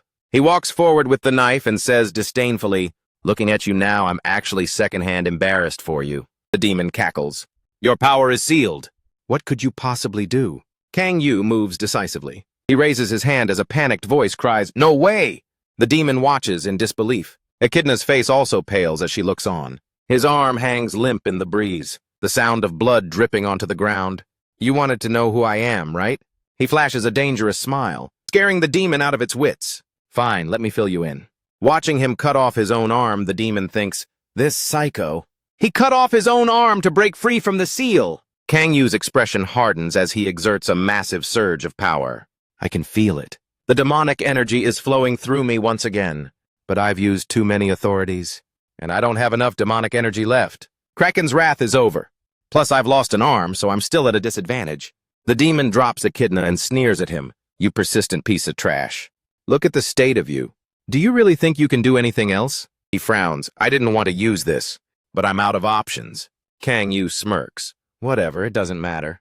I knew the day would come when I'd have to use it. A slimy substance begins to envelop his body. Under the blood moon and the ripples of the Black Sea, the authority that fits me best. Several doors manifest behind him. Authority of hunting. He scans the area with a sharp glance. Kang Yu grabs one of the doors. He stands pensively as the door creaks open. 100,000 demon cores, opening the first door. Black liquid starts to ooze out. His body is shrouded in a dark aura. The demon watches, annoyed. It stares curiously at the dark mist surrounding Kang Yu's entire body. What the hell is that? It snaps its fingers arrogantly. I don't know what just happened, but my claws are fully healed. It lunges at him with full force. This is the end for you. A rift appears. It strikes, blowing a piece away, and laughs triumphantly. And here I thought you were up to something. What, did you turn into a slime or something? Echidna cries out in pain from the ground. Kang Yu! Suddenly the demon's eyes widen in shock. His body instantly regenerates to its original state. It looks at the slime in its hand. Suddenly the mass begins to wrap around it, causing it to panic. What is this, a mouth? It's absolutely terrified. No, it's 1,000 mouths. Echidna covers her face in horror, completely rattled. A blood-curdling scream suddenly rings out. Along with the sound of earth and rock shattering, Manhwa Oak struggles in the mire and screams, Oh, great demon, please help me! A pitch-black spear hovers in the air and begins to resonate. What is this? Manhwa Oak flails in a sea of water. Get me out of here! I can't lose like this! Scoffing laughter echoes from behind the door. To think the person who summoned me could be backed into a corner like this. This situation is actually quite amusing. I'll see for myself who this bastard is. Let me into your consciousness. ManHwa closes his eyes in resignation, thinking to himself, if anything goes wrong, I might lose my body entirely. But there's no other way. He grits his teeth and replies, fine. The image of a demon appears with a terrifying gaze. It laughs with delight. Very well, let's see what kind of mess you're in. At the same time, one of his eyes flashes with a strange light. With a face full of panic, a figure is seen crouching in front of him. Kang Yu stares intently, causing him to frown in shock. That eye widens and asks, why? Why are you fighting that monster? You should have been fighting the Seven Wonders, or even Baal or Satan. ManHwa stammers in terror. A monster? Are you saying Kang Yu's power is comparable to the Seven Wonders? The monster's eye tortures him painfully. You stupid fool! Kang Yu stands there, fixated on ManHwa, who is being tormented by the monster's eye. One of the Seven Wonders? The Seven Wonders no longer exist. His face is stone cold as he just watches, listening to the monster inside ManHwa. Every single one of them was defeated by that demon king. He asks himself in a daze, Kang Yu is a demon king? Looking at Kang Yu's chilling gaze, he wonders, there's no way. How could he be the strongest demon? The ruler of the ninth hell? Someone like him shouldn't even be on Earth. Seeing the dark purple aura radiating powerfully from behind him, ManHwa is paralyzed with fear. It's impossible. Kang Yu's face twists into a savage grin, scaring him out of his wits. Kang Yu remains silent with a cold expression. His body slowly sinks into the water. What did I just do? His consciousness drifts away with the current. I can't remember anything. I don't even know who I am anymore. A strange object brushes past his face, forcing him to open his eyes. Looking back, a mysterious hand is clutching ManHwa tightly. He chokes on the water, unable to close his mouth. Kang Yu swims toward the surface. I have to get out of here. Kang Yu grits his teeth and thinks, but... A door glimmers faintly on the sunlit surface. What is it for? A mysterious hand from below grabs his leg. Kang Yu looks back with fury. He tries to swim to the surface. I can't even remember who I am anymore. Darkness almost swallows his body whole. So why am I still trying so hard to struggle? Kang Yu glares intensely. Wouldn't it be easier if I just gave up? His name echoes in his subconscious. Many hands lunge toward him, grabbing his body tightly. The sound of his name snaps him back to reality. Kang Yu! He gnashes his teeth in rage. Damn it! Kang Yu grits his teeth and lunges upward. He reaches out, trying to grab the door, with sheer willpower. Everyone looks at him, crying and calling his name. Kang Yu! Kang Yu, are you all right? Kang Yu sits up dizzily. He grunts tiredly, I'm fine. In times like these, you have to risk your life. To look cool, don't you think? Echidna stands up and yells, Stop joking around! She trembles as she scolds him. I'm your summon, so I know exactly how you feel. I almost vanished completely, Echidna cried while scolding him at the same time. You said you wouldn't leave me alone again! Kang Yu caressed her cheek to comfort the girl. There, I'm sorry. He looked around once and let out a long sigh, then thought to himself, in this situation, trying to open a door is a bit too much for me. Opening a door to draw power from the Manmajan, even back in hell I didn't use it that much. If I make even one tiny mistake, I'll be swallowed whole. Kang Yu pulled Echidna and Seol-Ah into his arms and thought, normally if I were in hell, opening the first door wouldn't be an issue. It seems that in the future, I can't afford to be reckless with it. He smiled with satisfaction. I can't die just yet. In my arms are the things I need to protect. A system notification rang out. You have defeated the demon of the 8th hell. Anduzius has a level cap. Bonus experience will be accumulated. Your demonic power stat has increased by 5 points. You have acquired authority lockdown. Kang Yu looked up to check the system and gave a wry smile. 5 points of demonic power. He slowly stood up. Now my demonic power stat has reached 103. Finally, I've broken past 100. I heard reaching 100 is the bare minimum to be a world-class high roller. Lockdown is actually pretty useful. A hand gently touched him. Seol-Ah held her staff and frowned, casting her magic, healing light. Kang Yu looked at his hand and smiled in praise. Look at this, the effect is legit, Seol-Ah replied softly. I've reached the 5th awakening. He was shocked. That fast? She gestured as she told him. Si-hun received a special quest. After completing it, we all leveled up. Kang Yu gave a wry smile and looked at Si-hun. Special quest? Are you doing main character things again? He looked at Kang Yu and replied, once everything here is sorted out, I'll explain everything to you. She asked him with a worried voice, but Kang Yu, you're still having trouble moving, aren't you? Kang Yu rubbed his head and mumbled, "A little."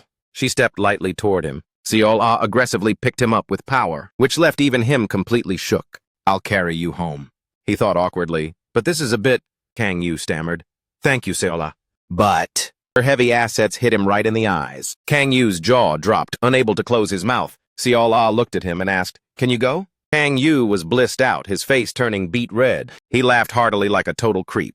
I think walking is going to be pretty tough for me. My body won't move, so I guess there's no choice." A man's voice rang out, "No need to worry." Tae-soo suddenly scooped him up and laughed out loud. "You've still got me, Tae-soo." "I'll take responsibility for getting you home."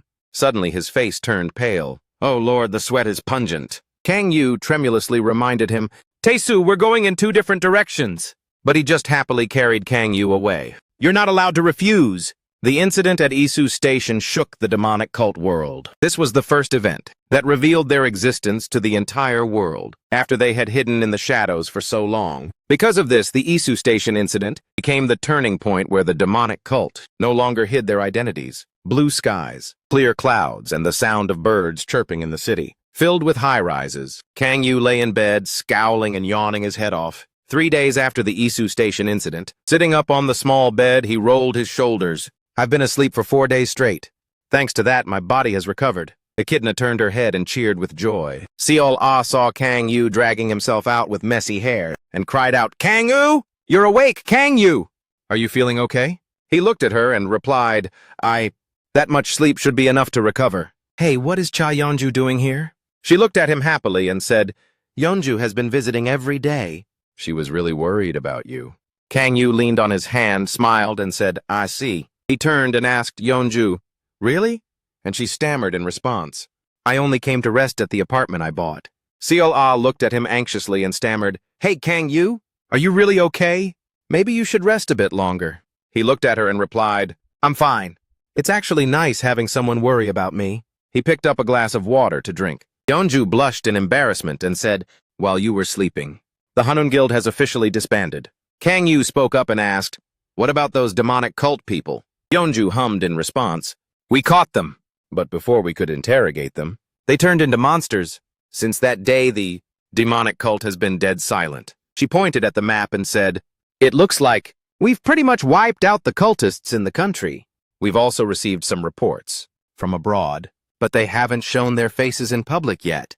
Just like in Korea." Yeonju continued, "We're still cleaning up the mess they made in Korea." "All right," Kang Yu said as he checked his phone, interrupting her. "Let me check the news." Kang Yu sat down and focused intently, reading through the online comments. Global demonic cult insanity. The demonic cult. Who are they and what is their goal? A hero has emerged. Dragon Sword Kim Si-hoon. Reporter Kim Chun-soo. Chinese Guild Wanjenmen visits Korea. Are they here to recruit Kim Si-hoon? Reporter Lee Yong-hae. Survivors continue to testify. A new star is born. Reporter Choi Baduk. Yeonju leaned on her hand, looking at him as she asked hesitantly, "Anyway, now that the Isu Station incident is wrapped up, you're not planning to just ignore the demonic cult, are you?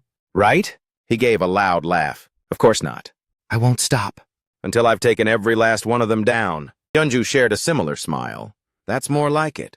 She looked at him provocatively and asked smugly, "Everyone online is talking about Si-hoon. Don't get salty and start bullying the rookie." "You hear me?" Kang Yu replied sluggishly, "No way I'd do that." She widened her eyes and said, "Oh, also a representative from one of the top ranker guilds in the world has arrived in Korea." He looked at her in surprise. "World Ranker Guild?" Yeonju continued, "That's right, it's someone from Wanjanmen. It's a Chinese guild." He thought to himself, "The articles say they're here to recruit Si-hoon. I wonder if that's actually true." Kang Yu rubbed his chin, pondering. The Gaia system is losing its grip. I have no clue what the demonic cult will pull next.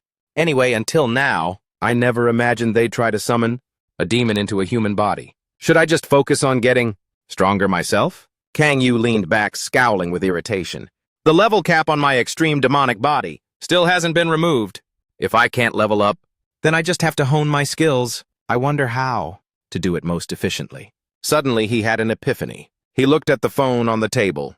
A thought popped into his head. Kim Si-hoon.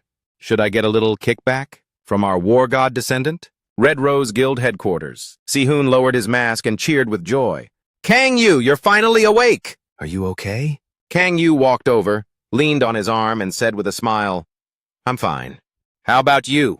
The news reports keep bringing you up." Si-hoon replied hesitantly, "Ugh, please, don't even bring it up." He frustratedly ripped the mask off his face. "Every time I step outside, people just swarm me.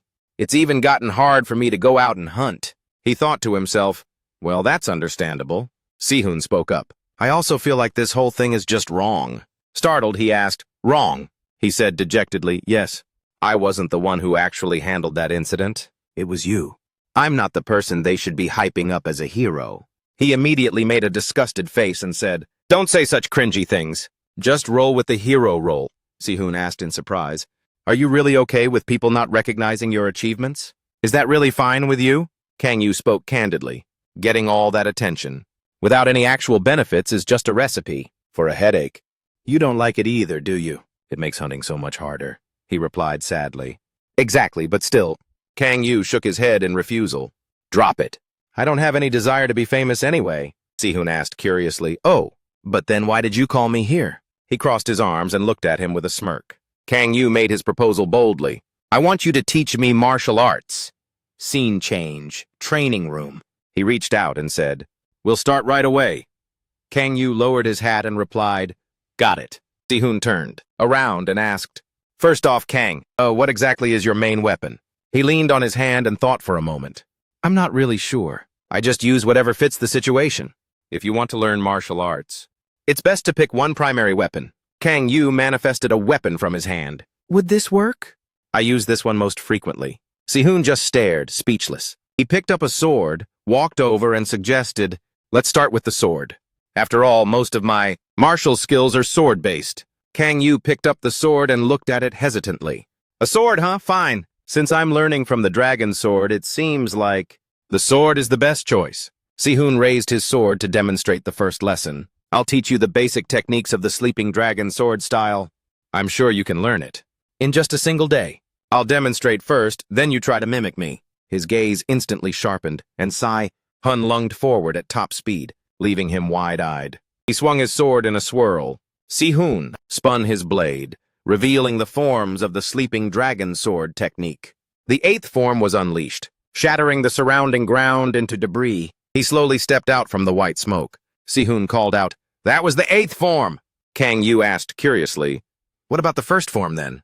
He innocently replied, "I thought that to get you interested, I should at least show you a powerful move like that. I'm sure you saw all my movements clearly." Si-hoon smiled brightly and asked, "Easy, right?" Sweating, he wondered, what part of that was easy? Si-hoon stood by him, kindly guiding him through each movement. "Just try your best. Just repeat what you saw me do." Kang Yu looked at him with annoyance and asked, "You just want me to copy you?" He pumped his fist to cheer him on. "Yes, sir! I'm positive you can do it," he thought to himself in despair. Noticing Kang Yu was using too much force, the kid suddenly shouted, "You're using way too much power!" He stood to the side, giving pointers. "If you attack like that, swinging the sword back up, takes way too much time." Kang Yu was over there swinging his sword like a maniac, while Si-hoon was screaming instructions from the sidelines. "You need to use even more strength. Don't move your arm like that. Do it like this." Kang Yu was gasping for air, speechless. "Kim Si-hoon, you—" He turned to him angrily to give him a piece of his mind. "Learning this stuff was easy for you, wasn't it?" Turning pale, Si-hoon asked, "How did you know?" Kang Wu was so salty he was practically fuming, yet he had no way to vent his frustration. This is why they say don't ever try to learn from a genius. This is basically like telling someone to last hit a minion in League of Legends when its HP is low. He threw the sword down and snapped in anger. "I quit. No more martial arts for me." Si-hoon rushed over and grabbed his arm tight, saying in a panic, "Hyung!" "I just wanted to help you," he explained awkwardly. "Just as I thought. I couldn't help you because I'm still not strong enough." Kang Wu shoved his hands in his pockets and said, "No, that's not the issue. It's actually the complete opposite. Let's just forget about this for a while. I'm sure there will be another chance." The boy held out both hands, created a small gust of wind, and suggested, "How about you learn cultivation instead? If it's this, I think I can teach you a lot better." Kang Wu used his demonic eyes to observe carefully. "Circulating internal energy through the meridians via the dantian, huh? I think I might actually be able to do this." Kang Wu sat cross-legged on the floor obediently. "I'll give it a shot," he thought to himself. "Since it's come to this, I should do everything in my power." Red sparks of lightning began to flicker around his body. A system notification popped up. Demonic power ruler has been activated. Your control over demonic power has increased. You have learned the heavenly dragon cultivation method. A red stone appeared along with the system message. You have successfully created a demonic crystal. The next system notification made his eyes widen in shock. You have obtained a hint regarding the final condition for the extreme demonic body. Hearing Si-hun call out to him, he snapped back and turned around. Kang-woo? He looked at him and softly whispered his name. Suddenly, his heart felt all mushy for Si-hun. My dear brother, I love you so much, man. The system chimed in again with a notification. Extreme demonic body, the first step to becoming a demon god. Condition 1, reach 60 demonic power. Condition 2, perfectly combine 3 or more authorities. Condition 3, create a demonic crystal larger than A, certain size. Incomplete. Kang-woo stared at the stone in his hand, unable to stop grinning. Who would have thought the final condition was to create a demonic crystal within my own body? He looked at the crystal and asked himself, but is it the same as the ones used by the demonic cult? Kang-woo closed his eyes and thought, let's see. Even though they're the same type, the amount of power packed inside is different. If the demonic cult's crystal is a cup of Americano, then this is like a same-sized cup of espresso. Kang-woo pushed himself up and slowly stood to his feet. Should I give it a whirl? Seeing this, Si-hun asked him worriedly, Kang-woo, why are you standing up already? Are you not going to practice the cultivation anymore? He stood there dazed as he watched Kang-woo walk away. Suddenly he raised his fist. With one punch, he blew away every punching bag in the room. Then he spun around and smashed the gym equipment to pieces. Si-hun watched from the side with concern. He's using the cultivation, he noted as the bags were destroyed. Kang-woo stood still and analyzed the result. A strike like that consumes about 1/3 of the demonic crystal. Si-hun ran over cheering. That's incredible, Kang-woo! I can't believe you only saw it once. E5228C63537-4DB1AD9B8CF2B485A. I can't believe you only saw it once.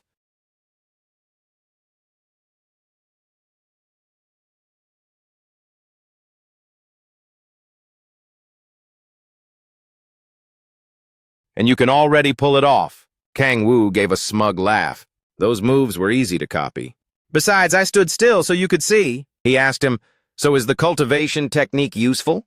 Kang-woo waved it off and replied, yeah, they're super useful. Kang-woo thought to himself with satisfaction, while it's a bit of a bummer that the crystal is still so small. The more I train, the bigger it's going to get. Plus, it looks like for every practice session, I don't even have to sit down. Si-hun saw the red light flashing from his body and got worried. Rushing over, Si-hun suddenly shouted, you can't do that! If you don't sit down while using it. Kang-woo just stood there, totally clueless. Si-hun was completely stunned by the expression on his face. Are you okay? Kang-woo folded his arms and replied, of course. Seeing Si-hun drenched in sweat, he thought to himself, I heard that if you use a cultivation technique without sitting cross-legged, you'd suffer from backlash. Kang-woo smirked. That was actually pretty easy. Compared to controlling the authority of gluttony, he rubbed his chin with satisfaction. Cultivation and demonic crystals. This is a new path for growth. For now, I want to focus on increasing the size of the demonic crystal. Kang-woo reached out and asked the boy, is that cultivation technique you showed me the best one? He snapped out of it and replied, oh yes. Once you use the power of the war god, you might learn other techniques. But for now, this is the top-tier one. He walked over, patted his shoulder, and said, Si-hun, that's enough martial arts training for today. Kang-woo flashed a confident smile and suggested, next time let's head to an S-rank gate. The waiting hall was buzzing with people, as an announcement rang out. Members of the Chinese Guild, the Wanjanmen, have arrived in our country. Walking toward the car, Si-hun bowed politely and said, Kang-woo Hyung, I can just take the train home. Ignoring him, he waved dismissively and insisted, what are you talking about? Just get in the car. The vehicle began rolling down the road. Watching the road as he drove, he said, hey, Si-hun, I'm going to buy you a car soon. Make sure you use it. Si-hun jumped in surprise and stammered, I couldn't possibly. Kang-woo Hyung, you're already paying for my mother's hospital bills. I'm already so grateful for that. But a car too? He closed his eyes to reassure him. It's just because I find it inconvenient. I'll get you a decent ride. That way when I call you, you can get here fast. Si-hun shyly muttered his name, Kang-woo Hyung. Seeing his reaction, he was speechless and thought, if it weren't for me, I don't know what would happen to this guy. As they cruised along, he suddenly thought, at times like these, A car is nothing compared to the martial arts he's teaching me. Two massive, tough-looking guys stood at attention guarding the gate. Kang Woo stepped out of the car looking annoyed. He walked up slowly and asked, "Who are you?" The man with the scar introduced himself. "Captain of the 3rd Squad of Wangenmen, Nam Gongjin." Si-hun was stunned by the challenge. "The Sword Sovereign wishes to see Korea's Cloud Dragon Sword. Follow me at once." Si-hun stepped forward and asked about the Sword Sovereign. "Do you mean Sword Sovereign John Munjin?" The man gritted his teeth in anger. He told him not to use his name so recklessly. Seeing his furious reaction, the boy flinched. The man's words made Kang Woo look even angrier. "Just shut up and follow me," he said coldly. "The plane is already waiting." Terrified, Si-hun turned and whispered, "Kang Woo." He gently placed a hand on the boy's shoulder. He stepped in front of the man and cursed, "You bastard. You haven't even learned how to speak Korean properly." The man snapped, "What?" He shoved his hands in his pockets and questioned him. "Why are you talking down? To someone you've never even met before?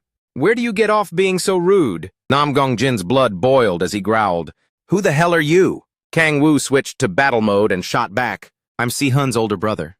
"You little brat," he asked skeptically. "Kim Si-hun's brother? I heard Kim Jong-un was in prison."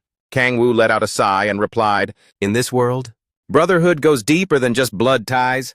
The boy's eyes sparkled as he looked at Kang Woo. He ignored him. "I have no interest in you. The one the Sword Sovereign wants is the Cloud Dragon Sword. Step aside." He started mocking him, making the veins on the man's face bulge even more. "I don't give a damn who this Sword Sovereign is either." The man unleashed his power to intimidate him. "You'd better watch your mouth." His threat made the boy's face tighten with anger. "Cloud Dragon Sword. If you don't want to see this nobody get hurt, then shut your mouth and follow me." He clenched his fists and called out, "Si-hun!" He stepped forward and yelled right in his face, "Don't you dare talk to him like that!" The man threw down a challenge. "Oh? You want a piece of me?" Nam Gongjin gripped the hilt of his sword. "Even though the Sword Sovereign told me to escort this kid as politely as possible, it's probably better if I teach these noobs a lesson." A hand blocked him from drawing his sword. Kang Woo calmly leaned in and warned him, "Don't pull that out." Intimidated, the man thought to himself in fear, "Since when did—" Kang Woo issued another warning.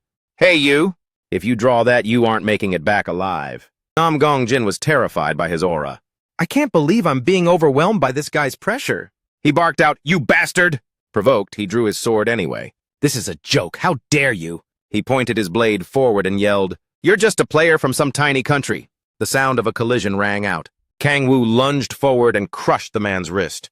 "Is it because you're scared that you can only brag about the size of your country?" Trembling, he looked at him and said, How can a punk like you do this to Nam Gongjin of Wanjianmen?" Kang Woo muttered the name to himself. "Wanjianmen?" He grabbed Nam Gongjin's hand and dragged him over to Si-hun, asking, "Hey, Si-hun, is there a good kimchi stew place nearby?" He stammered, "Kimchi stew?" His eyes suddenly lit up. While still gripping the man's hand tightly, he said, "Yeah, let's grab a meal and then send them on their merry way."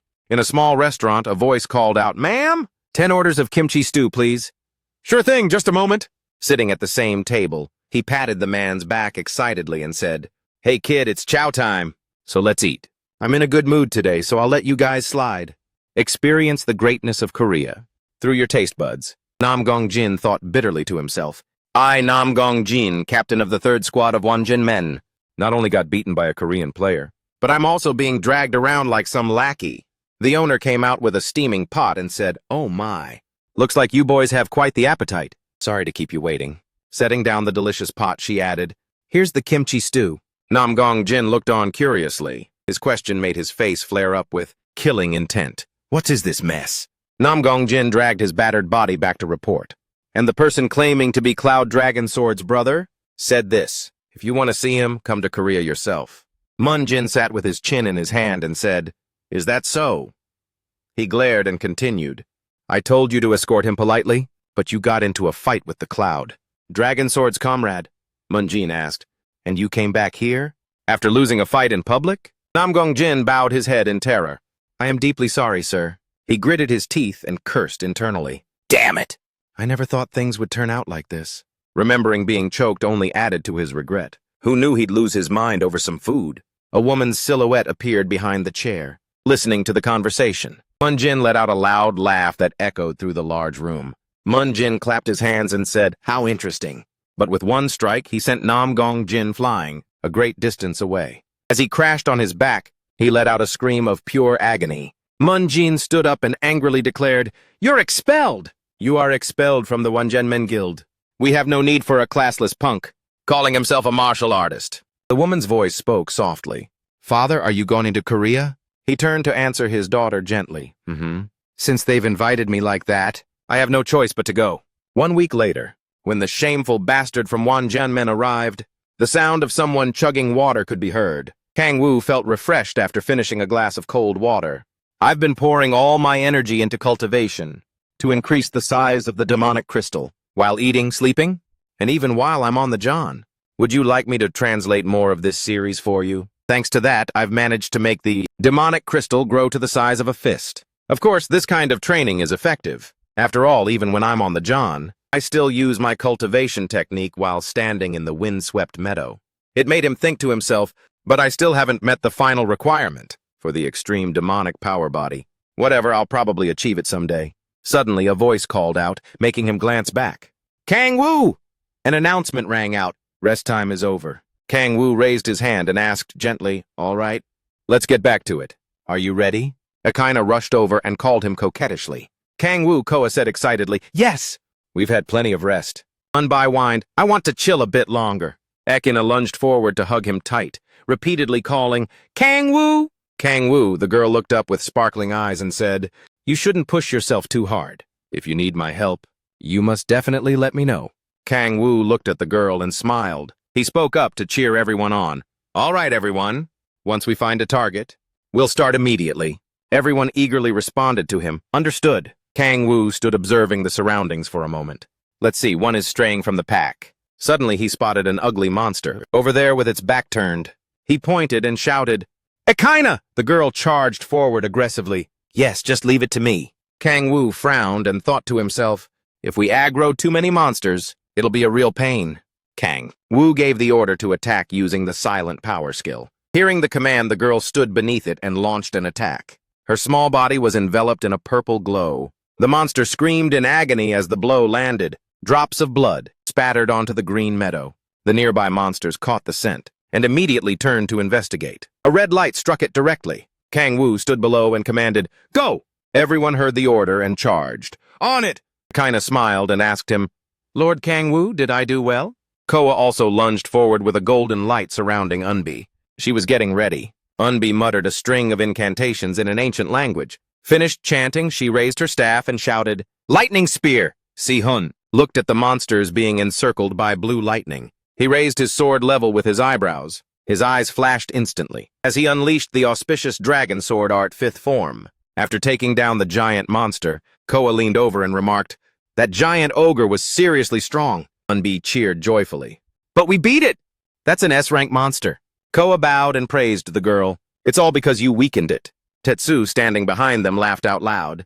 "Well, regardless, we did it." Kang Wu stood still with a faint smile. Leveling up isn't the most important thing. It's gaining combat experience and real-world skills. He turned to look at Si-hun's glowing face. "I don't know about the others, but Kim Si-hun looks like he's doing fine. He should probably join a special training course." Kang Wu laughed and suggested, "Let's regroup and take down another one."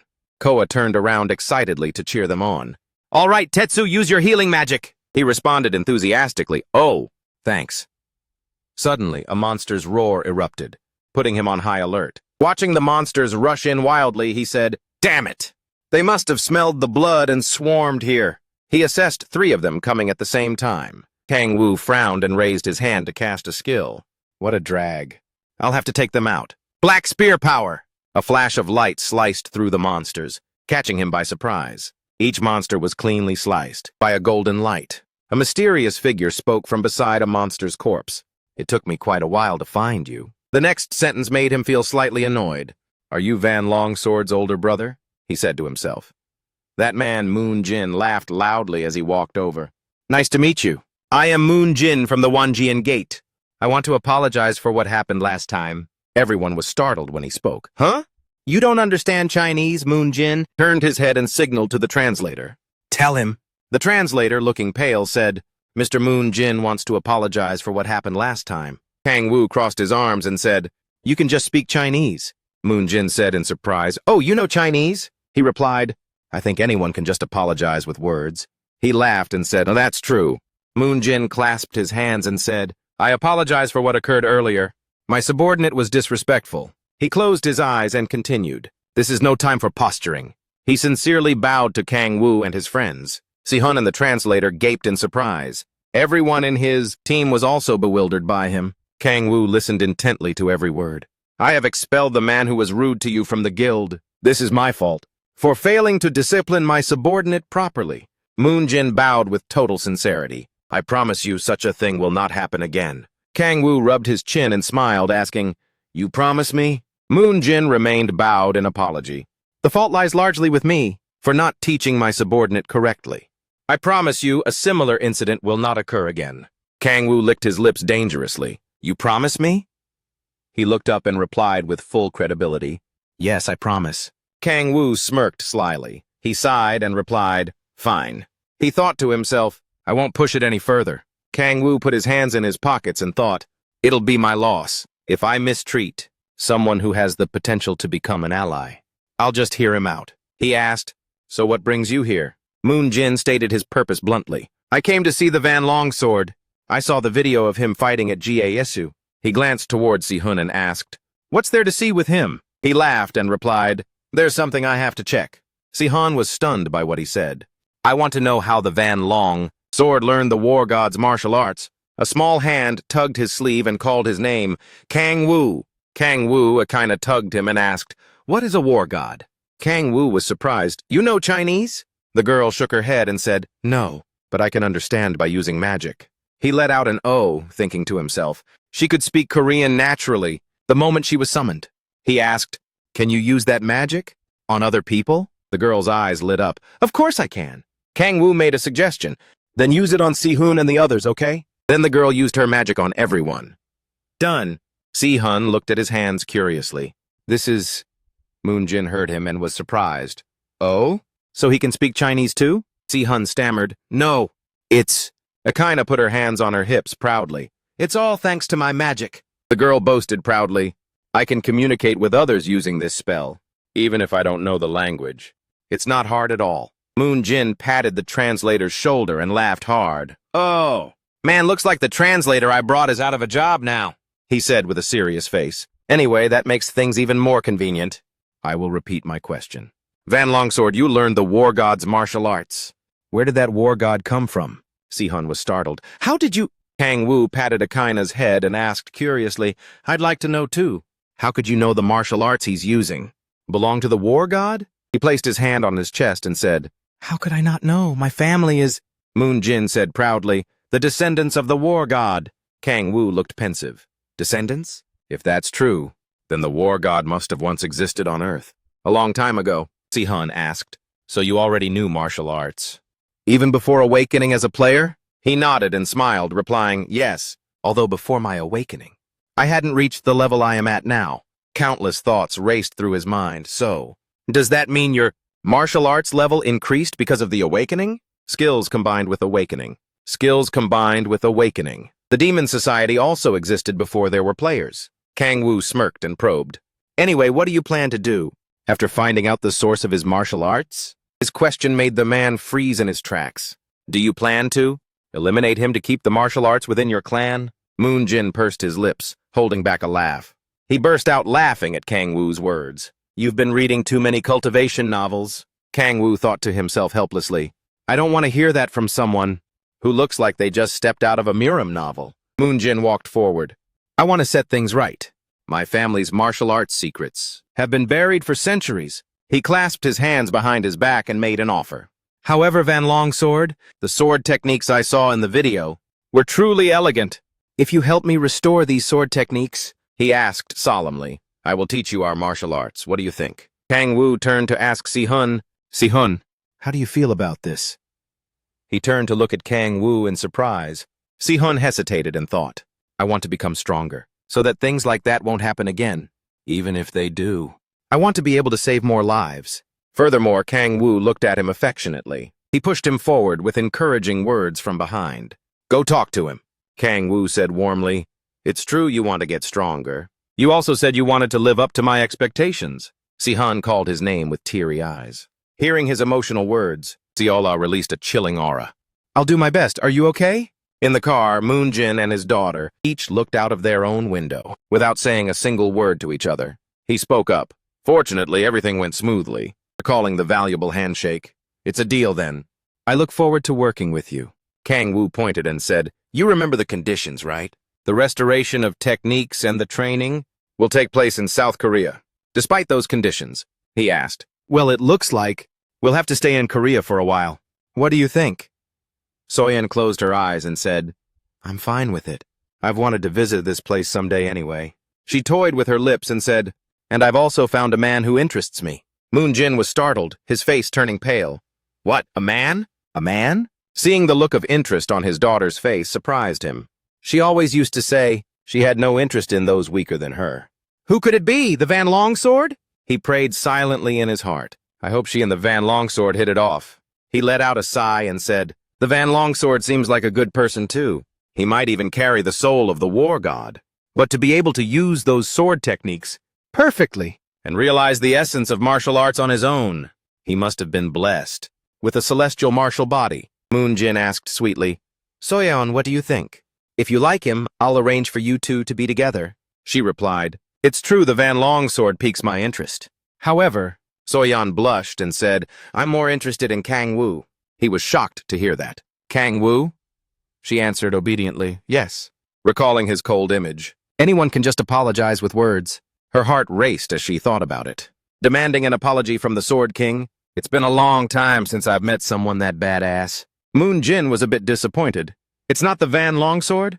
The plan had gone a bit sideways. He frowned in frustration. Oh, Kang Woo is definitely strong. But in time, Si-hun will be able to catch up to him. Then Soyeon will start liking him instead. But by then it'll be too late. Way too late. The more Moonjin thought about it, the more his head ached. I feel bad for that young man. But Si-hun would be a better match for Soyeon. I want to see my daughter get married before I kick the bucket. He turned to ask for his daughter's opinion. Soyeon, I think Si-hun, she replied bluntly. I don't like guys who are weaker than me, Dad. Moonjin gave a forced smile. I see. A challenging tone echoed from inside the car. Let's see just how strong he really is. The next day at the Red Rose Guild building, Kang Woo crossed his arms and asked irritably, What? He asked again, You want to duel me? Moonjin reached out to accept. Yeah. Standing in the training room, he asked, A duel? Why so sudden? Moonjin smiled and replied, I want to test your true strength. Of course, I won't ask you to fight me for free.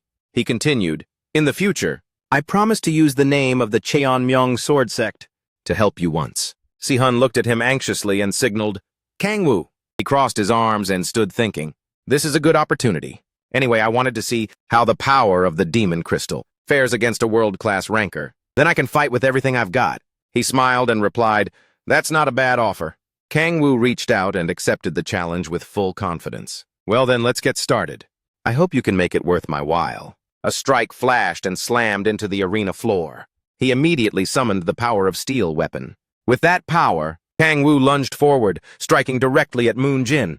The two weapons clashed, creating a deafening screech. Moonjin grimaced as he blocked the blow. He used his strength to blow Kang Woo back. Kang Woo gripped the scythe in his hand and took the knockback, skidding several meters. Moonjin immediately built up momentum and charged. Kang Woo instinctively raised his scythe to block. He thrust his sword, grazing past Kang Woo's face. He instantly retracted the sword in his hand, then slashed horizontally at Kang Woo's neck. Kang Woo suddenly let out a mysterious smile. A sharp object suddenly lunged straight toward Moonjin's eyes. Moonjin instinctively dodged to the side. A loud explosion rang out. Moonjin backed off to avoid the flying dust and debris. Kang Woo held his weapon and smirked. That was close. Inside, he was feeling hyped. The demon crystal really is amazing. He stroked his new weapon and gave a provocative grin. The most notable thing was the speed from Hell's power. The power of Dark Spear. The speed of using his powers had increased significantly. He gripped the weapon firmly. Second was the adaptability. He shifted his stance to the side. Even without using any body-strengthening powers, he lunged forward, thrusting his weapon at Moonjin. His raw power was equivalent to when he used his powers. He immediately pointed his sword tip up. As soon as he raised it, a massive, majestic dragon appeared. His eyes turned serious. Moon Jin aimed the blue dragon sword first form directly at Kang Woo's weapon. Cracks appeared on Kang Woo's weapon, and it shattered into small pieces, flying past him. He snapped his fingers. Third, the fragments suddenly began to glow. The light left Moon Jin in shock. Kang Woo pointed, triggering a massive explosion. He gave a ruthless smile. It was the destructive power of demonic energy. When condensed, it becomes a weapon itself. Si-hun was startled and called out, "Sword King!" Soyeon called out in a panic, "Dad!" Suddenly a shout commanded them to stop. Moon Jin's body was enveloped in a blue energy. His laughter rang out. "It seems I underestimated you." Seeing this, Kang Woo's smile vanished instantly. The killing intent sent shivers down my spine. So this is what it is. Seeing that madness, Kang Woo finally realized the true power of a world-class ranker. Moon Jin pointed his sword, his voice dripping with sarcasm. "Now I'm getting serious." And Kang Woo also unleashed his real power. "I want to feel that strength. You should have done that from the start." Authority of the blade, authority of hell, authority of destruction. His hand crushed the burning flames. Kang Woo gripped the greatsword, revealing his battle-hungry side. A word of praise echoed. "Bold young man," Moon Jin asked. "Who are you?" Kang Woo smiled and replied, "Haven't you already looked me up? Whatever you found is probably right, so just make your move. If that's what you want, then I'll happily oblige." "All right. Then I'll—" He suddenly trailed off, speechless. A phone call from Yeonju came through. "Yeonju, my bad, but I have to take this. Yeonju's dad?" He replied, "It's fine, go ahead and take the call." Kang Woo picked up and said, "Hello, what's up?" From the other end came a question, "What's up?" Yeonju snapped and yelled through the phone, "Hey! I told you to wait at the guild entrance!" "Why aren't you out here yet?" She stood in the parking lot, venting her anger. "Captain Ji Hyunju just got back from Japan and called for us. That's why I told you to drive me to the Hwarang team base." The other end replied helplessly, "I'm not your driver. Besides, you have a car." She ordered him, "If you don't like it, then give me back my car." He felt powerless. "I'll be there right away." Then Kang Woo glanced at Moon Jin, who understood and smiled. "We'll take care of things here. Go ahead." Hearing that, he said excitedly, "Oh, thanks, I'm counting on you." He sighed with disappointment. "Seriously, it's a shame we couldn't finish this fight." Soyeon said infatuatedly, "Kang Woo is so strong." Si-hun's eyes sparkled as he said, "Right?" He was speechless and stood aside. Should I be happy, seeing those two getting so close? Though I'm not even sure if you could even call this close. Moon Jin rubbed his chin deep in thought. I was planning on intimidating him a bit, but it looks like I'll have to postpone that plan, at least until I find out his true identity. Maybe I'm wrong, but I felt a surge of very cold energy. A flash of memory rushed back to him. It reminded me of a wicked ocean. I have a feeling it will devour everything. Does an entity exist that could make a person like that feel afraid? Hwarang team facility. A voice rang out. A succubus? Sitting in the meeting room, Yeonju's dad asked, "You mean the kind of demon that drains men's life force?" Baek Kang Hyun replied, "Yeah. I heard the demon cult in Japan is trying to summon a succubus." Someone asked, making Ji Hyunju rub his temples. "What is that demon's name?" He hesitated and said, "Her name is—" Hearing the name made him break into a cold sweat. "Lilith. Demon King, the succubus queen Lilith." A few minutes earlier at the Hwarang team headquarters, golden sunlight shimmered on the glass panes, reflecting the deep blue sky. Yeonju crossed his arms and introduced himself. "Pleasure to meet you all. I am the Hwarang team captain Ji Hyunju." Kang Woo stepped forward. He extended his hand firmly. "I'm Kang Woo." Yeonju's dad gave a bright smile. "It's been a while." He nodded slightly. "It really has. Please, take a seat." He sat down while listening to him. "Looks like there's been a major incident in Korea." Kang Woo didn't forget to keep an eye on this man. Then Ji Hyunju clasped his hands, his expression darkening.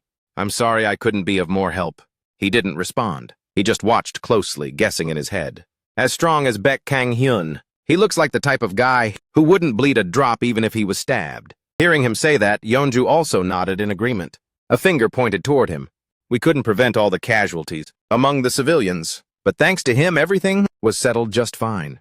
Jang Hyunji spoke in a gentle, calm voice. "I also heard about it from Hwayeon, thank you." A second later, Cha Yeonju heard this and turned around curiously. "So what's going on?" He said in a cold tone, "I have a matter to discuss with everyone." She narrowed her eyes, unable to hide her suspicion. "Why did you need to call us all the way here just to tell—" Before she could finish her sentence, Jang Hyunji spoke firmly, making her flinch instinctively.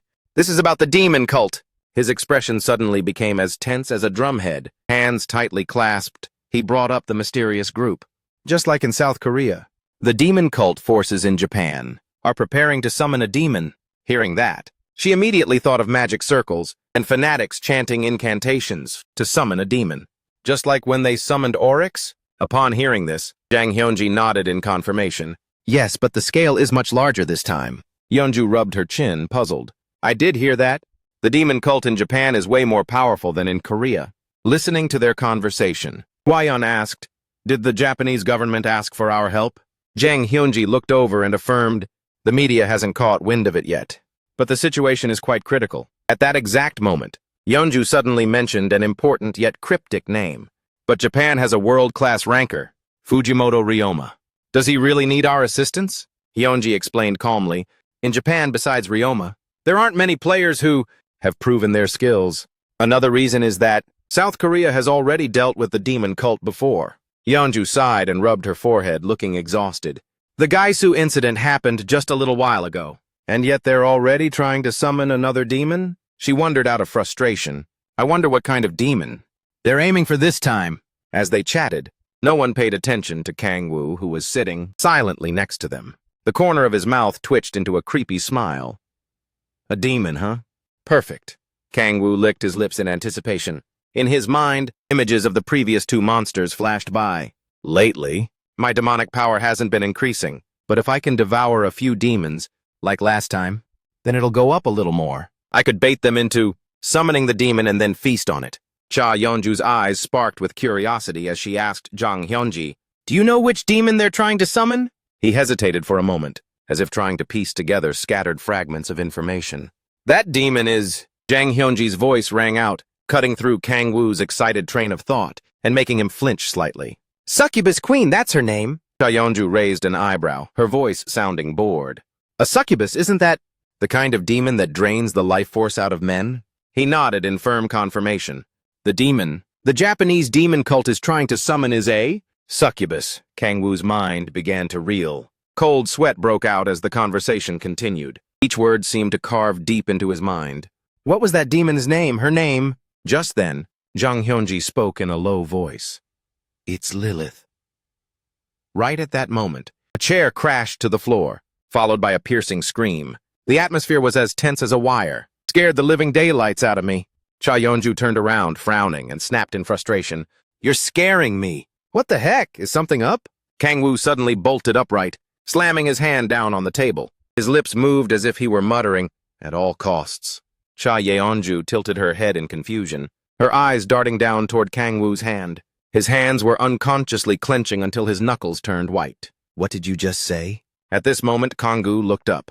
His bloodshot eyes flashed with a cold, murderous intent. I will stop this summoning ritual, no matter what it takes. Memories of his days in hell flooded back, as clear as if they had happened only yesterday. Lilith, during his time in hell, was one of his closest subordinates. Along with Balak, they were the two right-hand men of the Demon King. If Balak represented strength at the level of a Grand Duke, every time he stood before Kang-woo, he would rub his hands in excitement. My Lord Demon King, where shall we destroy today? In contrast to the violent Balak, Lilith was the one who led the Demon King's army with her supreme intelligence, and she was so clingy. Oh, Demon King! She acted like she was his official wife. Lilith would wiggle her tentacles in front of Kang-woo and whisper, I'll come find you in your bed tonight. Every time he saw her, Kang-woo felt like he had trypophobia. He would scream and run away. After being defeated by a Grand Duke and losing all his power, he had relied on Lilith's help to get through that crisis, and because of that, he had sworn to marry her. However, he became nothing more than hunted prey from that moment on. After they got married, almost every single night, Lilith would break into his bedroom. Long tentacles reached out, searching. My Lord Demon King, where are you? And he had to risk his life, dodging her tentacles to escape. Kang-woo was determined. I can never go back to a life like that. His eyes glittered with resolve. For the sake of Earth, we must stop this demon summoning, at all costs. Cha Yeonju frowned at his over-the-top expression. What's wrong with him? Witnessing this, Jang Hyunji nodded in approval. Just as I heard from Hwayeon, your sense of justice is truly powerful, but she still had her doubts. Did you eat something that didn't sit right with you? Kang-woo didn't respond and simply ignored her. He turned to Jang Hyunji curiously. First of all, can you tell us about the situation in Japan? Upon hearing this request, he gave a short laugh and cautioned him, You must not let any of this get out. The air suddenly grew heavy with tension. Jang Hyunji lowered his head, speaking each word with gravity. Currently, Kurosaki Yuri has been kidnapped by the demon cult. As soon as those words left his mouth, Big Hwayeon shot up as if she had springs under her seat. Her face was stunned. Kurosaki Yuri? Cha Yeonju also couldn't hide her shock as she confirmed, "Is that for real?" The conversation continued in an atmosphere of thick tension. Why did the demon cult kidnap her? We still don't know the reason. However, unlike everyone else's concern, Kangoo just leaned over and whispered to Cha Yeonju, "Who's Kurosaki Yuri?" She stared at him in disbelief. "You seriously don't know her?" Cha Yeonju let out a soft sigh. Her eyes drifted off into the distance, as if she were revisiting old memories. The day the incident happened 5 years ago, she slowly described the strange red circle that had appeared in midair, spinning as if to swallow the surrounding light. An SS rank gate appeared in Sapporo. At that time, from inside, a giant hand with sharp claws reached out. They rushed out, turning the streets into a sea of blood. During that time, powerful monsters poured out of the gate and slaughtered countless Japanese people. And the entire country. They were almost paralyzed in that moment of despair. When everything seemed to have descended into hell, that was when she appeared. The heavenly maiden, Kurosaki Yuri, pulled the entire country back from the brink of extinction. She is the granddaughter of the Emperor of Japan. She provided massive support for Japanese players and saved Japan from total collapse by pushing the monsters all the way back to Hokkaido. At that time, Hokkaido was still a forbidden zone. But thanks to those events, she became the pillar of Japan. Cha Yeonju turned to him and emphasized, not only that, her power is absolutely mind-blowing. He was curious about what her ability actually was. It's a god-descending skill that not everyone has. It's a power that allows others to possess. The strength of the gods, from Japanese legends. Ryoma's Susanoo eyes were also created through her ability. Hearing her detailed explanation, Kangoo rubbed his chin, looking thoughtful. He began to piece everything together in his mind. The demon cult kidnapping someone with a god-descending ability must be connected somehow. Suddenly, he flinched. A thought flashed through him. Legends. A series of names surfaced in Kangoo's mind. Thinking back, the names of the 7 Grand Dukes, Lucifer, Satan, Leviathan, Belphegor, Mammon, and Asmodeus were quite familiar. Because they came from the story of the 7 deadly sins, Kangoo made a pensive deduction. If those names were passed down as myths, due to the influence of another world, then perhaps Kurosaki Yuri's power isn't God-descending. A bold hypothesis sprang to his mind. It's actually the ability to summon the power of beings from another dimension. He narrowed his eyes. The pieces were falling into place. If that's the case, then I understand why the demon cult wants to summon Lilith. The reason they're targeting her is because Lilith's power involves illusions and controlling targets. And that's exactly what the demon cult is after. Cutting off his train of thought, Kangoo turned to Jang Hyunji. How many people can we mobilize? He folded his hands, looking perfectly calm. The Japanese government wants to keep it quiet. That the heavenly maiden was kidnapped. We must act in secret. So 7 people at most. Hearing the number 7, he smiled slightly and counted on his fingers. So 4 here plus Captain Gu Hyunmo makes 5. That leaves 2 spots open. He looked up and asked further, how are we moving out? As if he already had the plan ready, Jang Hyunji immediately announced, a plane is already waiting at the airport, but that didn't seem practical. So Kangoo casually spoke up, causing Jang Hyunji to flinch slightly. The airport is too far. I'll ask Akaina. His words made the older man frown. His mind was full of doubt. Akaina?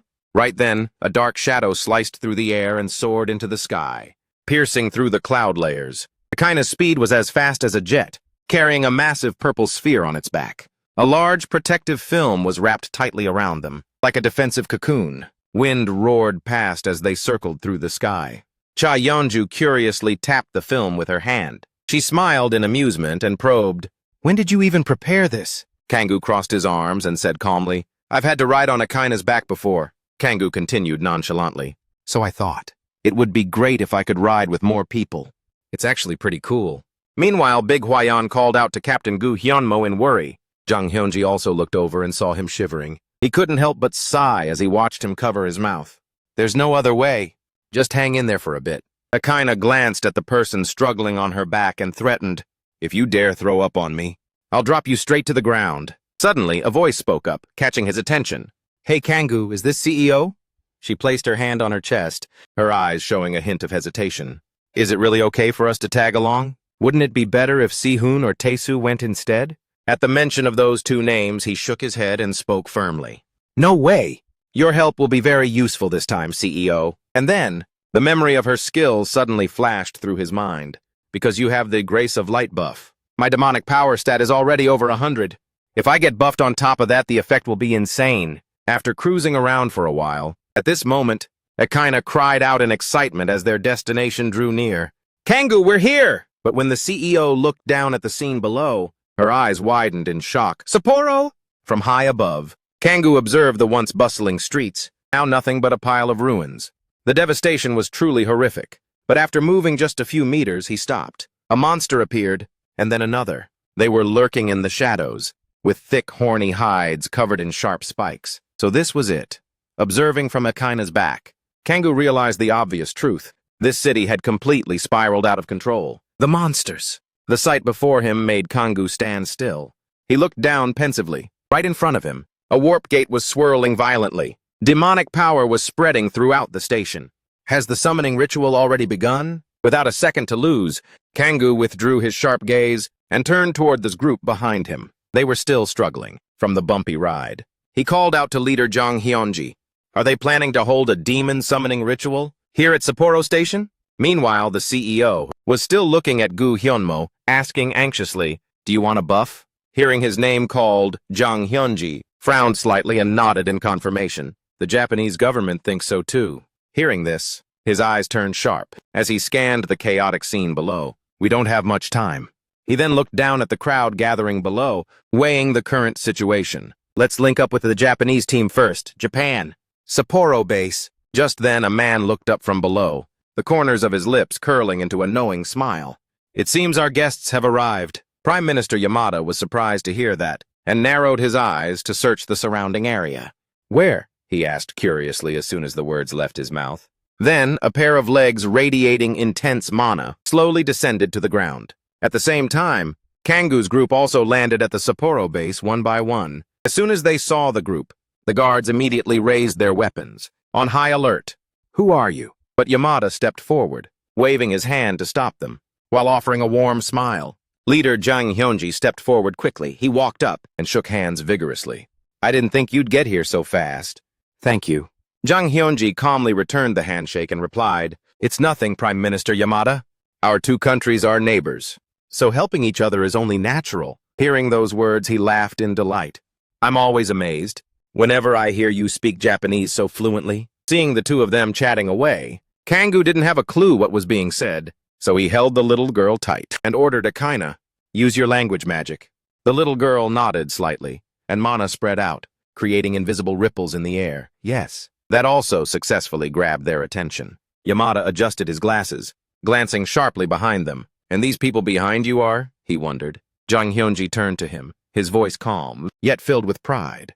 They are the players, who have agreed to help us, with the mission to subjugate the demon cult and rescue the hostages. I can assure you that they are very strong. Amidst an atmosphere saturated with Akaina's magic, Cha Hyunju's eyes suddenly widened in surprise as she exclaimed, Why can I suddenly understand Japanese?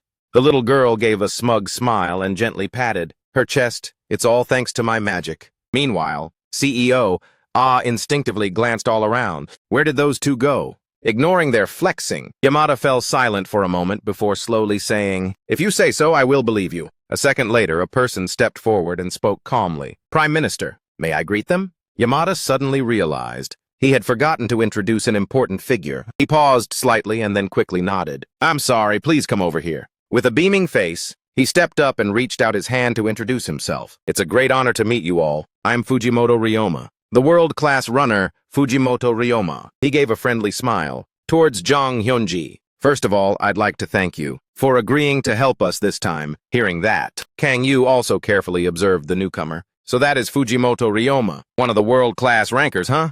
At that moment, Ryoma's eyes flashed. His sharp gaze swept over everyone as if he was evaluating them. I didn't expect that you would be so active in assisting another country. Meanwhile, Kang Yu was also observing more closely and suddenly noticed something unusual. It seems those are the eyes of Susanoo. Before long, Ryoma walked slowly toward the group with a much more relaxed expression. I feel very relieved to see you all. Kang Yu held Akaina and replied calmly, No need for these pleasantries. But his eyes couldn't hide his seriousness. He chuckled softly, quickly bringing the conversation back to the main topic. We don't know when the demon summoning ritual will take place. And shouldn't we know more details about this plan? Upon receiving this suggestion from him, Ryoma narrowed his eyes. The fan in his hand fluttered slightly, covering half of his face, judging that you are right. Then a strong gust of wind suddenly surged, sweeping through the area, kicking up dust and debris everywhere. At that moment, Ryoma swung his arm. The wind around him swirled together, and gradually took the form of a massive map, appearing behind him.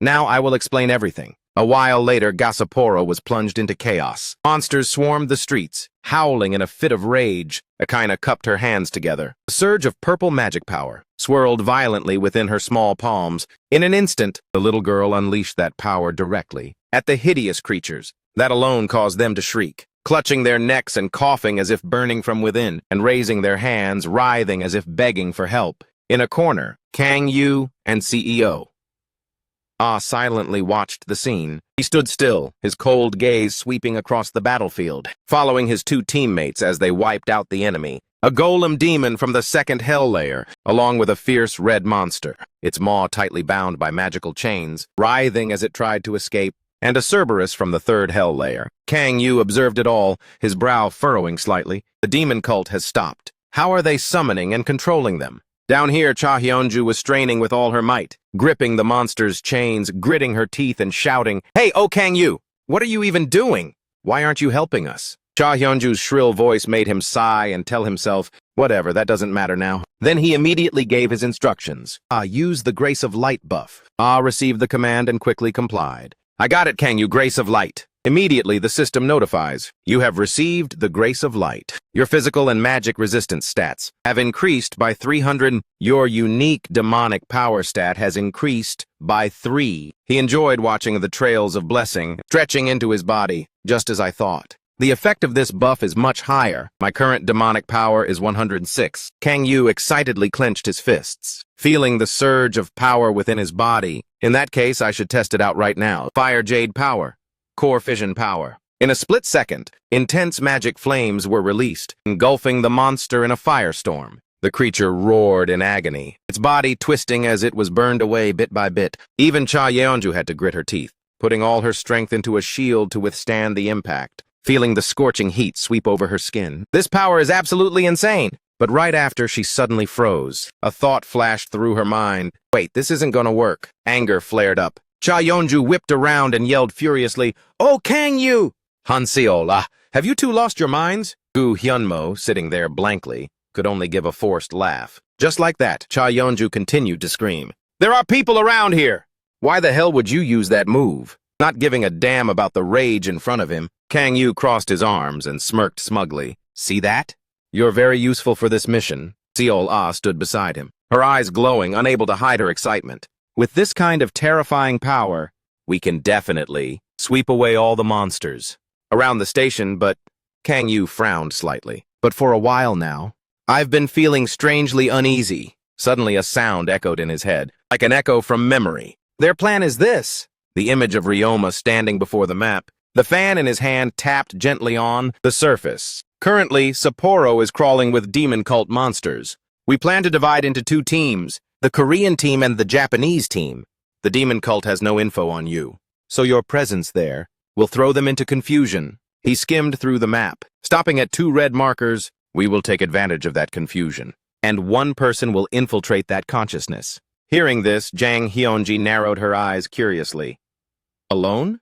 Ryoma nodded slightly without hesitation. Of course. I have no intention of pushing such a dangerous responsibility onto you. He even placed his hand on his chest, speaking with ultimate confidence. I will be the one taking on this task. Remembering Ryoma's high and mighty image, made Kang Yu, beyond annoyed, crossing his arms and frowning. He couldn't hide his utter disgust. He talks big, but he probably just wants to play the hero. Anyway, when is that Fujimoto guy getting here? Over there, Cha Yeonju, having been ghosted by Kang Yu until she was fuming, exploded in rage. How dare you ignore me? You two just stand there and wait. Noticing things were going south, Seol panicked and tugged his arm. Kang Yu!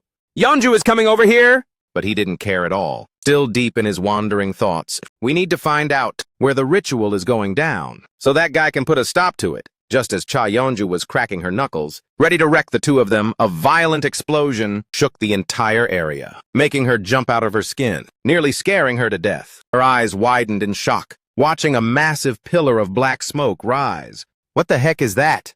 Kang Yu also looked up, completely speechless. That Ryoma guy sure makes one hell of an entrance. Then he stepped into the red circle at his feet, thinking, I should get ready to follow him. Red veins spread across the ground, emitting a powerful magic aura, but at that moment, Seol Ah stared into the distance in shock, her eyes wide open. Is that Ryoma? Cha Yeonju also muttered in annoyance. He's late. Only Kang Yu remained silent. His eyes glowed red, veins popping on his face from the tension. There's so much demonic power around here that it's hard to see clearly. Immediately, he activated his scouting skill, observation power. After a moment of scanning, Kang Yu finally spotted him. Ryoma was gliding through the horde of monsters. There he is. Is that where the ritual is taking place? But suddenly, Kang Yu's eyes flared brilliantly. An eerie blue light erupted. Sharp blades of energy tore through the air, slashing away the monsters in his path. Just as I suspected. This is really strange. It pierces through each one, obliterating them instantly. Even though we've caused so much chaos, Kang Yu observed, Ryoma swept through the piles of monster corpses like a gust of wind. So why the hell? Is there not a single demon cult member in sight? A second later, he grinned with interest. Ah, so that's how it is. Behind him, Seol Ah saw Kang Yu acting all cryptic and weird, and was completely confused. What do you mean, Kang Yu? Cha Yeonju was no exception. She crossed her arms impatiently. What are you talking about? Fill us in. Don't get your panties in a bunch. Kang Yu slowly raised his hand, gesturing toward the surroundings. Judging by the amount of demonic power around here, this is definitely the place where the demon cult is performing the ritual. Deciding to strike while the iron is hot, he clenched his fist and summoned his power. Meditation power. Then he tightened his grip, his eyes burning with a murderous intent. Vacuum destruction power. If it's not above, Kang Yu poured all his strength into a strike that slammed violently into the ground. The shockwave spread as the ground shattered into pieces, making them both scream in terror. Skybreaker! Cha Yeonju was blindsided by this action, so she glared at him and yelled in a fury, You absolute psycho! What the hell are you doing?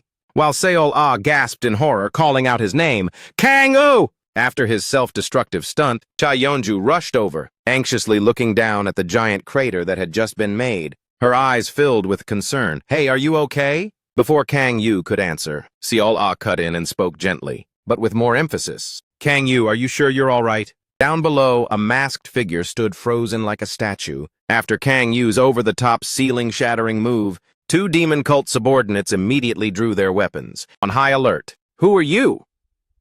The other one couldn't hide his shock. How the hell did you find us? Seeing them completely shook, Kang Yu and his team looked down, all of them staring back, their sharp gazes flashing in the darkness. A savage grin slowly appeared on his face. I guessed right. A red mask lay rolling on the cold ground, surrounded by scattered bloodstains, remnants of the recent battle. Seol Ah rushed over, her voice filled with worry, seeing him standing silently between the two corpses. Oh, Kang Yu! Kang Yu! Cha Yeonju also approached excitedly, her eyes sparkling with interest. So you found the demon cult's hideout. Let's get going! Seol Ah quickly chimed in, unable to hide her eagerness. Kang Yu, I'm coming too! But suddenly, Kang Yu's cold voice made them freeze. Neither of you is coming with me. He jerked his chin upward, referring to the unfinished battle. There are still plenty of monsters up there. Someone has to distract them. The two of them glanced at each other. Reluctantly, they had to admit it. He actually had a point. But meanwhile, Echidna suddenly appeared, her voice full of worry. Kang Yu, slightly surprised, turned toward the little girl. What's wrong? Echidna bit her lip. Recalling the moment he had lost control before, she gave him a serious warning. You can't end up like last time. After saying that, the little girl held up her pinky with hopeful eyes. Promise me, okay? That reminder made Kang Yu pause. Opening a sea of demonic power, he calculated his options mentally. I probably won't have to use it this time. He then smiled and nodded in agreement. All right. As he finished his sentence, his feet slowly lifted off the ground. Then, in the next second, Kang Yu activated his skill. Wings manifested behind his back, sky power. In a flash, he shot forward like an arrow. I'm off. The scene shifts to two demon cult gatekeepers over here who were panicking as they saw a dark shadow charging at them. Who goes there? The other yelled urgently. Stop him! At that moment, from Kang Yu's sleeve, a sharp blade gleamed. He zipped past them, his sword stroke tearing through the air. With every slash, a body fell. After clearing the entrance, Kang Yu glanced back at the corpses scattered at his feet, judging them silently. They seem weaker than the ones back in Korea. The cultists trembled, reaching out as if trying to hold on. No, we can't let him get past here. This sparked a sense of suspicion in him. Why were they being so desperate? While Kang Yu was lost in thought, a sound echoed out. Are these guys loyal knights or something? Shouts rose from a glowing basement. A red cloak fluttered. A female demon logo glowed like a bright neon sign as someone continued to shout. Come on, everyone! It's finally here. The day we get to worship our true God. Standing on a high platform, Akiyama Ichiro raised his hands. Evil energy swirled around Kurosaki Yuri. His voice boomed like a hype man's. We no longer need to yearn for what's on the other side of the screen. His rallying cry made the cultists below so hyped that they roared like a hornet's nest. Our faith. I will transcend this dimension. Below, every hand was raised high. With intense fervor, he continued passionately. Our goal is Lilith, the beauty queen. The group of followers boiled over as if they'd just been given a massive buff. Please do your best, Cardinal Akiyama. Even if we die, we'll have no regrets. But amidst the fanatical crowd, one person at the back suddenly flinched. He looked around in shock when he spotted a stranger. Cardinal, there's an intruder. Meanwhile, Kang Yu was waving his hand like he was swatting a fly. You guys just keep doing your thing. Watching the people being weirdly enthusiastic, he was speechless. Just give me a second to process this. He was making all sorts of wild guesses in his head. Are these guys really demon cult members? Kang Yu glanced at one of the men in the crowd. The man had a look of pure ecstasy on his face. Please leave it to us. He found it confusing. Since they were demon cultists, they should have been full of greed and madness. They kept chanting incessantly. Please continue the summoning ritual. Kang Yu scanned the fanatics, his eyes stopping on the charms hanging from their swords. Actually, this isn't any different from greed and madness at all. Then a pair of feet slowly approached, each step thudding firmly on the floor. No, I can't just stand by and do nothing. Hearing this voice, he looked up in surprise to listen. A love that blooms amidst oppression and crisis. He gripped the red leather whip in his hand powerfully. A love like that? Wouldn't it burn even more intensely? Behind him, the followers screamed as if they had just witnessed the absolute truth. As expected of our cardinal, the one leading these sheep is the cardinal of the demon cult, Japan branch, Akiyama Ichiro. Witnessing the ridiculous behavior of the cultists, Kang Yu frowned with undeniable hesitation. You guys, the reason you want to summon the beauty queen is because... Before he could finish, the guy cut him off. Kang Yu questioned, doesn't every man in the world crave lust? But Akiyama Ichiro paused for a moment, then imagined a female demon, so seductive his face flushed with excitement. No, it's more than that. This is what everyone wants. Hearing those cringe-worthy words, Kang Yu lowered his head, muttering to himself, Crave? A second later, he spoke up in pure annoyance. You guys are seriously simping for lust? Akiyama Ichiro burst into laughter upon hearing that, looking immensely proud, as if he had just been praised for a noble ideal. That's right. Before he could finish his sentence, Kang Yu vanished from his spot, activating his super speed power and charging in. Our faith! And in an instant, his knee slammed directly into the man's face. You guys... Kang Yu looked on in disgust as Akiyama Ichiro was sent flying backward, tumbling several times before planting his head in the dirt. Can you only think with what's between your legs? The followers were frozen, eyes nearly popping out of their sockets as they stammered, Cardinal! He defeated the Cardinal with a single blow. He added, Don't take hell so lightly. As he spoke, Kang Yu recalled Succubus's true form. His eyes widened and glared as he growled, It's nothing like what you're imagining. But the cultists didn't think much of it. They only knew that any opponent was a target to be eliminated. They lunged forward to stop him and protect the Cardinal. Kang Yu didn't even bother to dodge. He immediately gifted the leader a direct kick to the face, sending him flying back like a broken kite. As others charged up, they were greeted with powerful uppercuts, causing each body to collapse like a tattered scarecrow. Blood splattered everywhere. Only the two most loyal ones remained, shielding Akiyama Ichiro. He stubbornly screamed, Don't stop! Keep moving forward! Akiyama Ichiro scrambled to his feet. His face was swollen, but he still had the strength to shout, You guys are no match for him! He gestured with his hand, trying to keep a heroic tone. Everyone run! I'll hold him back here. The followers were instantly shaken. Cardinal! We can't do that? Akiyama Ichiro took a deep breath, reassuring them with an astonishing amount of passion. Don't worry. Even though my physical body might fall here, our faith, our dreams. The followers were moved to tears. Some were even sobbing, as if they'd just heard a powerful speech. But Kang Yu just felt like vomiting. We'll live on forever. He grimaced in utter disgust, arms crossed as he looked at the fanatics before him. Absolute nonsense. You kidnap people to sacrifice them for your faith? Give me a break. Seeing his uncooperative attitude, Akiyama Ichiro turned his embarrassment into rage. He clenched his fists, spit flying as he yelled, "Don't you dare insult our faith!" But only a second later, he froze as Kang Yu stepped forward with a cold gaze. If that faith is so important to you. Without hesitation, he activated all his powers at once. Blade power, explosion power, destruction power. Then he roared, throwing a devastating punch, channeling all his strength into the massive blade, charging straight ahead. And then go ahead and die for it. Akiyama Ichiro realized where the attack was headed. His face went pale and he immediately rushed over. No! He's aiming for the dimensional rift. Only because he couldn't dodge in time. He was forced to stand his ground and block. But the strike was too powerful. It pierced right through his body, making him cough up blood and collapse in agony. Under the cries of the fanatics, "Cardinal!" The cultists shrieked as they saw him hit the floor. "Grand Master!" One of them gnashed his teeth in a rage. "Damn it!" Then he roared, "I'll take him on myself. The rest of you take the Grand Master and—" Before he could even finish, Kang Yu smirked. "Hey!" His killing intent exploded. A layer of heavy, suffocating pressure descending into the darkness. It spread out behind him like a wild beast ready to pounce. "All of you, get the hell out of here! Now!" They immediately bowed and replied in unison, "Yes, sir!" Scared shirtless, the cultists hurriedly carried Akiyama Ichiro and fled, not daring to look back even once. Kang Yu muttered to himself, wings suddenly unfurling behind his back. "I really want to kill them all, but—" However, he dashed toward the wide-open dimensional rift, leaving the cultists behind. Can't waste time on those nut jobs. Standing before the swirling crack, Kang Yu raised both hands, frowning in thought. This is a bit risky. He channeled all his power, clutching the edges of the space, trying to force it shut.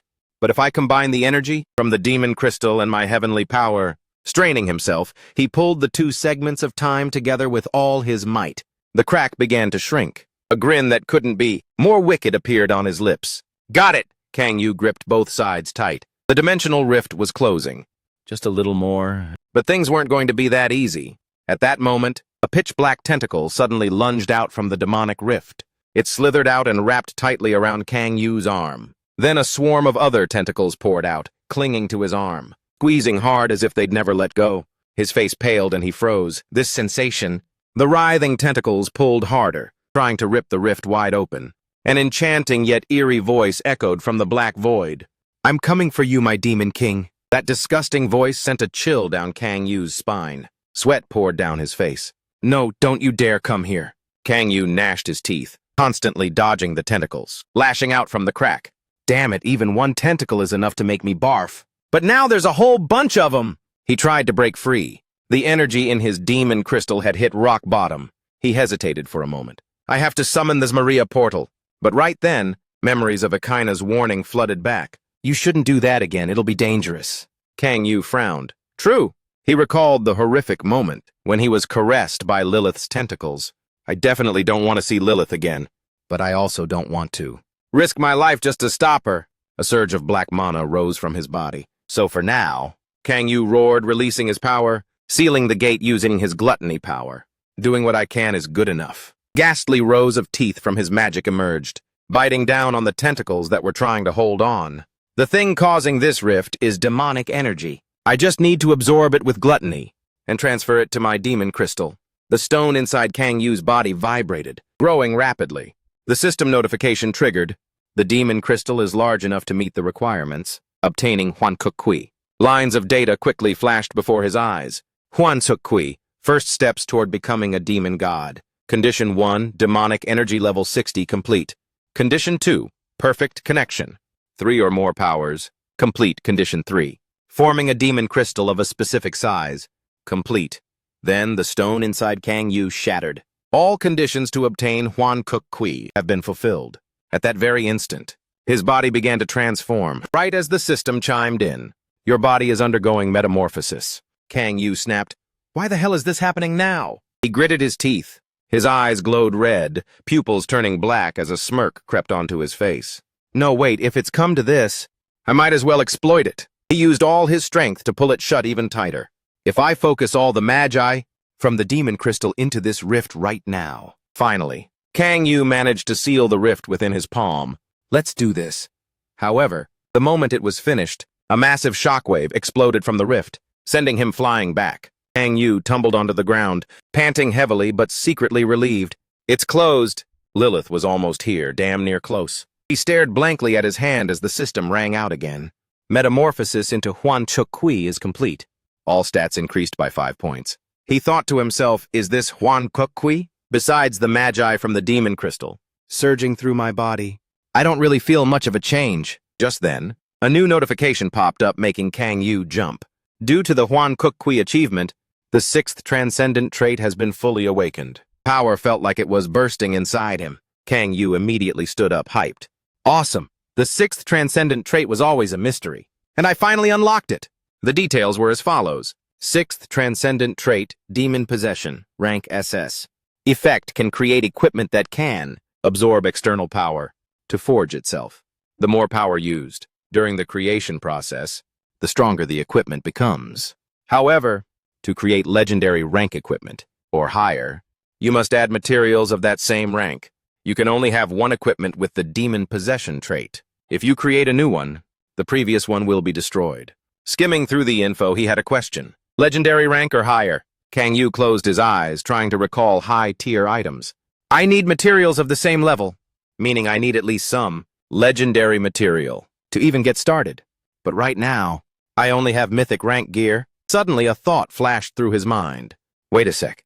Kang Yu turned to look at Kurosaki. Yuri was still unconscious on the stone altar. He muttered, legendary equipment? Then Kang Yu placed his hand on the platform and slowly stood up. He looked at her, thoughtfully. The Sky Maiden. It mentioned that I could... Crafting legendary equipment? Using God-descending power? Immediately after, the memory of Ryoma's eye skill flooded back. That's gotta be it. Because the gear that world-class hunters use are all created by it. While Kang Yu was still mumbling, a sudden explosion rang out. I better get her out of here right now. Just then, a pair of hovering legs appeared, accompanied by a steady voice. So the summoning ritual area was actually down here, not up there. Turned out it was Fujimoto Ryoma.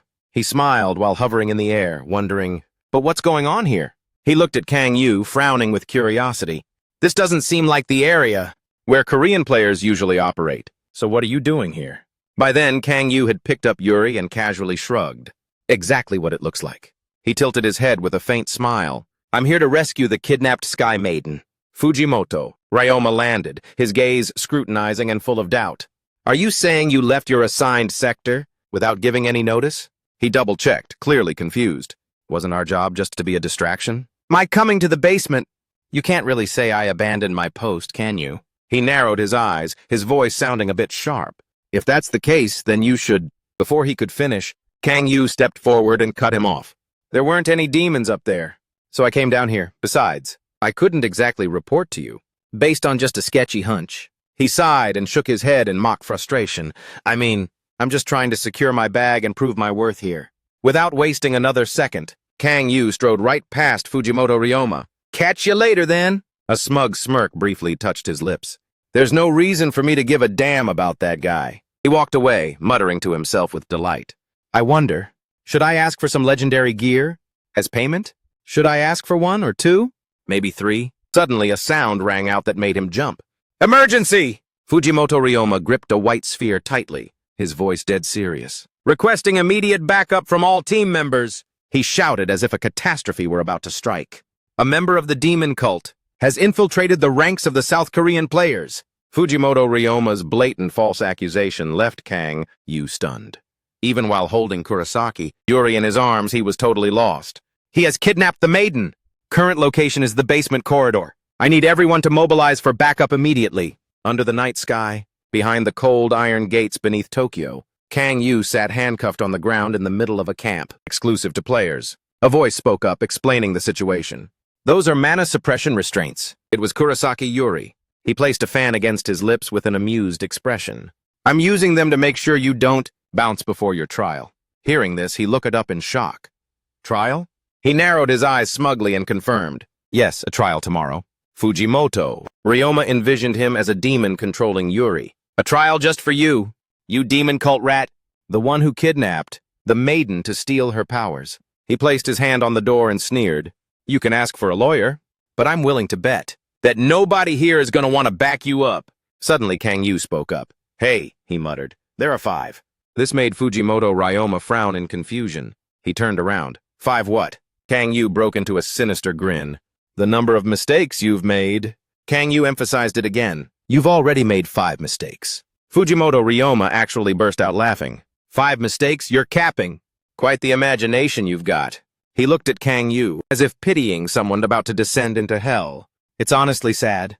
How you can only spout such useless nonsense. You seem way too relaxed for your own good, don't you? He slammed the door shut, not forgetting to toss back one last comment. I hope you can keep that same energy. When the trial starts, Kang Yu curled his lip. A trial, huh? I need to hurry up. Going back to the moment Kang Yu was arrested, Cha Yeonju was stunned. Wait, Kang Yu, what's going on? The CEO also cried out in panic, Kang Yu! After hearing the accusations from Fujimoto Ryoma, Cha Yeonju couldn't contain her rage. What the hell are you talking about? Him? A spy for the demon cult? There's no way it could be him, he chuckled. It's quite a surprise, isn't it?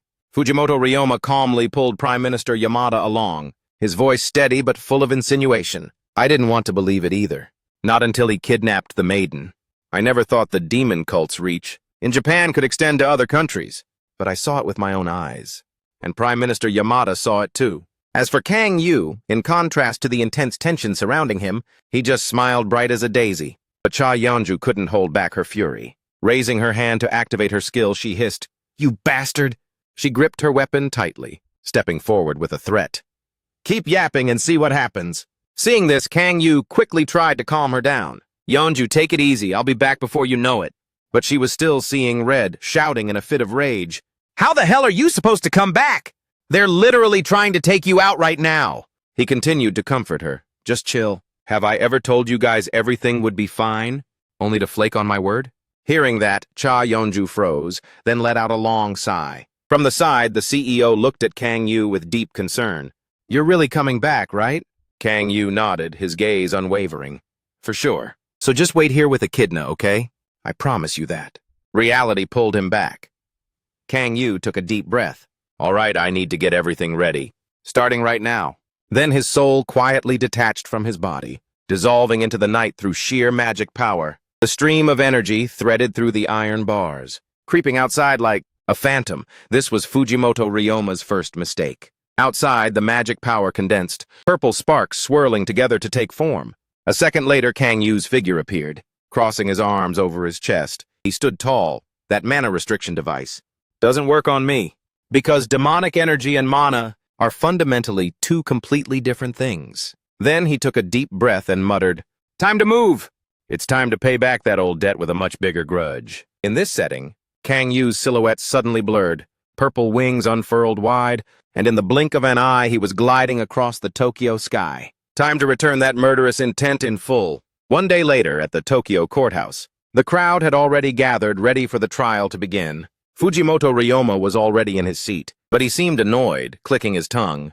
Unbelievable that this trial is starting so late. Hope this wraps up fast.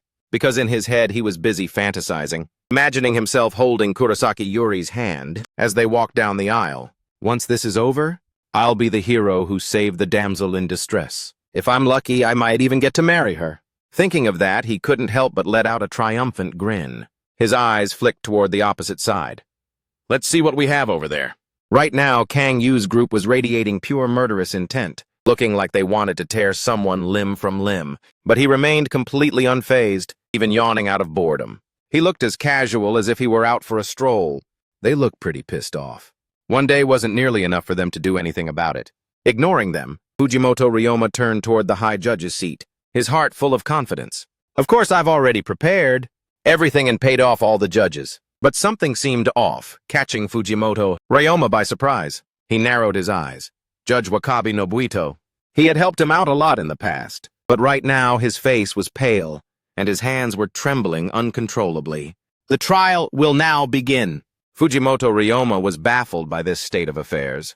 Why is he shaking so much? He doesn't look like he's feeling very well. Is that why the trial started so late? Meanwhile, Wakabi Nobuito tried to swallow hard, his voice stuttering, as if something were lodged in his throat. First, will the prosecutor please present the testimony against the defendant, Oh Kang-yu? A guy in glasses stood up and nodded with a serious look. Yes, the defendant is a citizen of South Korea who participated in the rescue operation. He pushed up his glasses, flipping through the documents in his hand, as if he were reading a financial report. During the entire rescue, he deliberately went against the prearranged strategies and went underground, where the demon summoning ritual was happening, to provide aid. After Ryoma arrived and defeated the demon cult, Mr. O kidnapped Ms. Kurosaki and attempted to flee. As soon as the accusation was finished, a resentful shout rang out. "You bastard! What kind of crap is this?" It was Cha Yeonju. She was so livid she slammed the table, her murderous aura erupting. "Oh Kang-yu, a kidnapper? Don't talk nonsense!" Seeing this, those around her quickly tried to hold her back. She still couldn't stomach this blame-shifting and continued to shout loudly, "Don't you dare stop me!" Wakabi Nobuito, amidst the chaos, continued to speak. "The defendant appears to have no defense attorney." Immediately after these words ended, Kaina quickly raised her hand. "Me! I want to be the defense attorney!" But he didn't pay the slightest bit of attention to the little girl, looking straight toward Kang-yu. "Do you have anything to say?" In the back, the CEO signaled for Akaina to be quiet. As for him, he only flashed a smile and replied briefly, "I am not a member of the demon cult." This straightforward answer caused Wakabi Nobuito to freeze, blinking repeatedly. "Is that all?" Kang-yu didn't think much of it and replied, "Yes." This seemingly honest performance made Fujimoto Ryoma so delighted he almost burst out laughing. Is that all he's going to say? "This guy is dumber than I thought." The judge continued the questioning. He cleared his throat, trying to maintain a stern demeanor. "In that case, let the witness provide their testimony." Hearing these words, his lips involuntarily curled up in triumph. "I've won this trial, obviously. How could I possibly lose?" The next second, he recalled his plan. Every detail was perfect. The witnesses are all here to back me up. Because in his memory, Fujimoto Ryoma had held the communication orb, pretending to be urgent. "I'm underground! I need reinforcements immediately!" My first witness is the most influential person in Japan. Thinking of his goated and flawless plan, he glanced over at the man who was shivering with fear and found it strange. Prime Minister Yamada? Why does he look so pale? Did the judge have some issues yesterday too? Fujimoto Ryoma looked at him, shrugged, and gave a smug smirk. They're probably just getting old. On Prime Minister Yamada's side, he bowed his head, his hands clenched tight. His voice was full of concern and hesitation. "I wish to reveal the truth. That has been hidden for so long." At these words, he raised his head and narrowed his eyes. His heart skipped a beat. "This isn't what we agreed on!" Yamada tried to grip his arm as if to hold on to a bit of composure. He forced out every single word. He didn't dare look up, keeping his face downcast, his voice emphasizing every syllable in terror. "Fujimoto Ryoma threatened me." The words fell like a thunderbolt. He was stunned, his eyes wide. "What?" This also caused the entire courtroom to descend into chaos. Whispers erupted like a disturbed beehive. He accused the defendant of being in the demon cult to hide his own motives. It didn't stop there. Yamada continued to speak every word clearly, as if carving them into the air. "Just like me, the player Oh Kang-yu is also a victim of Ryoma's wicked schemes." The more he heard, the angrier he got. The blood rushed to his head. His temper flared, and he slammed the table hard. "What kind of nonsense are you talking?" Yet in an instant, Fujimoto Ryoma jumped up, took a deep breath, and tried to regain his cool. "Prime Minister, what on earth are you saying? Hidden motives, what do you mean by that?" That extreme irritation only gave Yamada more determination to expose the truth. He suddenly shouted, his voice choking up. "Fujimoto Ryoma is actually—" The entire room went silent. Fujimoto Ryoma was stunned, his eyes wide as Yamada hesitantly exposed his true identity as a member of the demon cult. But things weren't that easy to accept. Immediately, someone in the crowd stumbled and gripped the chair arm. The Prime Minister's voice growled. Seizing this moment, the reporters rushed forward like a pack of hunting wolves. "Is that true? Is it true that Fujimoto saved the Heavenly Maiden?" Before the countless camera lenses, Yamada bowed his head. Still gripping his arm tightly, he reaffirmed once more. "Fujimoto was the one who masterminded the kidnapping plot. I hid the truth because he said he would use my family as sacrifices if I disobeyed him, and that's not all." Yamada gestured toward him and explained firmly, "Oh Kang-yu, the person sitting there is the one who actually saved the Heavenly Maiden. Fujimoto Ryoma provided false information to cover up the real location of the demon summoning ceremony. At this point, he couldn't hold it in anymore and shouted, "Stop talking trash, Fujimoto." Ryoma scanned the faces that were beginning to pale while desperately trying to defend his identity. "Everyone. Prime Minister Yamada is trying to frame me. He's losing his marbles. How could a public servant like me ever belong to a demonic cult? He doesn't have a shred of evidence either." Unfortunately for him, Yamada cut him off. "I have the evidence." Without hesitation, he held up a transparent bag. Inside was a dark red crystal. "This stone has been infused with demonic power." Addressing everyone in the trial, he gritted his teeth, emphasizing every word, "demon crystal."